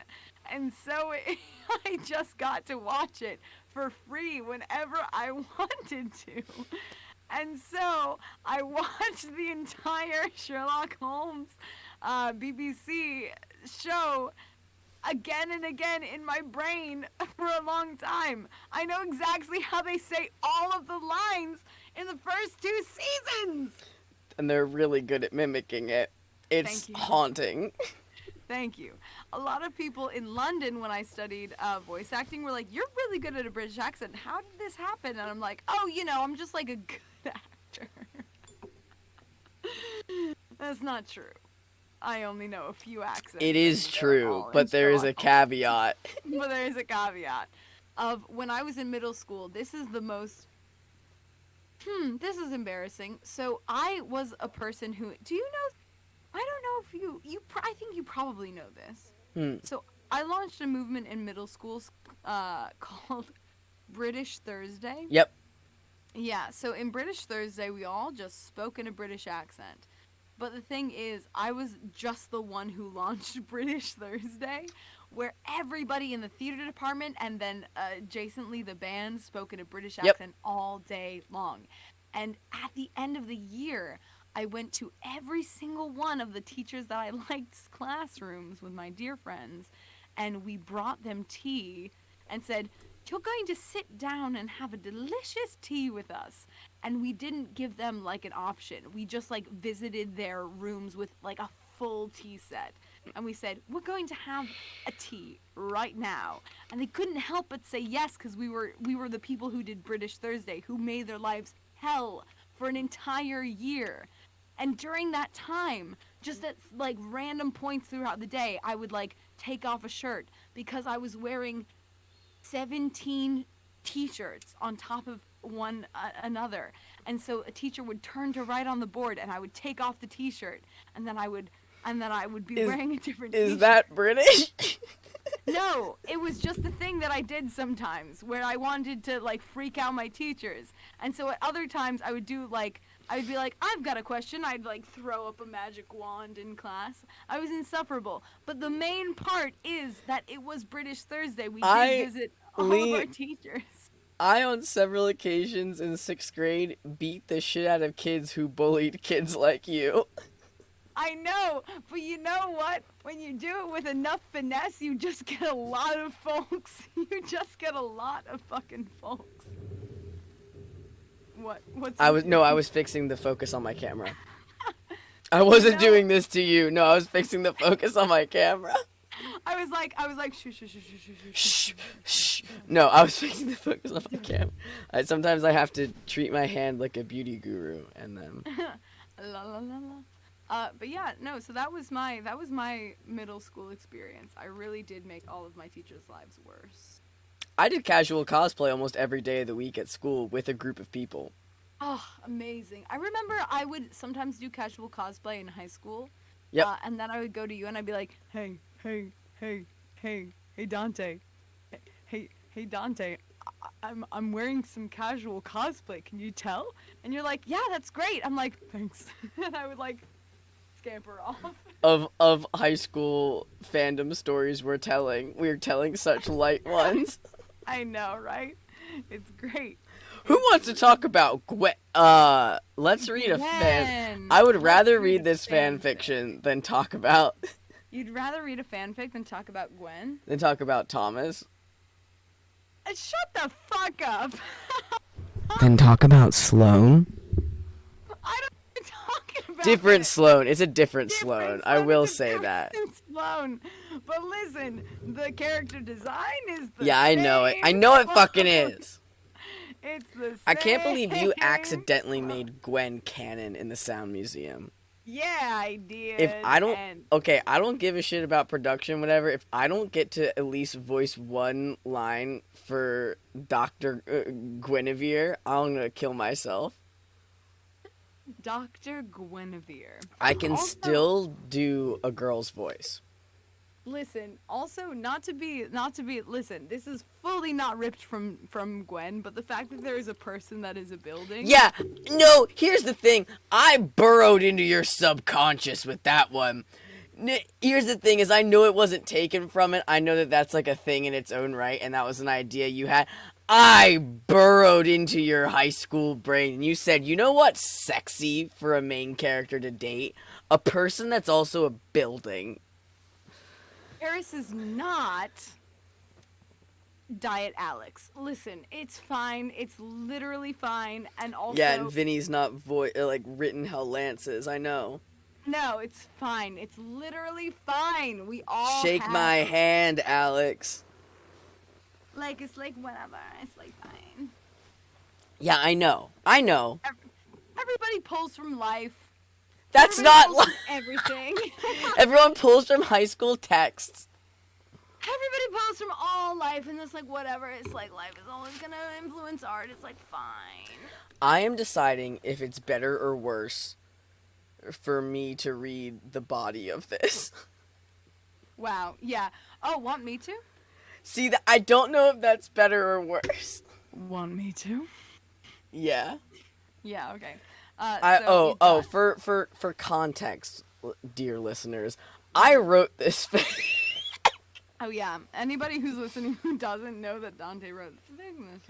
I wrote this fic. I'm really sorry. Would you like me to play Werner? Because I'm in the jacket. Yeah, yeah, no, I'll read Werner Vogel based on what I'm wearing. All right. Would you like to read it, or would you like me to read it? I'm gonna say it's not in the text that will make your writing the easiest for my brain. Let me just copy. Oh, and paste. yeah, I don't want to make that. That's mostly why I've been taking It's. them. I was gonna say it's more that I just want to read your writing well, and so my brain is gonna need to copy paste it and then put it into. I'm Thoughts? good with sight reading. I'm comfy being like, I don't fucking know, dude. I was gonna say, boom. We're gonna do that. I can. No, see, I don't want to call it the thing I was gonna call it, but I'm able to just zone out and read things, which is why I've been doing the bulk of it. No, I no, prefer when Lee reads out loud. I was. I'm gonna copy and paste this, and then I'm going to do. Put it your in rehearsal size thing. 16 Comic Sans. Yeah, size 16 Comic Sans with a little bit of a green background, and we're gonna see What do you- how my brain likes that. Pyro, I like when I'm like reading something, if I choose to just like focus on it, I can autopilot, pay attention to nothing else, read it word for word with like correct inflections and not process a single thing I'm saying, and just like it's great for like all the streams I've done where I read buckwild insane fanfic. It's great for reading in class. It's great for being the action line person when you're doing table reads. It's not great when you're like talking to people because it literally is just like plus occasional hand motions. There was a point with Autumn where we were reading. It was an offshoot of Red Right Hand. It wasn't Red Right Hand, but I was reading it, and then like out of nowhere, halfway through, my hand covered in blood, I just like grabbed her face because that's what the stage direction was. I'm like, I mean, because sometimes stage directions be stage directing. Am I right, ladies and gentlemen? All they right, said so- touch Autumn's face with a bloody hand. all right, get ready. Dude, I'm not ready. I'm gonna act so normal about this. I know, right? There's a gun in my mouth. I just want everyone to know. I was gonna say I like the very pregnant pause. All right. It took a second knock for Werner Vogel to actually answer the door. The gallery had been closed for hours, and it was not the type of establishment that had urgent stragglers, not to mention how quiet the first knock had been. Timid was the wrong word, but it was unsure. The pause between each rap a conscious decision not to drop the pattern and abandon the task. The second knock was more firm, perhaps aware that the choice was already made.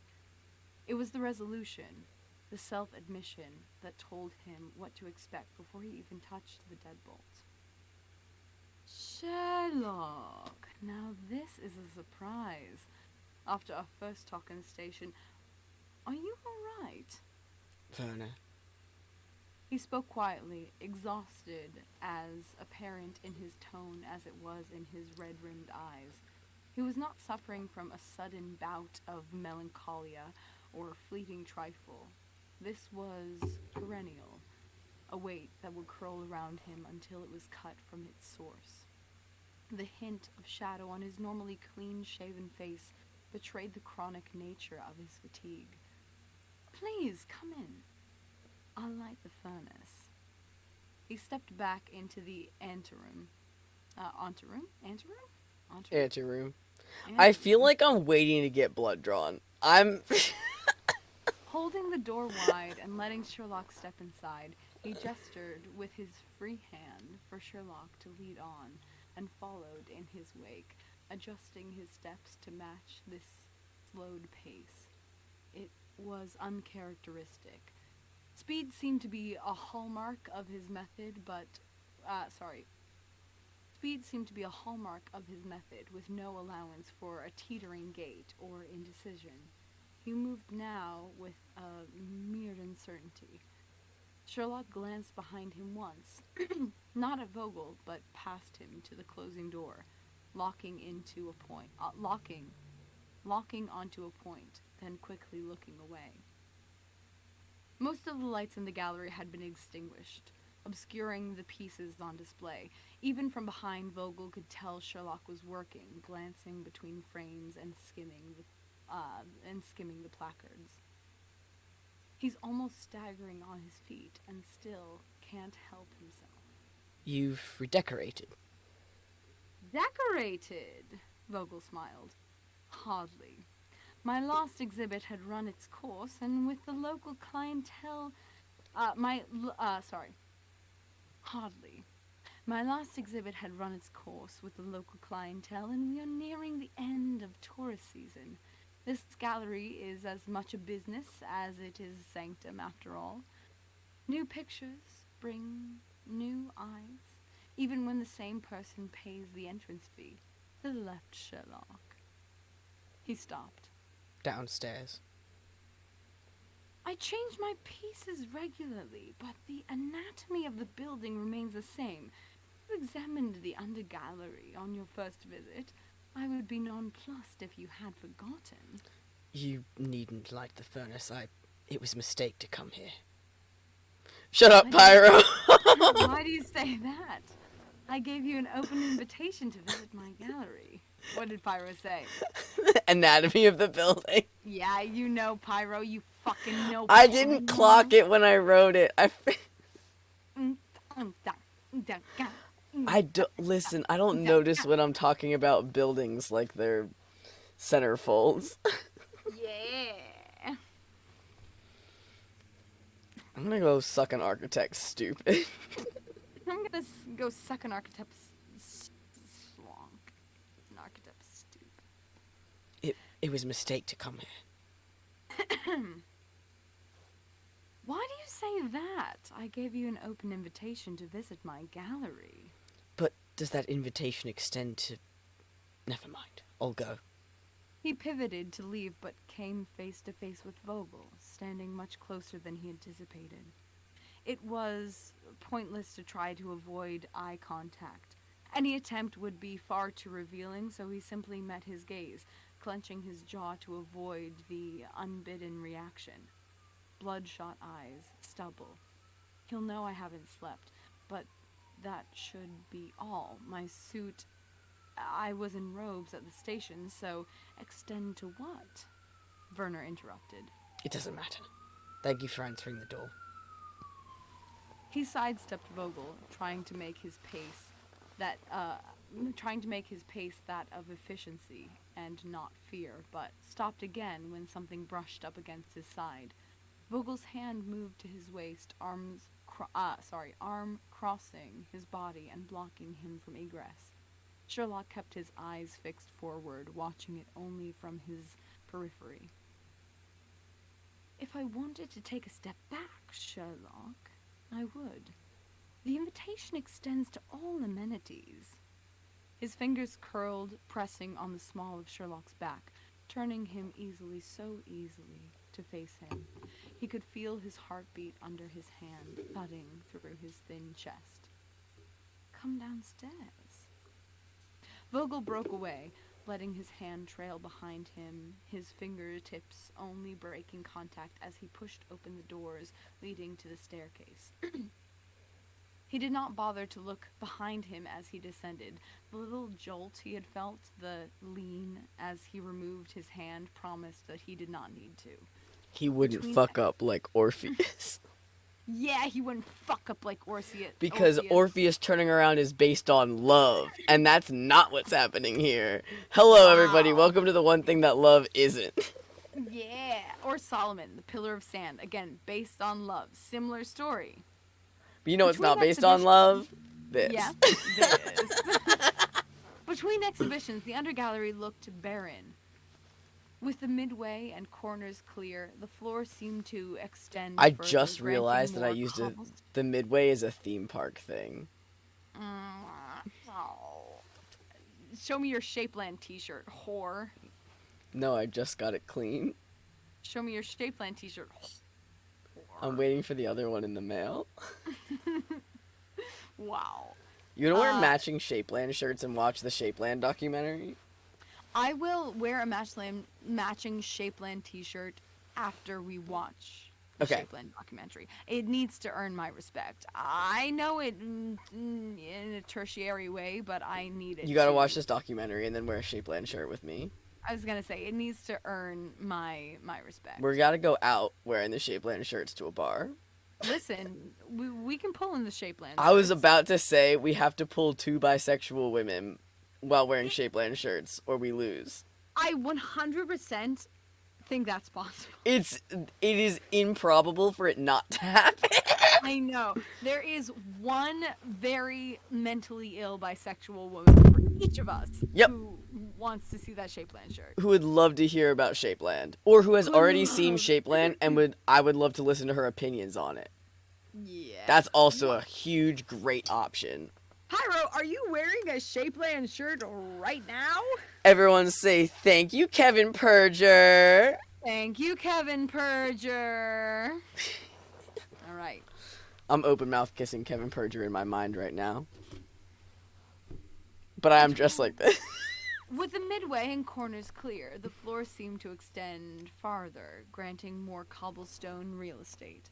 No pictures leaned up against its walls or cluttered its floor, making even the narrow, wild room look open. Intentional. Vogel took another left at the foot of the stairs. This room, with its red adornment and wall mounts, had not changed, save for the disappearance of the sheets over the now empty easel. Sherlock did not want to follow him, did not want to be led back into the room. Location, he supposed, was not the issue. The undergallery, for all its institutions, was no more dangerous than the rooms above. The small atrium, it was safer even than the upper floors of Stonewood, than what might lay through the doors to the back garden. But still, he found himself unwilling to take the last few steps. Vogel took off his jacket at the doorway and folded it over the easel as he paused. He crouched at the furnace, opening the door to stoke the few coals alight inside it. Within a few seconds, they grew to a smolder, offering the room a little light, but already radiating heat.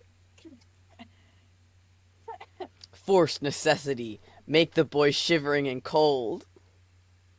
Make him shiver.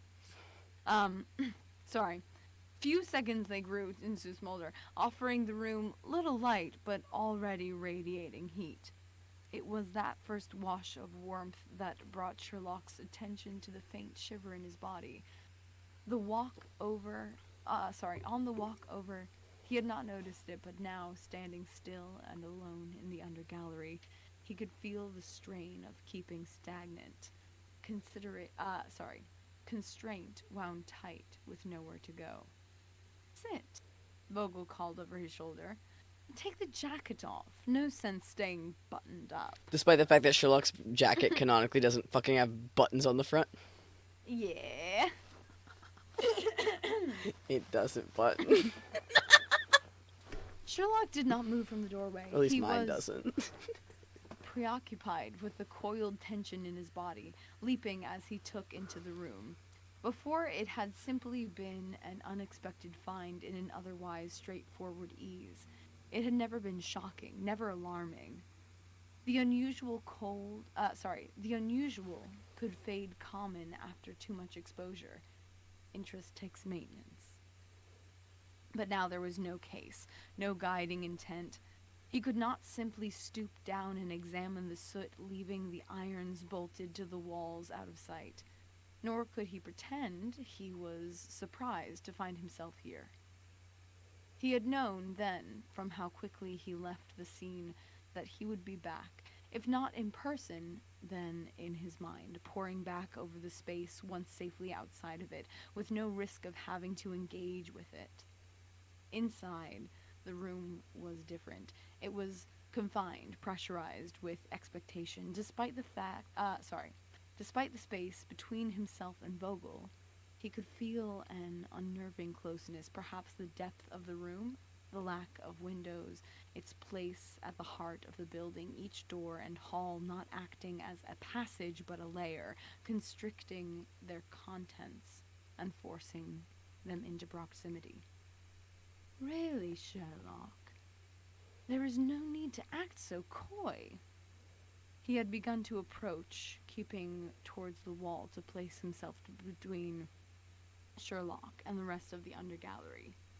One could argue your aversion to relaxation is as destructive to your mind as any other vice. You look ready to crack, dear, and we can't have that. Or rather, you can't have that. If you push yourself to inoperability, what will become of your great crusade? Not that it need be anything. You are, of course, more than allowed to rest. You clearly need it. His thumb brushed under Sherlock's eye, even the faintest pressure disquieting the darkened circle. Just as he had when he traded Sherlock's side for the door handle, he felt a slight weight, an almost imperceptible slant into his hand. How long have you been awake? 2 days? 3? Since the morning before Manchios's party, your eyes... This earned a short but dismissive sigh as Sherlock turned away. Honestly, Werner, if you're going to try your hand at deduction, I'm a poor candidate to take your first steps with. I've been regularly accused of being tactless, and I'd hate to deflate your ego. Vogel smiled. The sharp words were there as they had been before, but they lacked their usual haughtiness. Oh, Sherlock, my ego is not so fragile as yours. I can stand a little guidance, and I have no qualms about making a mistake. Indulge me. Sherlock stared at him. There should not be any harm in letting him try, or rather, no harm beyond what the covered mirrors, in Stonewood could already provide. This reflection came at least with forewarning. If it was too much, he could always leave. It seemed quite plain to Sherlock that while Vogel had his place in the old city, stirring less than savory plots, he himself was not of a rough cut. He wore gloves when sorry. I'd be He wore writing gloves. every syllable the same. He wore gloves when he shook hands and had developed no calluses. He sighed, trying to reinvigorate his air of I'm gonna be real with you, I only know this word writing-wise. insouciance? I'm gonna be so real, I don't know, and I wrote this. Nice, okay. It's He again, said- it's one of the, it's the like read and write words, not the say Yeah. words. Yeah. Insouciance. Wow. All right, have a go. You normally start with a once-over, do you not? Vogel took a step back, catching the twitch in the corner of Sherlock's mouth. Good catch. He made a slow half-circle around him before resting his hands on his shoulders and hooking his fingers under the lapel, sliding Sherlock's jacket off. What? This is altered, second-hand, I would guess. You've been wearing it since you got on the island, either as a talisman or some other kind of security. It's much flashier than you are, a statement you'll make here, but not back in London. Some of the more provocative notions were of your design, not originally part of your jacket. At one point, it had pants, but they either never fit or were otherwise impractical. Sherlock stood frozen as Vogel finished his revolution and flicked the chain under his tie. Another hand-me-down. Sorry. Another hand-me-down? Though only of habit. You brought this yourself to signal something. Status? Seniority? Either way, the act is hollow. The chain is meant to go over your tie. He removed the backing from each side and tucked the chain into Sherlock's jacket pocket, discarding it into the bed before moving back to his tie.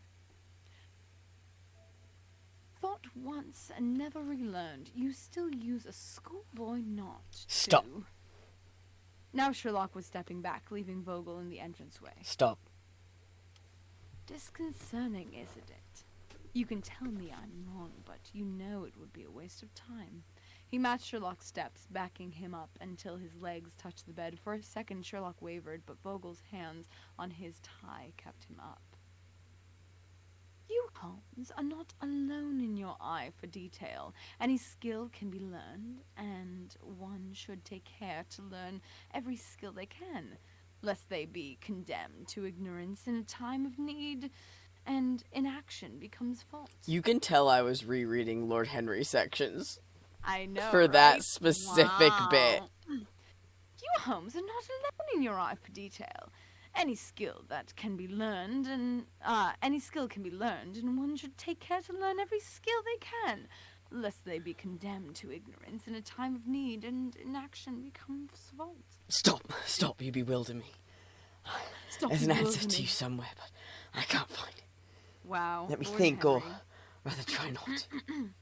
Let me quote Lord Henry to every single one of my coworkers every single day of my life. I can't wait until Eric has read Dorian Gray and he sits in a living room with the three of us.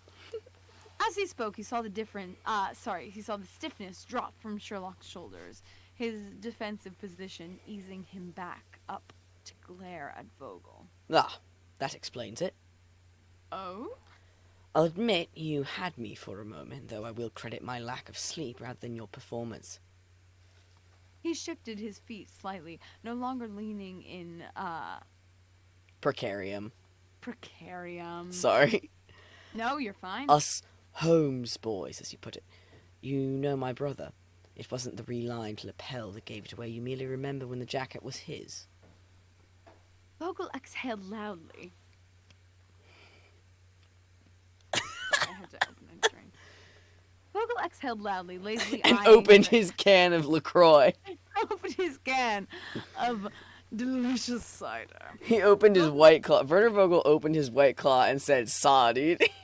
It said saw, dude. No, this ain't White Claw. This is fucking really fancy stuff. High It's, Noon?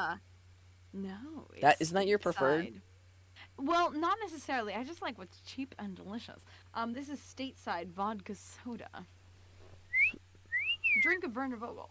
I just wolf whistled into the mic, but it super didn't pick it up. Woo woo. But it's delicious, and the first thing I could grab at the liquor store. Fuck yeah, as my ear dog. was slowly bleeding.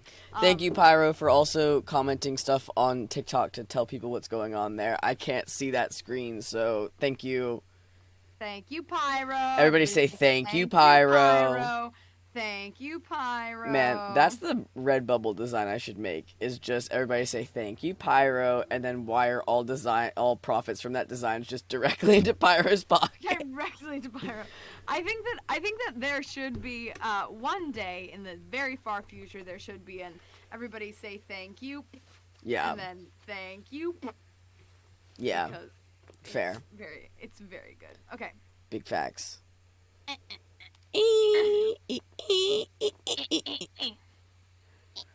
Okay, Vogel exhaled loudly, lazily eyeing the curve of Sherlock's neck, the hollow where his pulse was almost visible under the skin that flushed as his tie was tugged straight. Very good, Sherlock. I would have been rather disappointed had that gone on much longer. Watching you work is almost more enticing than watching you... Well, I assume you prefer being on this side of the observation. Far less to lose. Or far more. The observed have no responsibility, whereas the observer, should he wish to relay what he sees, bears the burden of truth and accuracy. Well said, Sherlock. And what good in truth is, culling experience until it is mere information to be processed and dispersed, never enjoyed. I happen to find satisfaction in sharing and consuming truth. It's the only real thing, the only currency of value. This currency, what is its value? Merely to cultivate a store of cards upon your sleeve, ready to be drawn to complete a winning hand? The truth is merely the truth. And how boring it must be to live in such a stark black and white. In such stark black and white. Vogel traced his finger along the shoulder strap of Sherlock's holster. Do you ever find it constricting, always needing to cleave to objective fact? Its whims must be seen. Its whims must seem even more perplexing closer to the eye. Does it not get unpleasant being the messenger? Doling out grisly news must prompt certain unpleasant reactions. Nevertheless, it must be told. Outrageous! Outrageous! Perhaps somebody found the truth Outrageous! Perhaps somebody found the truth unpleasant. pleasant. Whoever could have done that? That's crazy. Dude, that's Who so would have done wild that? how they hid shit about your mom. Dude, I wonder what That's they crazy. hid. Who would have even sent you to go check that out? Because it wouldn't be me, honestly. It's like, fine. I hate the vocal pattern so much. I'm like looking at it being like, alright, I gotta make sure I do this in the right timing. And I'm like, ah, no, it's written with time. Yeah, right? It's really Because I have fucking a disease. Thank goodness I don't. I'm very normal. All right. So, even to those who don't want it, Those who don't want it are fools, navigating life blind to the context and impact of their own actions. haven't you gone home? I. Sherlock looked away, finding no purchase in the empty room behind Vogel, and fixing on the irregularity in the stone floor. I had work to do. Cases that had been interrupted by that fiasco at Manchos Manor. And now? You cannot be done. You would be back at Stonewood poring over your mother's cabinet of curiosities, and I cannot imagine you taking a break just for a visit. Sherlock said nothing. His feigned interest in the shoddy mortar work became tenuous as the light pressure on his chest drew more and more of his attention. Barrymore. Drew Barrymore. Drew Barrymore entered. But surely you want here working. That solution I gave you for study was at your disposal. Have you needed a new line of thinking? You were more than capable of trying. Had you needed a new line of thinking, you were more than capable of trying on your own. If try is the right word. I'm not in the habit of poisoning my most valuable asset. My work requires an unobstructed mind. And you have that as you are? I am less attentive than I should be, more reliant on my notes, but Distracted, forgetful, your solution is already waiting at home. It was already a few disparate journals that went up for auction. Sorry, I want to make sure I said that right. It was only a few disparate journals that went up for auction, most of them penned by her psychiatrist, so I expect the stockpile kept for dear Violet is still there. Unless... it's still there, mostly intact. Time and negligence have not been kind to Stonewood. Going back is more of an exhumation than a retrieval. And that troubles you? I thought you had come back for closure. Surely seeing the disrepair has distilled the event. It is unsettling. These rooms that should be familiar, my memory of living there almost seems to belong to someone else. I am merely an observer. That isn't what you want? Vogel raised his opposite hand to Sherlock's cheek, turning him back away from his faux diversion. To be an observer, to uncover things as they are without dirtying your hands with influence. This is my own life. I should at least recall making these choices, but I don't. It's been a long time, and I was young. It's normal for some memory to fade, and I suppose I'm rather spoiled by my current recall. It's unfair to compare the untrained mind. Had I... what? It's nothing, said Vogel, making no attempt to cover his smile. Just an observation. He panned down, very obviously looking at Sherlock's mouth, then back up. What observation? He tried in vain not to mirror Vogel's motion, then looked away quickly. I promise this time I really am looking, not relying on memory and a willingness to lie. His thumb drifted towards the corner of Sherlock's lip, pressing down slightly. You'd like to be impartial, you just don't like to choose. Or rather, you don't want any choice attributed to you. You want things to be true or to be false, to act because the situation demands it. I am often compelled by circumstance You won't do anything until you are cornered, and that includes leisure.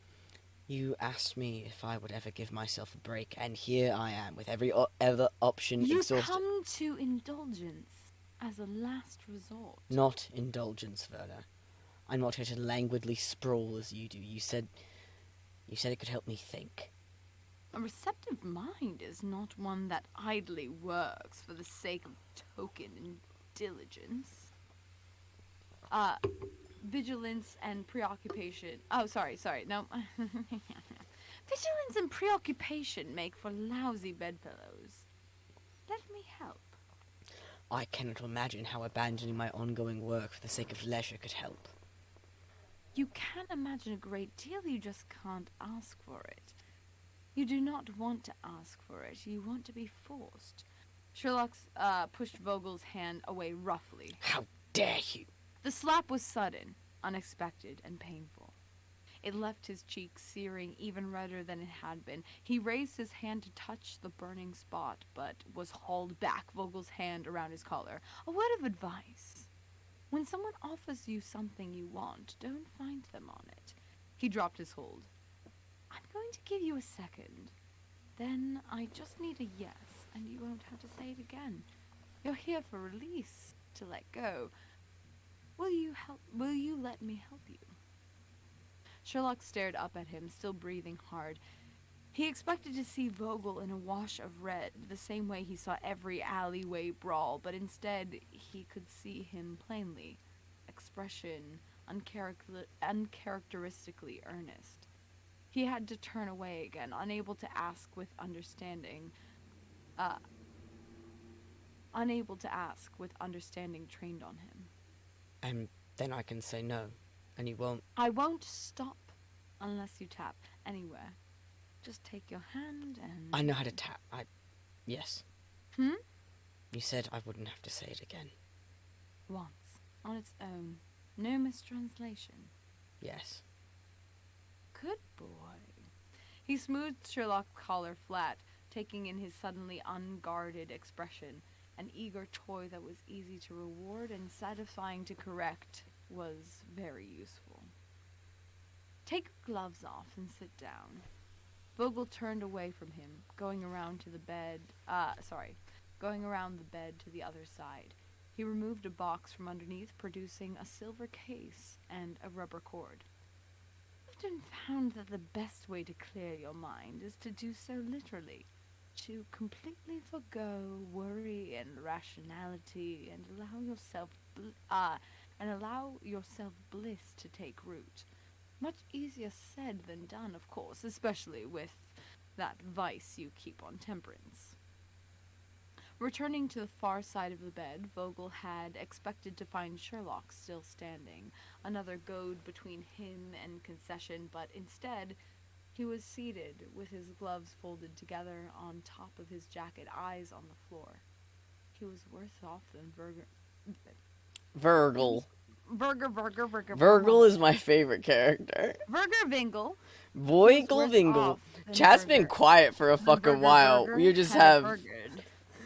He was Vergoff than Verger had a Vergerberg. She Werner on my Vogel till I Sherry Sprint. Vogel till I Sherry Sprint. Till I Sherlock Holmes. He was worse off than Vogel, not Verger. Burger. He was worse off than Vogel had assumed. Already listening so well, he would have liked to push Sherlock there. Sorry, But Pyro this put would not. Verger Vonal. Incredibly loud, incorrect buzzer. Incredibly loud, incorrect. Burger Von. Verger Vonal. What's so good is that's exactly my sense of humor is switching around the letters, which can I say as a voice actor deeply inconvenient because it's already how my brain is working where I'm just like Vogel Vegas. Like, Tori there's no- Vega walked into the undergallery. Tori Vega strutted into the undergallery and invented a float. Hey, Jenna invented the flute. real quick, again, talking about just sleep habits, just for a moment longer. I remember I was trying so desperately to fall asleep, and Dante said again and again, Jima invented the floor. It was stuck in my head. I couldn't I stop know. thinking about Jenna invented the flute. Invented the float. I'll post And it. this, hey, everybody, hello, has happened twice to me. 2 times it has occurred that this exact Jenna invented the flute. Gina invented the float while I'm trying desperately to fall asleep. Gina invented the float, and I'm like, this is great. We love it. It's Gina. very funny. Marlene invented homophobia, and Jenna invented the flute. Gina invented the float. I've posted the video where Jenna invented the flute is from. Gina invented the float. Invented the flute. Marlene invented homophobia, and Jenna entered the flute. And Gina invented the float. She invented it, babes. The flute. I literally, I can't express. I would never mention it unless it happened twice to me.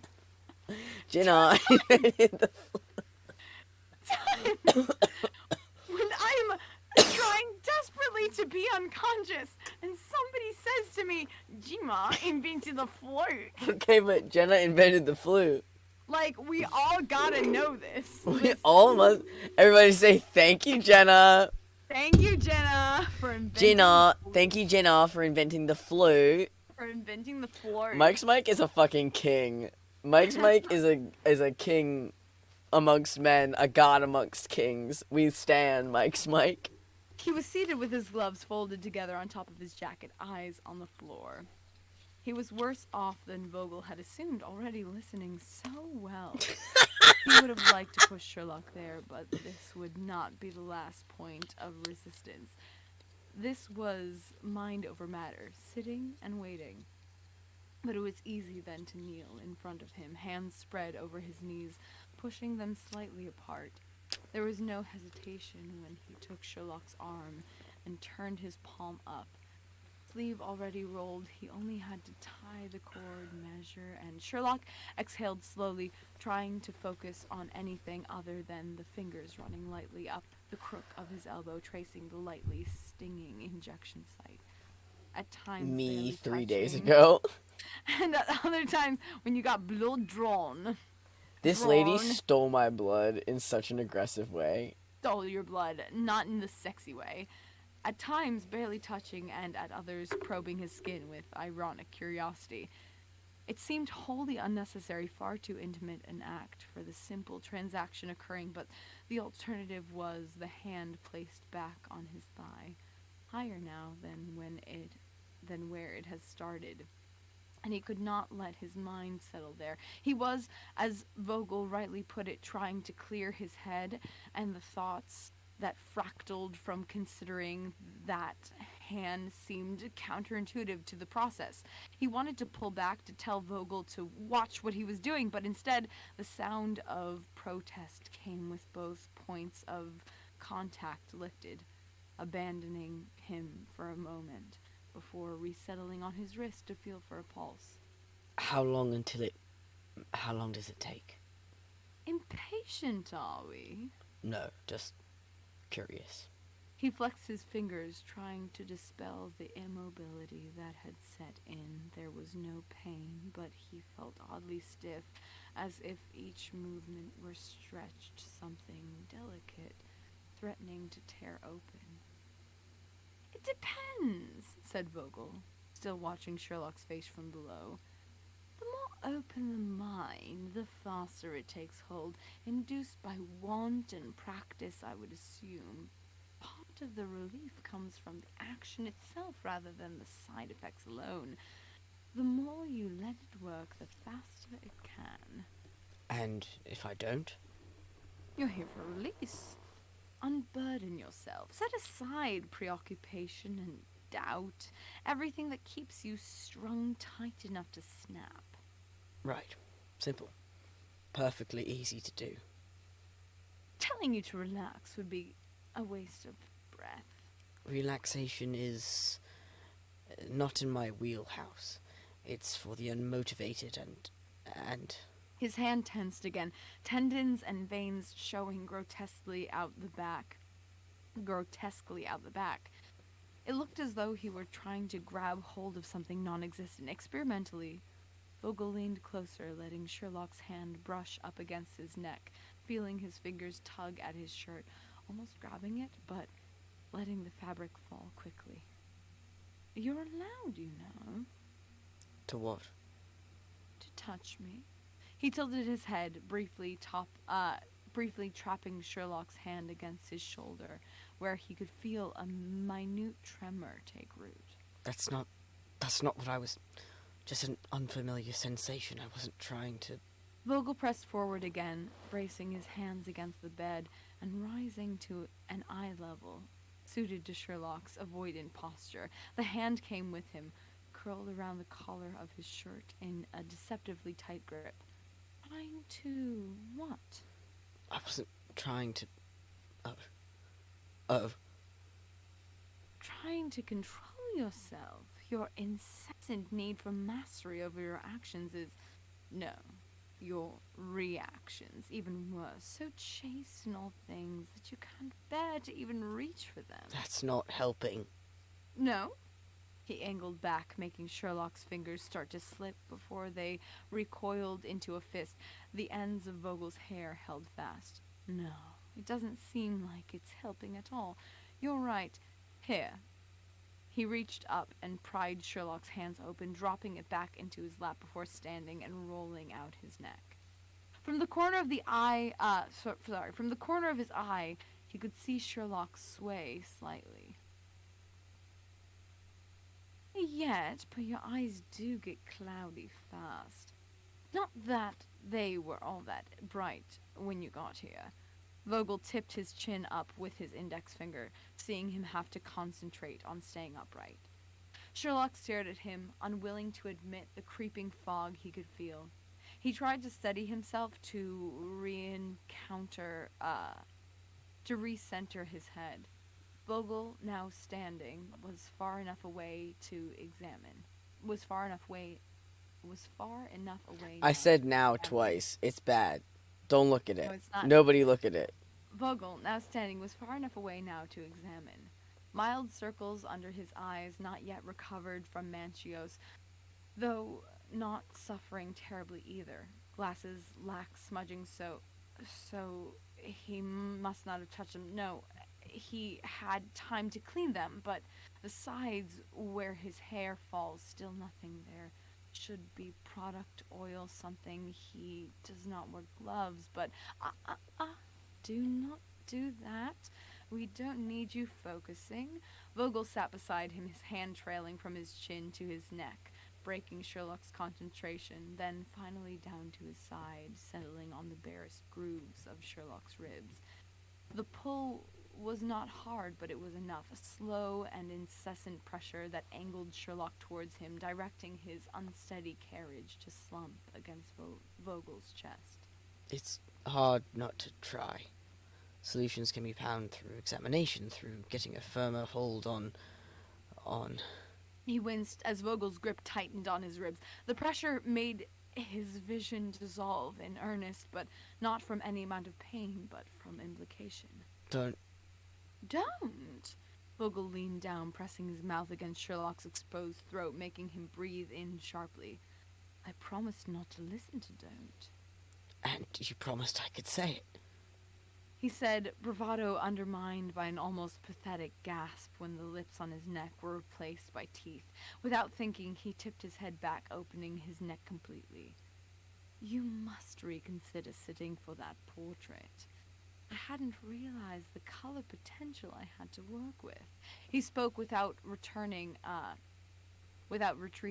moving steadily upward to just under Sherlock's jaw, then back down, hands moving to undo his tie. It would really be a waste not to experiment with this shade of purple where it fades into red and here where it turns almost navy. What? Sherlock tried to sit up, but could not, rocking himself even further back. Not where it's visible. I can't have... He raised his own hands to his shirt, fumbling for a second before crying out in pain as he felt something twist into his hair, yanking his head back. He was shaking now, blurry eyes wide and unmediated in their fear. I'm sorry. I'm sorry. I thought... That's the issue. I don't want you thinking. I want you blank. Now drop it. The tie clip fell from Sherlock's hand and into his lap. Vogel picked it up, making sure to span his hand far more than necessary. He glanced at the engraved initials, M.H. You ever invent a whole new canon for a video game? Whole thing. He released Sherlock's hair and let him drop against him, dragging him fully into the bed was easy. He was malleable in his mingled repose and apprehension. Vogel could feel his breath hot against his neck, wanton in its proximity. He finished with his tie and moved to the first few buttons of his shirt. It was a shame to dispose of such a useful lead, but there would be time for that. This appointment needn't be puppeteered so literally. Just like that, said Vogel quietly. Let go. At least trying to get on a first name basis with the... Werner, you know, I'm sorry, My bestie.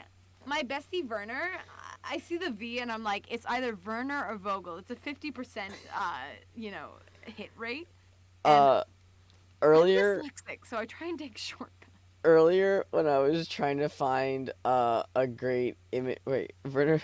Or Charlotte... Or Mycroft Holmes is the reason Werner Vogel no longer wears a tie for fear it might be used as a leash again. Yeah, that is a message I sent Pyro. Wait, let me see. Yes. That's the thing I said. Oh god, what was I gonna say? Nope, I don't know. Werner Vogel. Sherlock fought to keep his breathing regular, letting it catch repeatedly, trying to control it, trying to stop the anxiety rising in his chest and making him tip into a far too present incoherence. Though the haze had not receded, it seemed only to act as another aberrant. Aberrant. I believe. No, you're right. Well, because aberration. No, you're right. You know you're right. Collecting the branches across his vision, not obscuring it, just complicating it. Trying to sink into it was useless. Every time he tried to take the plunge, he found himself unwillingly back in the bleary present. I can't. Yes, you can. No, He could no longer keep his low whine out of his voice as his breathing rapidly sped up. I can't, Werner. He was trembling, heart racing in his chest. His breath had become so shallow it seemed to serve no purpose other than ferrying the desperate noises he had tried to choke down. Please. Vogel did not act immediately, instead looking at the body almost entirely in his lap, smaller up close, not in size but in presence, without the comforting weight of a case or assumed authority in hand. Sherlock looked fragile, delicate, as if any imprecise motion or slip in guard could leave him irreparably shattered. Yet he was, head back, shivering, shirt open to a growing collection of ruddy and bruised marks. offering a recurring whimper that promised to spike if treated properly. He wanted to be in pieces, or rather, he was already in pieces and wanted to be broken. Far better than, far better to be something to correct than something just comes apart and can be reassembled with no worry without. Sorry, I'm gonna reread this whole thing. All good. He wanted to be in pieces, or rather, he was already in pieces and he wanted to be broken.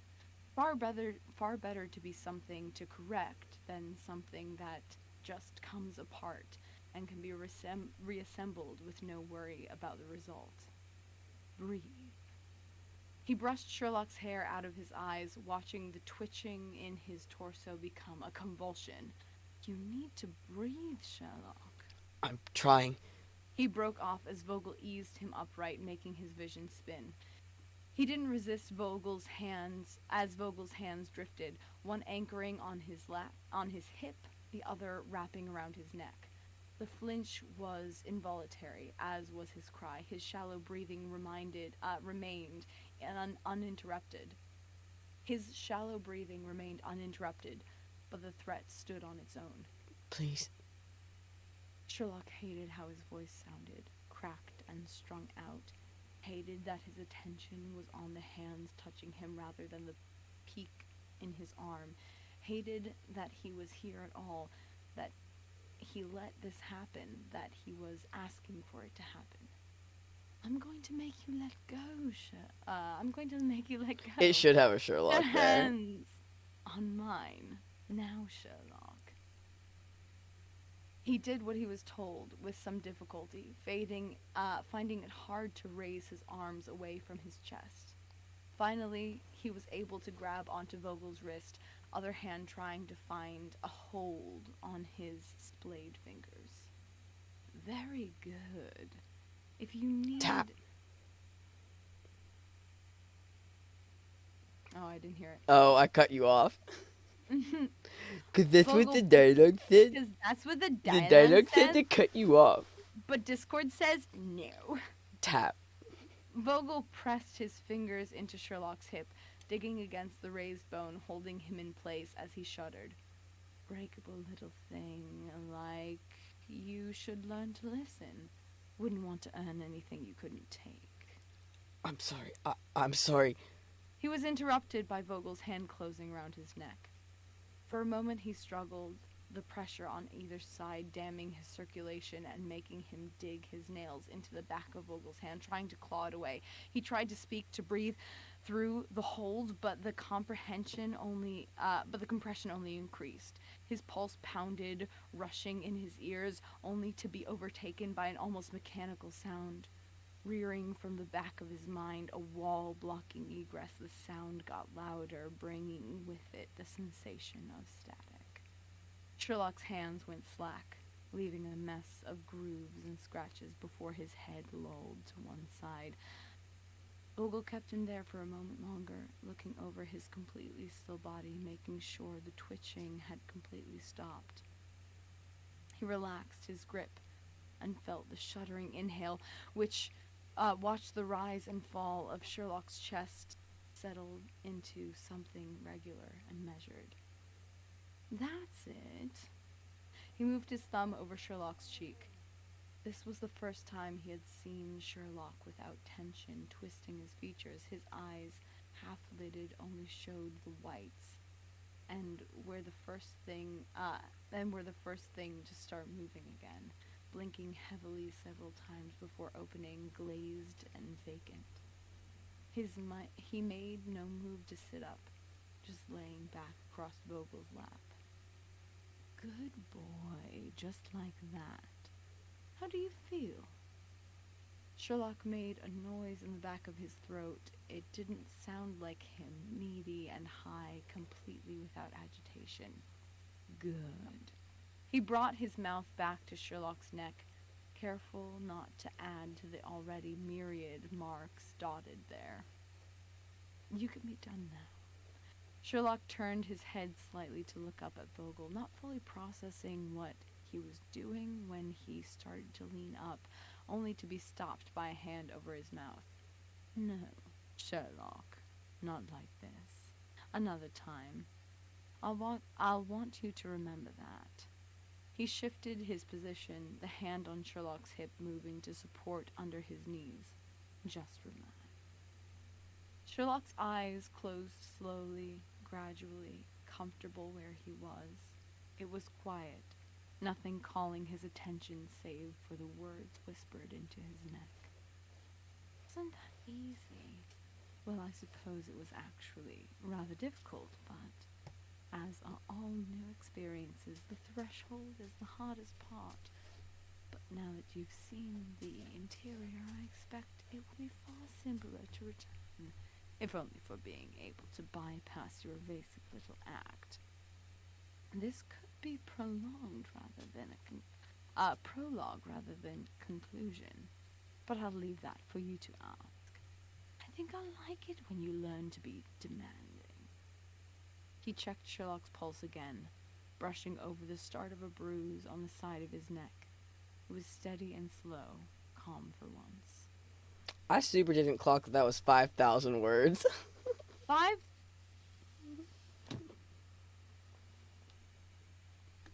Yeah. The gun is in my mouth. Everybody say thank you, Dante. It's in my mouth, and I'm pulling the trigger over and over and over and over again. Yay! That's what we call an audition.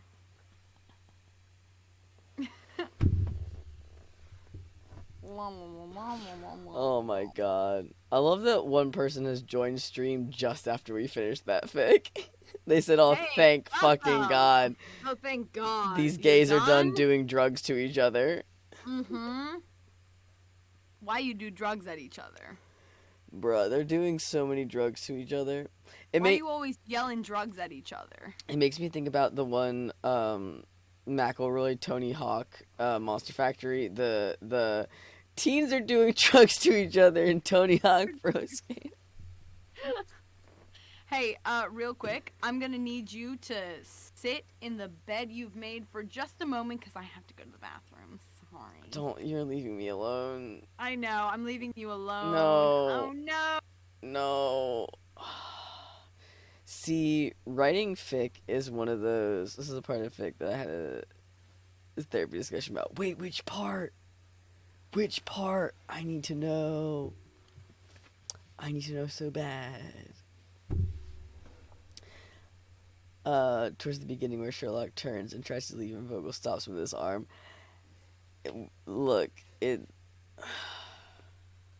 Fanfic is one of those things where it's like, so I don't like people grabbing me, and I really don't like being contradicted about my own desires. So when both those things happen, my judo instincts remove all fic immersion and other thoughts and tell me, hurt that man. You know what? That's totally fair.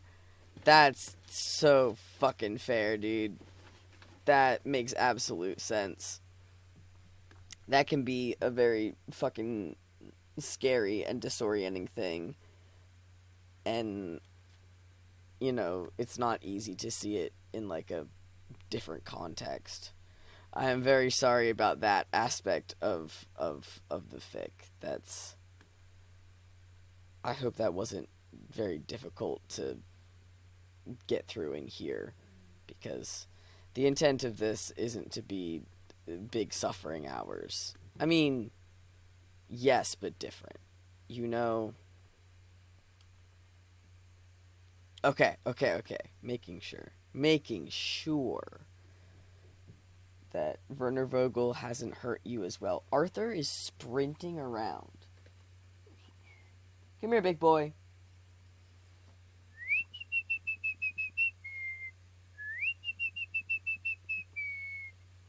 Come here. Greetings, I've returned. Arthur's sprinting around. Sprinting. Wow. Yeah, he's really going on an adventure. What is that sound? He runs. Something crunching in the background. It stopped. That's a bad sign. You know when your cat suddenly stops making noise and you're like, Oh my god. Every day I creep closer to purchasing cat, but I just don't want to be beholden to another creature just yet, and I don't think Arthur would help me. sometimes you have to buy cats on the internet.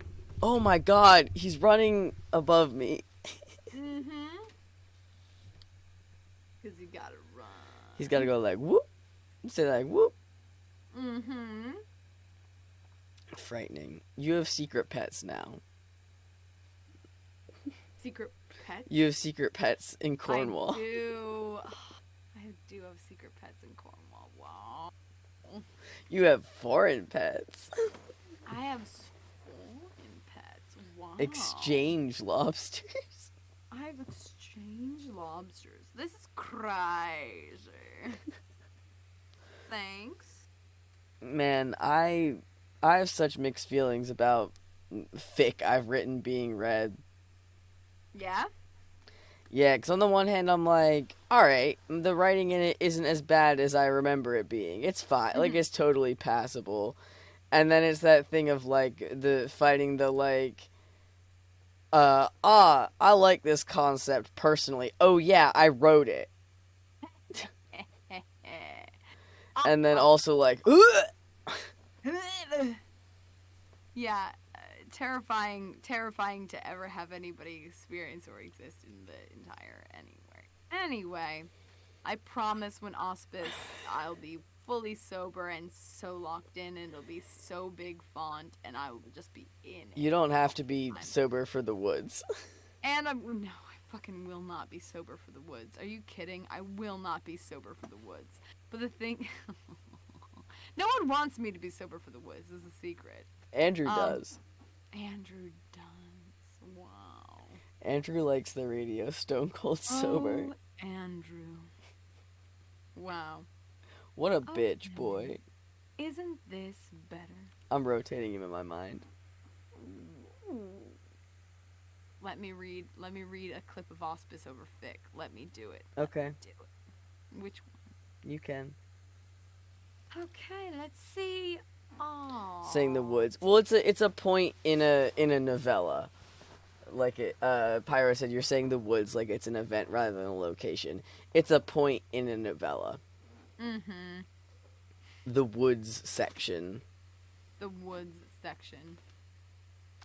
The what novella? I wrote a novella called The Auspice that is in its final stages of production right now, and it will have a physical, digital, and audiobook release, with the audiobook being slightly different than the text. It is a horror novella.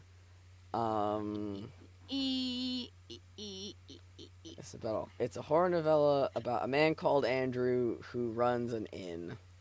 Quite good. It's quite good. Lee is doing the audiobook for me. And I'm gonna try to really keep my dyslexia at bay. I'm really gonna try. And stop me anytime I do any kind of word.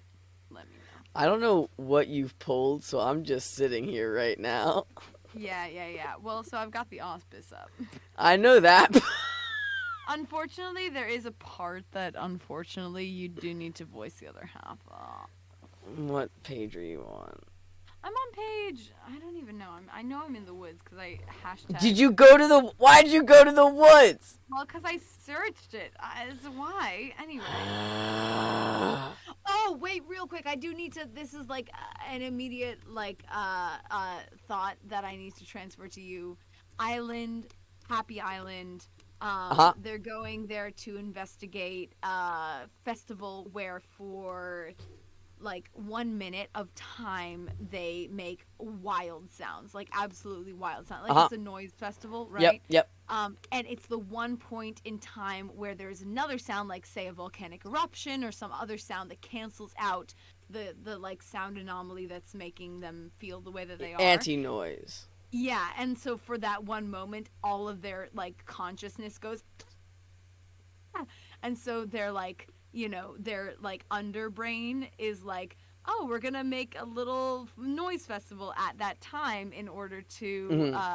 in order to cover up the fact that we're screaming and like running and trying to do whatever we can for Mhm. that moment. So we're just gonna turn it into a big noisy festival. And so that's why they're there at the sound happy place in the first place, Yes. because for a minute everybody screams. And then so the point where Paris is like, hey, everything's fine. Vinny's like, no, it's fucking not. It's And so then the not, noise, dude. it's so not. And then for a minute, Paris is like, fuck, quick, you gotta do something. And then that's the minute. And then Paris is like, it's fine again. And then afterwards, so that's the thing is that Slorp. there's like, it's they're going there to investigate like a noise Mhm. anomaly, like in like a festival kind of way, like a Fuck. noise festival that only Yes. exists on this island. Yeah. Fuck. Yes. Yeah. I'm Does so that make excited. sense? Do That you know makes what I'm perfect saying? sense. I know Yeah. exactly what you're saying. And so then Paris is like, why would I even like? Why would you do that? And Vinny's like, I can't wait for your like conscious brain to have. I can't something wait for you to say about listen this. back to this, you stupid bitch. Yeah, exactly. So Supplemental. Oh, fuck! oh fuck yeah.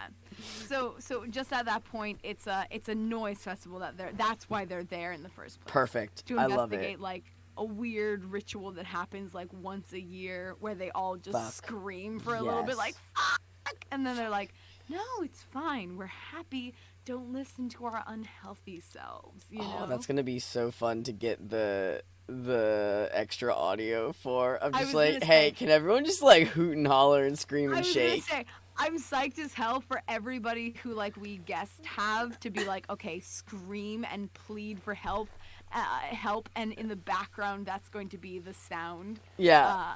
of like people screaming. As Paris is like, you need to help me right now, and everybody's like, you know what I mean? Oh, I want to go outside, Yeah. outside. Yeah.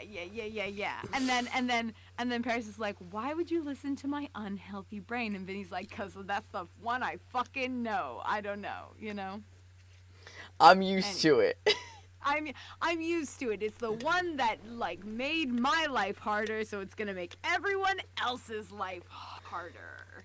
What page are you on? Yeah, I'm so sorry that I thought of that in the shower, and I'm like, I need to tell Dante, but then it was soundtrack, and I had to come No, really it's fast understandable. here so that I wouldn't mess up soundcheck. But I needed to tell you this anyway. What page in Auspice is it on? Not document page, but like. So I was looking at 44.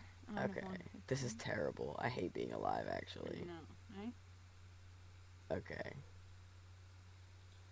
I'm on 40. Wait, did you say 44 or 45?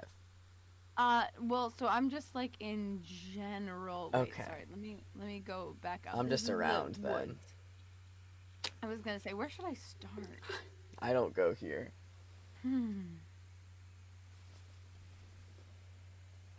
No dialogue read here represents the final product, that everything is subject to change. Yeah, right.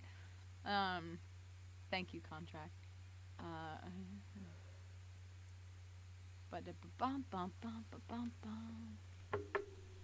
Where would you like me to start? I'm just. Adding matches on the end, you don't see the stains even if you let them dry. Where should I start? Immediately talks about mattress stains. I know, right? That's where I think I'm a little bit too far back. You remember the time before, in peeling. Yep. Okay, Miss Hastings. Yeah. Oh wow, am I too early? I don't know. I'm trying to find like a natural break. There's like 7 parts. I know, right?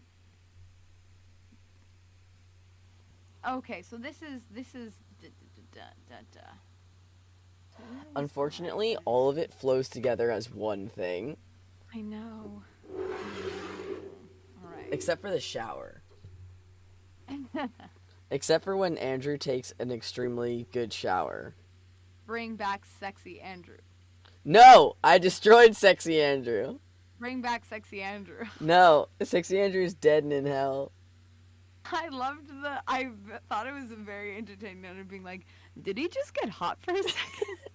LOL, when your fucking wet, pathetic, wet cat of a protagonist is hot for 2 seconds and you have to be like, no, no, no, no, no, no, no. No, no, no, no, no, no, no, That's no, not what I no. meant. I didn't mean for him to be hot. He's wet and pathetic and sucks. He's wet, pathetic, and he sucks. Okay, wait. I'm going to Dude, the end he's of so- this Miss Hastings section. He's so wet and pathetic. Okay, I hate you there guys we need to go. know how much I hate this man that I made. All right, I'm gonna read starting on because here's a good place to start. Okay, so Uh-oh. we've got page 6, which is page 59. 59. Going to page 59. I just got really scared for a second that I had shared this document. Where on 59? You know, because it's well Wait. on the actual document it's page 52. but Oh, on okay. page Wait, 59, yeah, okay, wait. This changes things. Yeah, different. Sorry, looking at page 52 and going, starting where? It had, as if it doesn't have like a Where? chapter heading. Like a big old chapter heading. I'm like at the beginning of the chapter. I was don't on know how to page explain this to you. 59. Yeah, Google Doc 59.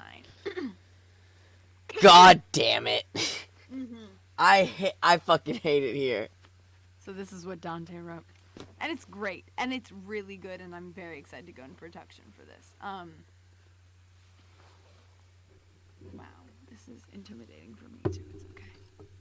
I'm gonna kill myself, so don't even worry. I'm not. gonna say, All I streaming hope- services. I'm making a goof and a gaff, but I am gonna walk into the sea. I hope this is way worse for you than it is for me. It's 'cause all- hey Lee, it's gonna be. I know it is. It always is gonna be. Ooh, ooh, ooh. There's only fucking 2 people in the world that have read this document, and one of them is musician Phantom Pines. Good. It was too bad, really. For everything his wife had been worth, Hastings had always found her to be somewhat lacking. As much as she did. Sorry, I'm actually trying to scroll with my fingers so that I can finger trace while this is Yep. happening. Ooh, I can. This Fuck. is good. Yes. Too bad, really. For everything his wife had been worth, Hastings had always found her to be somewhat lacking. As much as she did, the then Mrs. Hastings was never enough, and her husband was always left wanting more, wanting something beyond what she was able to, no, willing to give.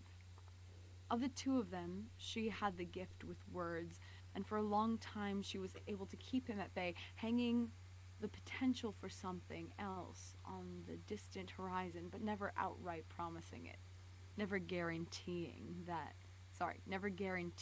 he would crest the final hill and reach his ultimate objective. This allure strung him along until it did not. And at that point, he was so avaricious that he barely recognized it as an indiscretion. After all, in his mind, he was merely feeding a need and going in for seconds. Andrew could feel the man's indignation as Miss Hastings yelled at him, felt the sting of a slap as she struck him and called him a slag. He felt Hastings' relief when his wife quieted and left to make a phone call in the next room, felt his satisfaction sweep as he picked on the words queen-sized and late checkout. He had gotten the message written in his own aching palm across, and she had given in. Despite her subsequent outburst, she was willing to repent, and he would no longer need to make 2 stops to get his fill. Andrew made a soft noise as he sat back, flattening his legs into frog pose. He raised his hand to his face, sucking his wet fingers into his mouth and sucking on them, eyes half-lidded, sticking his wet fingers into his mouth and sucking on them, eyes half-lidded. Now, Lee chose this part. Continue. Get ready. such a good boy. You like doing this for me, don't you? Yes. His response was stifled by the fingers in his mouth, but he made no attempt to move them, instead running his tongue along the underside. A pressure blossomed on the back of his neck, pulling him forward until he was hunched over the body, his hands braced on either side of its ribs. He sank down and felt the bones creak under his weight, feeling his own chest ache, a reflection of his tightening grip. The man had been split open first. Andrew felt his back arch, unthinkingly mimicking Miss Hastings' stance on top of her husband, eating from his throat and moving down the body through its gaping chest. The pressure at Andrew's nape spread out like hands grasping at his shoulders, clawing with two short nails and gaining no traction. It was only later, after the scrabbling had become feeble, that Hastings' ginger head had been removed and positioned on the dresser with its dead eyes fixed on the bed, allowing Andrew a new vantage point and a view of Miss Hastings, with her head thrown back as she gorged herself. Very good. After all, what's the point if you don't enjoy it? And you are enjoying it, aren't you, Andrew? Yes. He said. You're enjoying the action, the memory. Yes. You like being more than just a go-between. Yes. You like taking it into your own hands. Andrew's breath caught.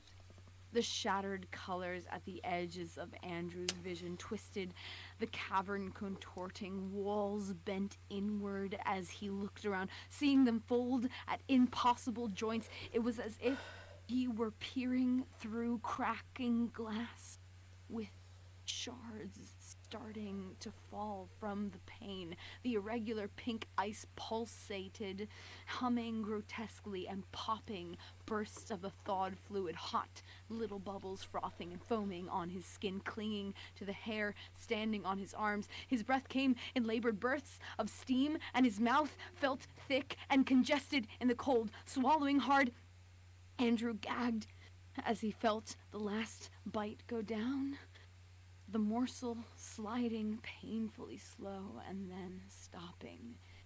It sat against the back of his windpipe as an impossible blockage. Andrew plunged his fingers to the back of his throat, nails scraping deep into the hot thew and leaving raw streaks on the furrowed flesh. Andrew forced himself into a coughing fit. Hunching forward over the body, he stared into its open C-note of a chest. Spittle flew from his lips and flecked the pool with overlapping ripples, breath coming as more of a wet rattle than any reliable measure of life. No.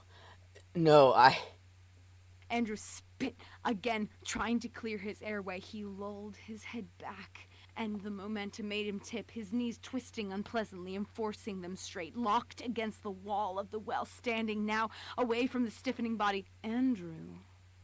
The anger in his voice made him shudder, teeth clamping down on the insides of his cheeks, only exacerbating the salty taste of metal. Finish it. No.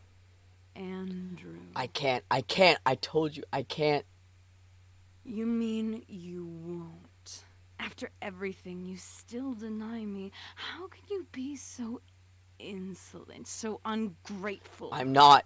Enough! I don't want to hear excuses, not from you. It's pathetic. How inflated is your sense of importance? Do you view yourself that far above the dregs you prey on? Well, I suppose that was a poor choice of words. Andrew could hear the cruel smile in their words, decadent pleasure peeking through anger. His tongue ached, the open lines from his nails prickling with a filthy, burning sensation.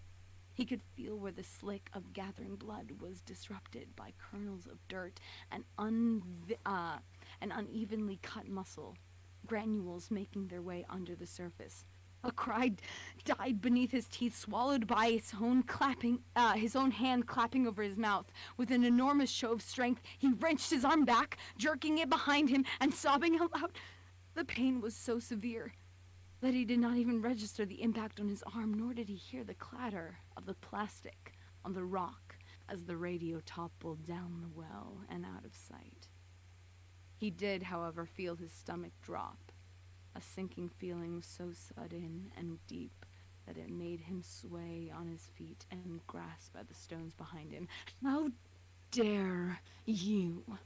The radio voice was loud in his ear, pressing up against him with an almost physical anatomy, more than the tinny rattle of vibrating speaker, like a body, like the one on the ground, like the ones in the ice, like his own.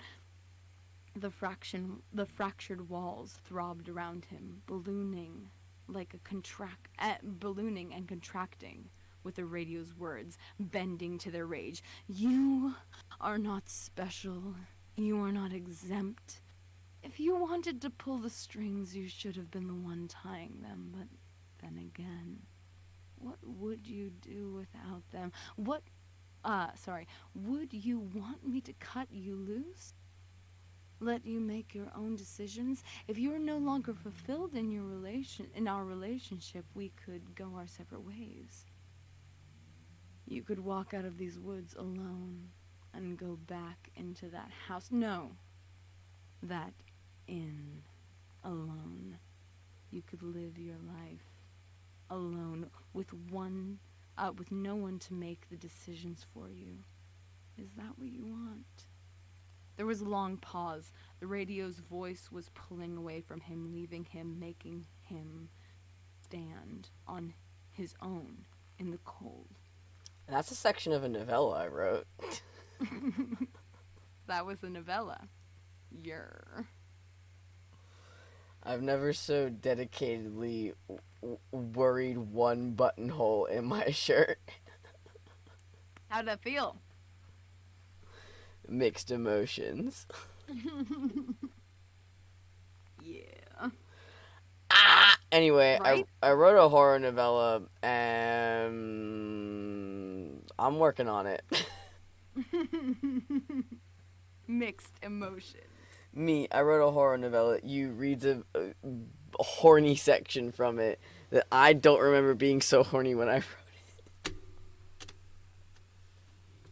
Yeah. It's the wood scene. I swear to God. My payment is 1 bottle of tequila. Yeah, I will buy you tequila for the wood scene. The extended fucking wood scene. Yeah. The extended wood scene. Oh my God.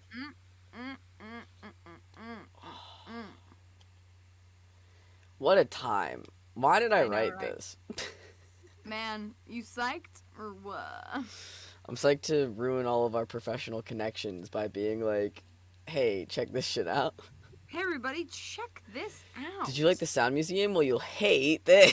Well, you'll hate this. What did you like about the Sound Museum? Oh, well, that doesn't happen in this. But, you know what does? Cannibalism that's way more erotic now than I remember when I wrote it.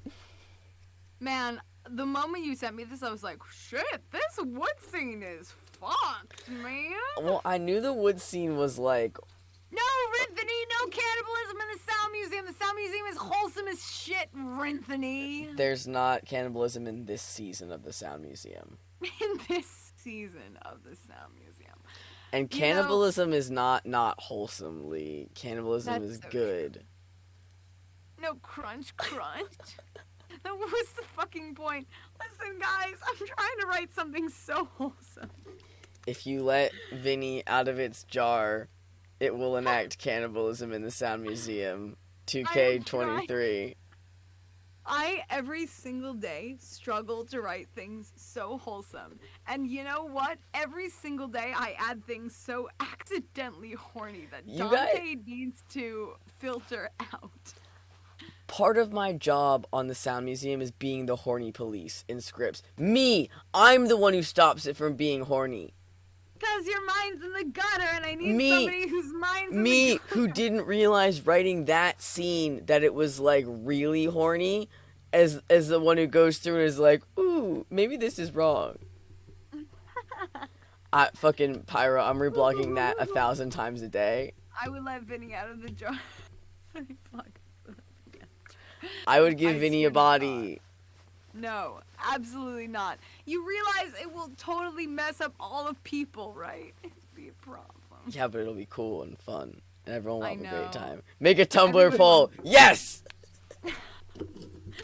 Make a Tumblr poll. Make a Tumblr Let poll. Vincent Carter out of the jar. Keep Vincent or keep let Vinny out of the jar. Keep Vinny in the jar. Put vanilla extract in the jar. This is Tumblr is on something right now with vanilla Tumblr is on with vanilla. We just got polls and everything's vanilla extract, Lee. Oh, that's so good. We'll talk So later. I'll tell you about vanilla extract later. I want to hear all about vanilla extract. You know, you did filter out something that was strap in because I haven't. What? It was strap in because I haven't finished. This was a long time ago. Not a long time ago. It's still very clear in my mind. It's strap in. I haven't finished yet. And you're like, you cannot say strap in and I haven't finished in the same sentence because people will read it as too horny. You also had like what, Moaning Mountains or something? Moaning Mountains was another thing. You should see the way Vincent Carter getting taken over by a fungus used to be written. Is it I did so much work. Give me 3 distinct takes. None of them Right can now? scare me. Right now. Well. In my ASMR mic, do you want me to? No. Let me grab Dorian Gray real quick. No. Look at this can. I've crushed it. I've killed it. It's dead. Stop! It is. Stop! You be real to me. I'm gonna leave. I'm leaving. Forever. And I'm not coming back. I'm going out for cigarettes. And I'm not coming back.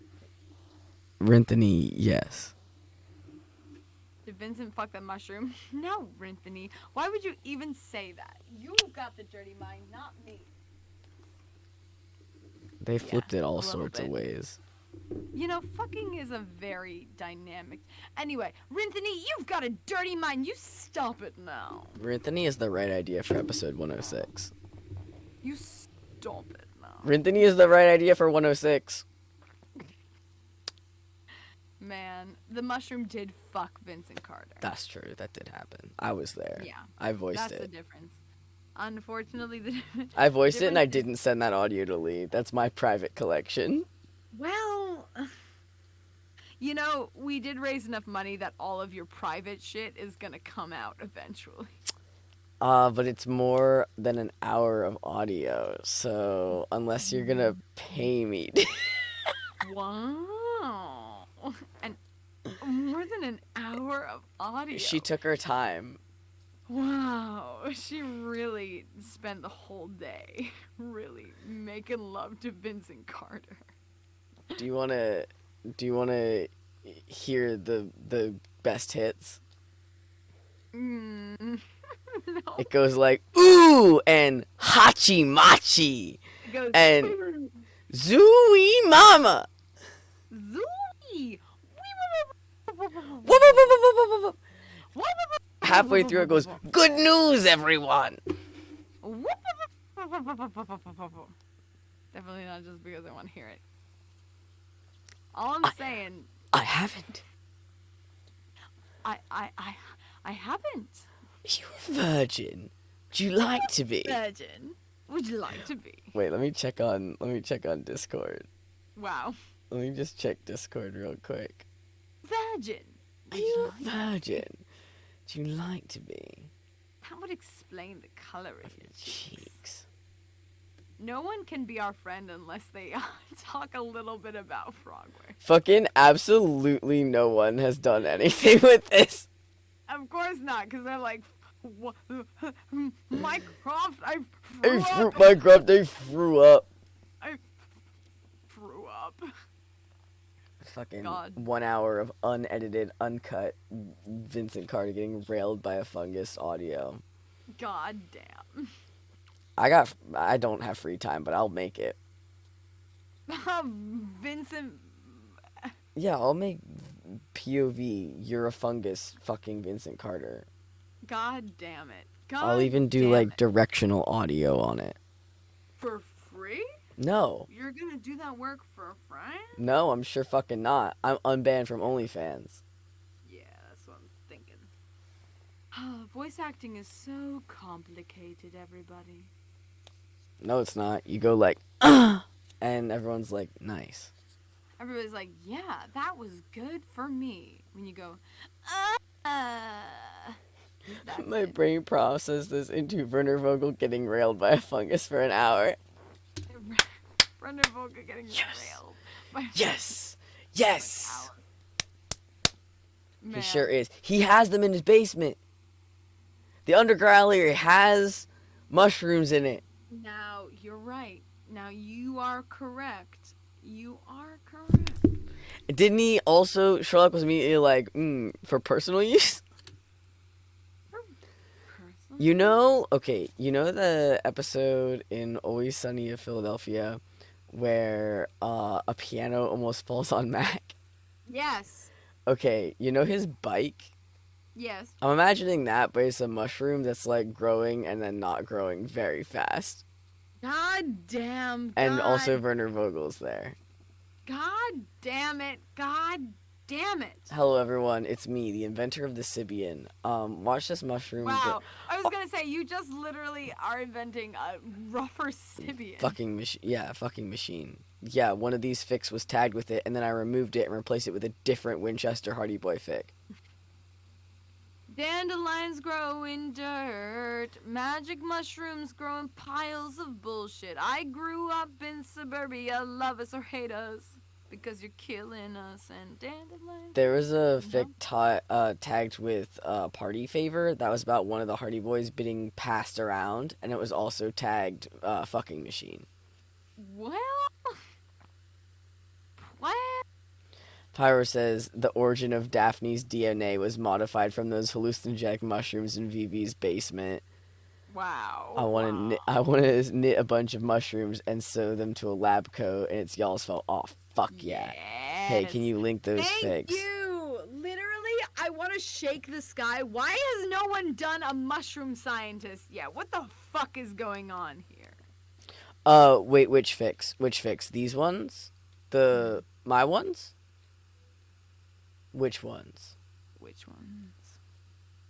Which fics? Dandelions grow in dirt. So I think all the ones we read we put here.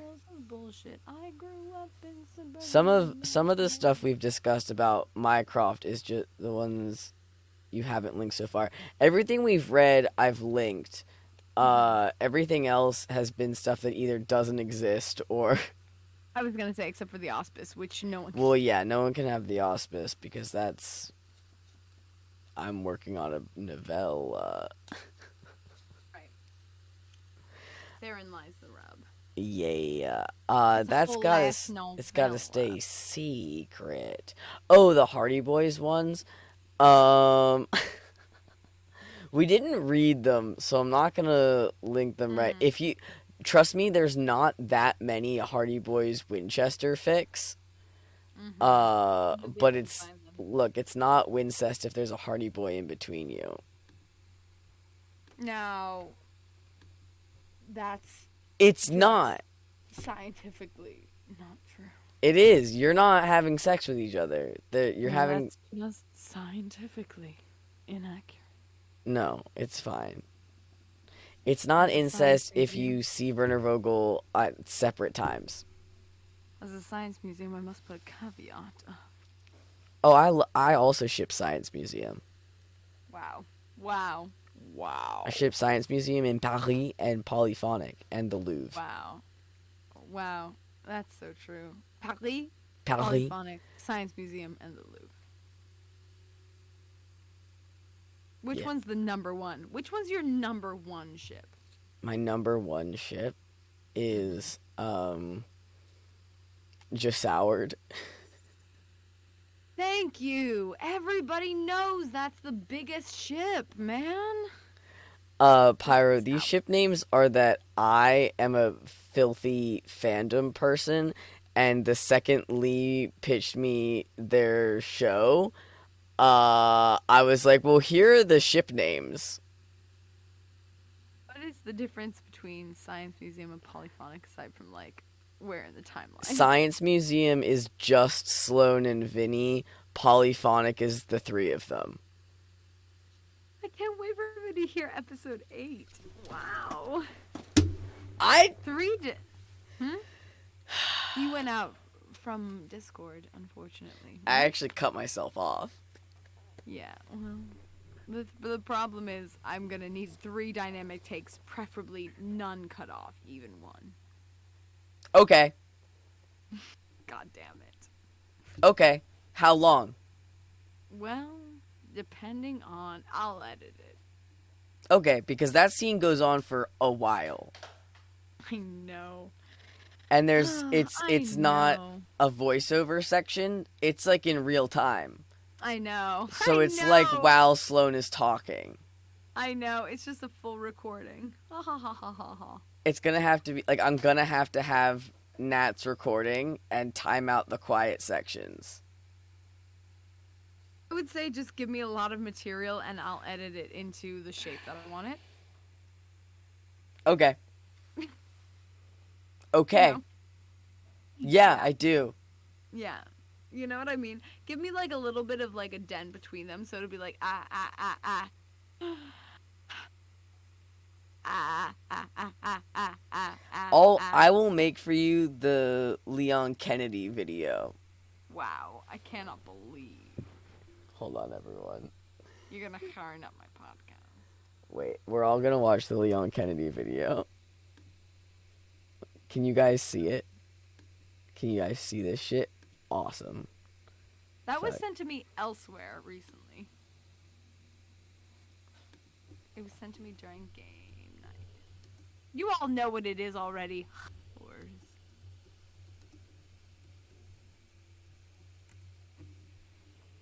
Join activity. Oh, Wait, is this not gonna fucking do the thing? got it. Fucking, hold on. Wow. Hold on. Here's what it's not playing how I want it to.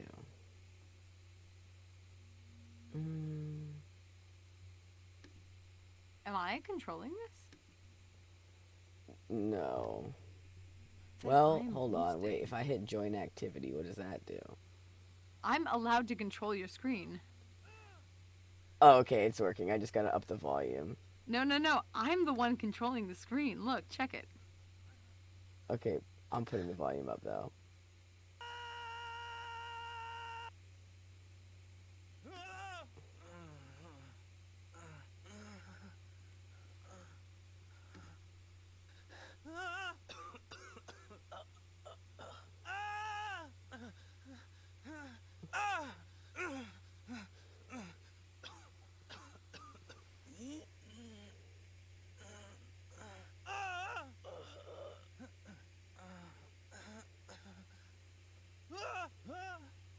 Stop skipping to just where he screams. Let the man moan, Lee.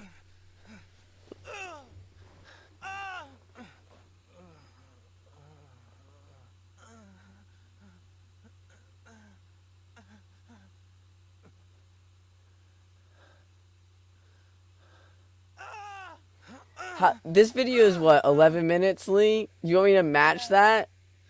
Yeah. I'll send you 11 minutes. You can have every fucking variant of that you want.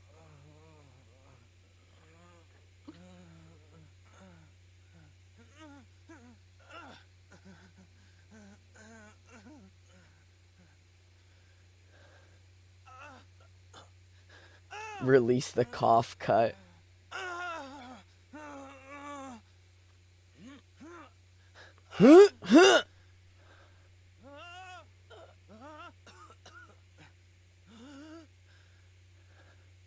There is no reason for him to do the one.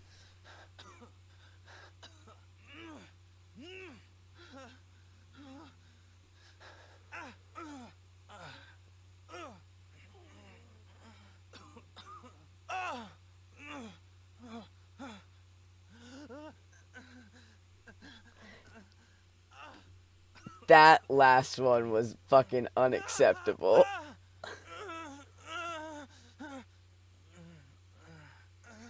Lee, I can't pause this. You can't pause this? I was so hoping that you could. I was gonna hope they played out until you decided to cut that on out. I couldn't pause. Wow. Actually, this is the clip I'm gonna send you. It's just gonna be ah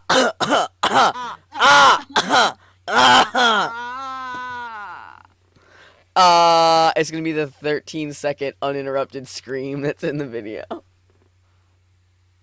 Which is really, really good. And not just moaning. Every pain sound, my god. You want it for 11 minutes? You want 11 minutes of Vinny? Man, no. It won't last that long. Last for as long as Sloan takes to say a few lines. Now, which lines are these? And you said at the end, you said, "Hey, Lee, nothing happens in this episode." And I said, "You right." And I said, "Something's gonna happen." You want something to happen in this episode? I want something to happen in this episode. You're gonna have to make it happen. I'm gonna make it your problem. Why did Lee write pornography sound design? No, nay, you're gonna have to make it as unhorny as possible. No. Consider. I'm gonna make it honest to the text. Well, you know. Listen. I am listening, and I know the preceding text and this text. Listen, episode 8 is, it has a... Follows episode 7, yes. Yeah, well... Which has some implications for that. 7, 8, 9. You know what I mean? There is no episode 9. This is not Sherlock season 4. Secret good 4th episode. Secret good 4th episode. Wow. I haven't read episode 8 in a long time. Nat and I have. That's amazing. Not with each other. This is just like personal use. Just generally, you know. Yeah. Yeah, I'm looking back at it. You ever right now. catch someone else in a Google Doc?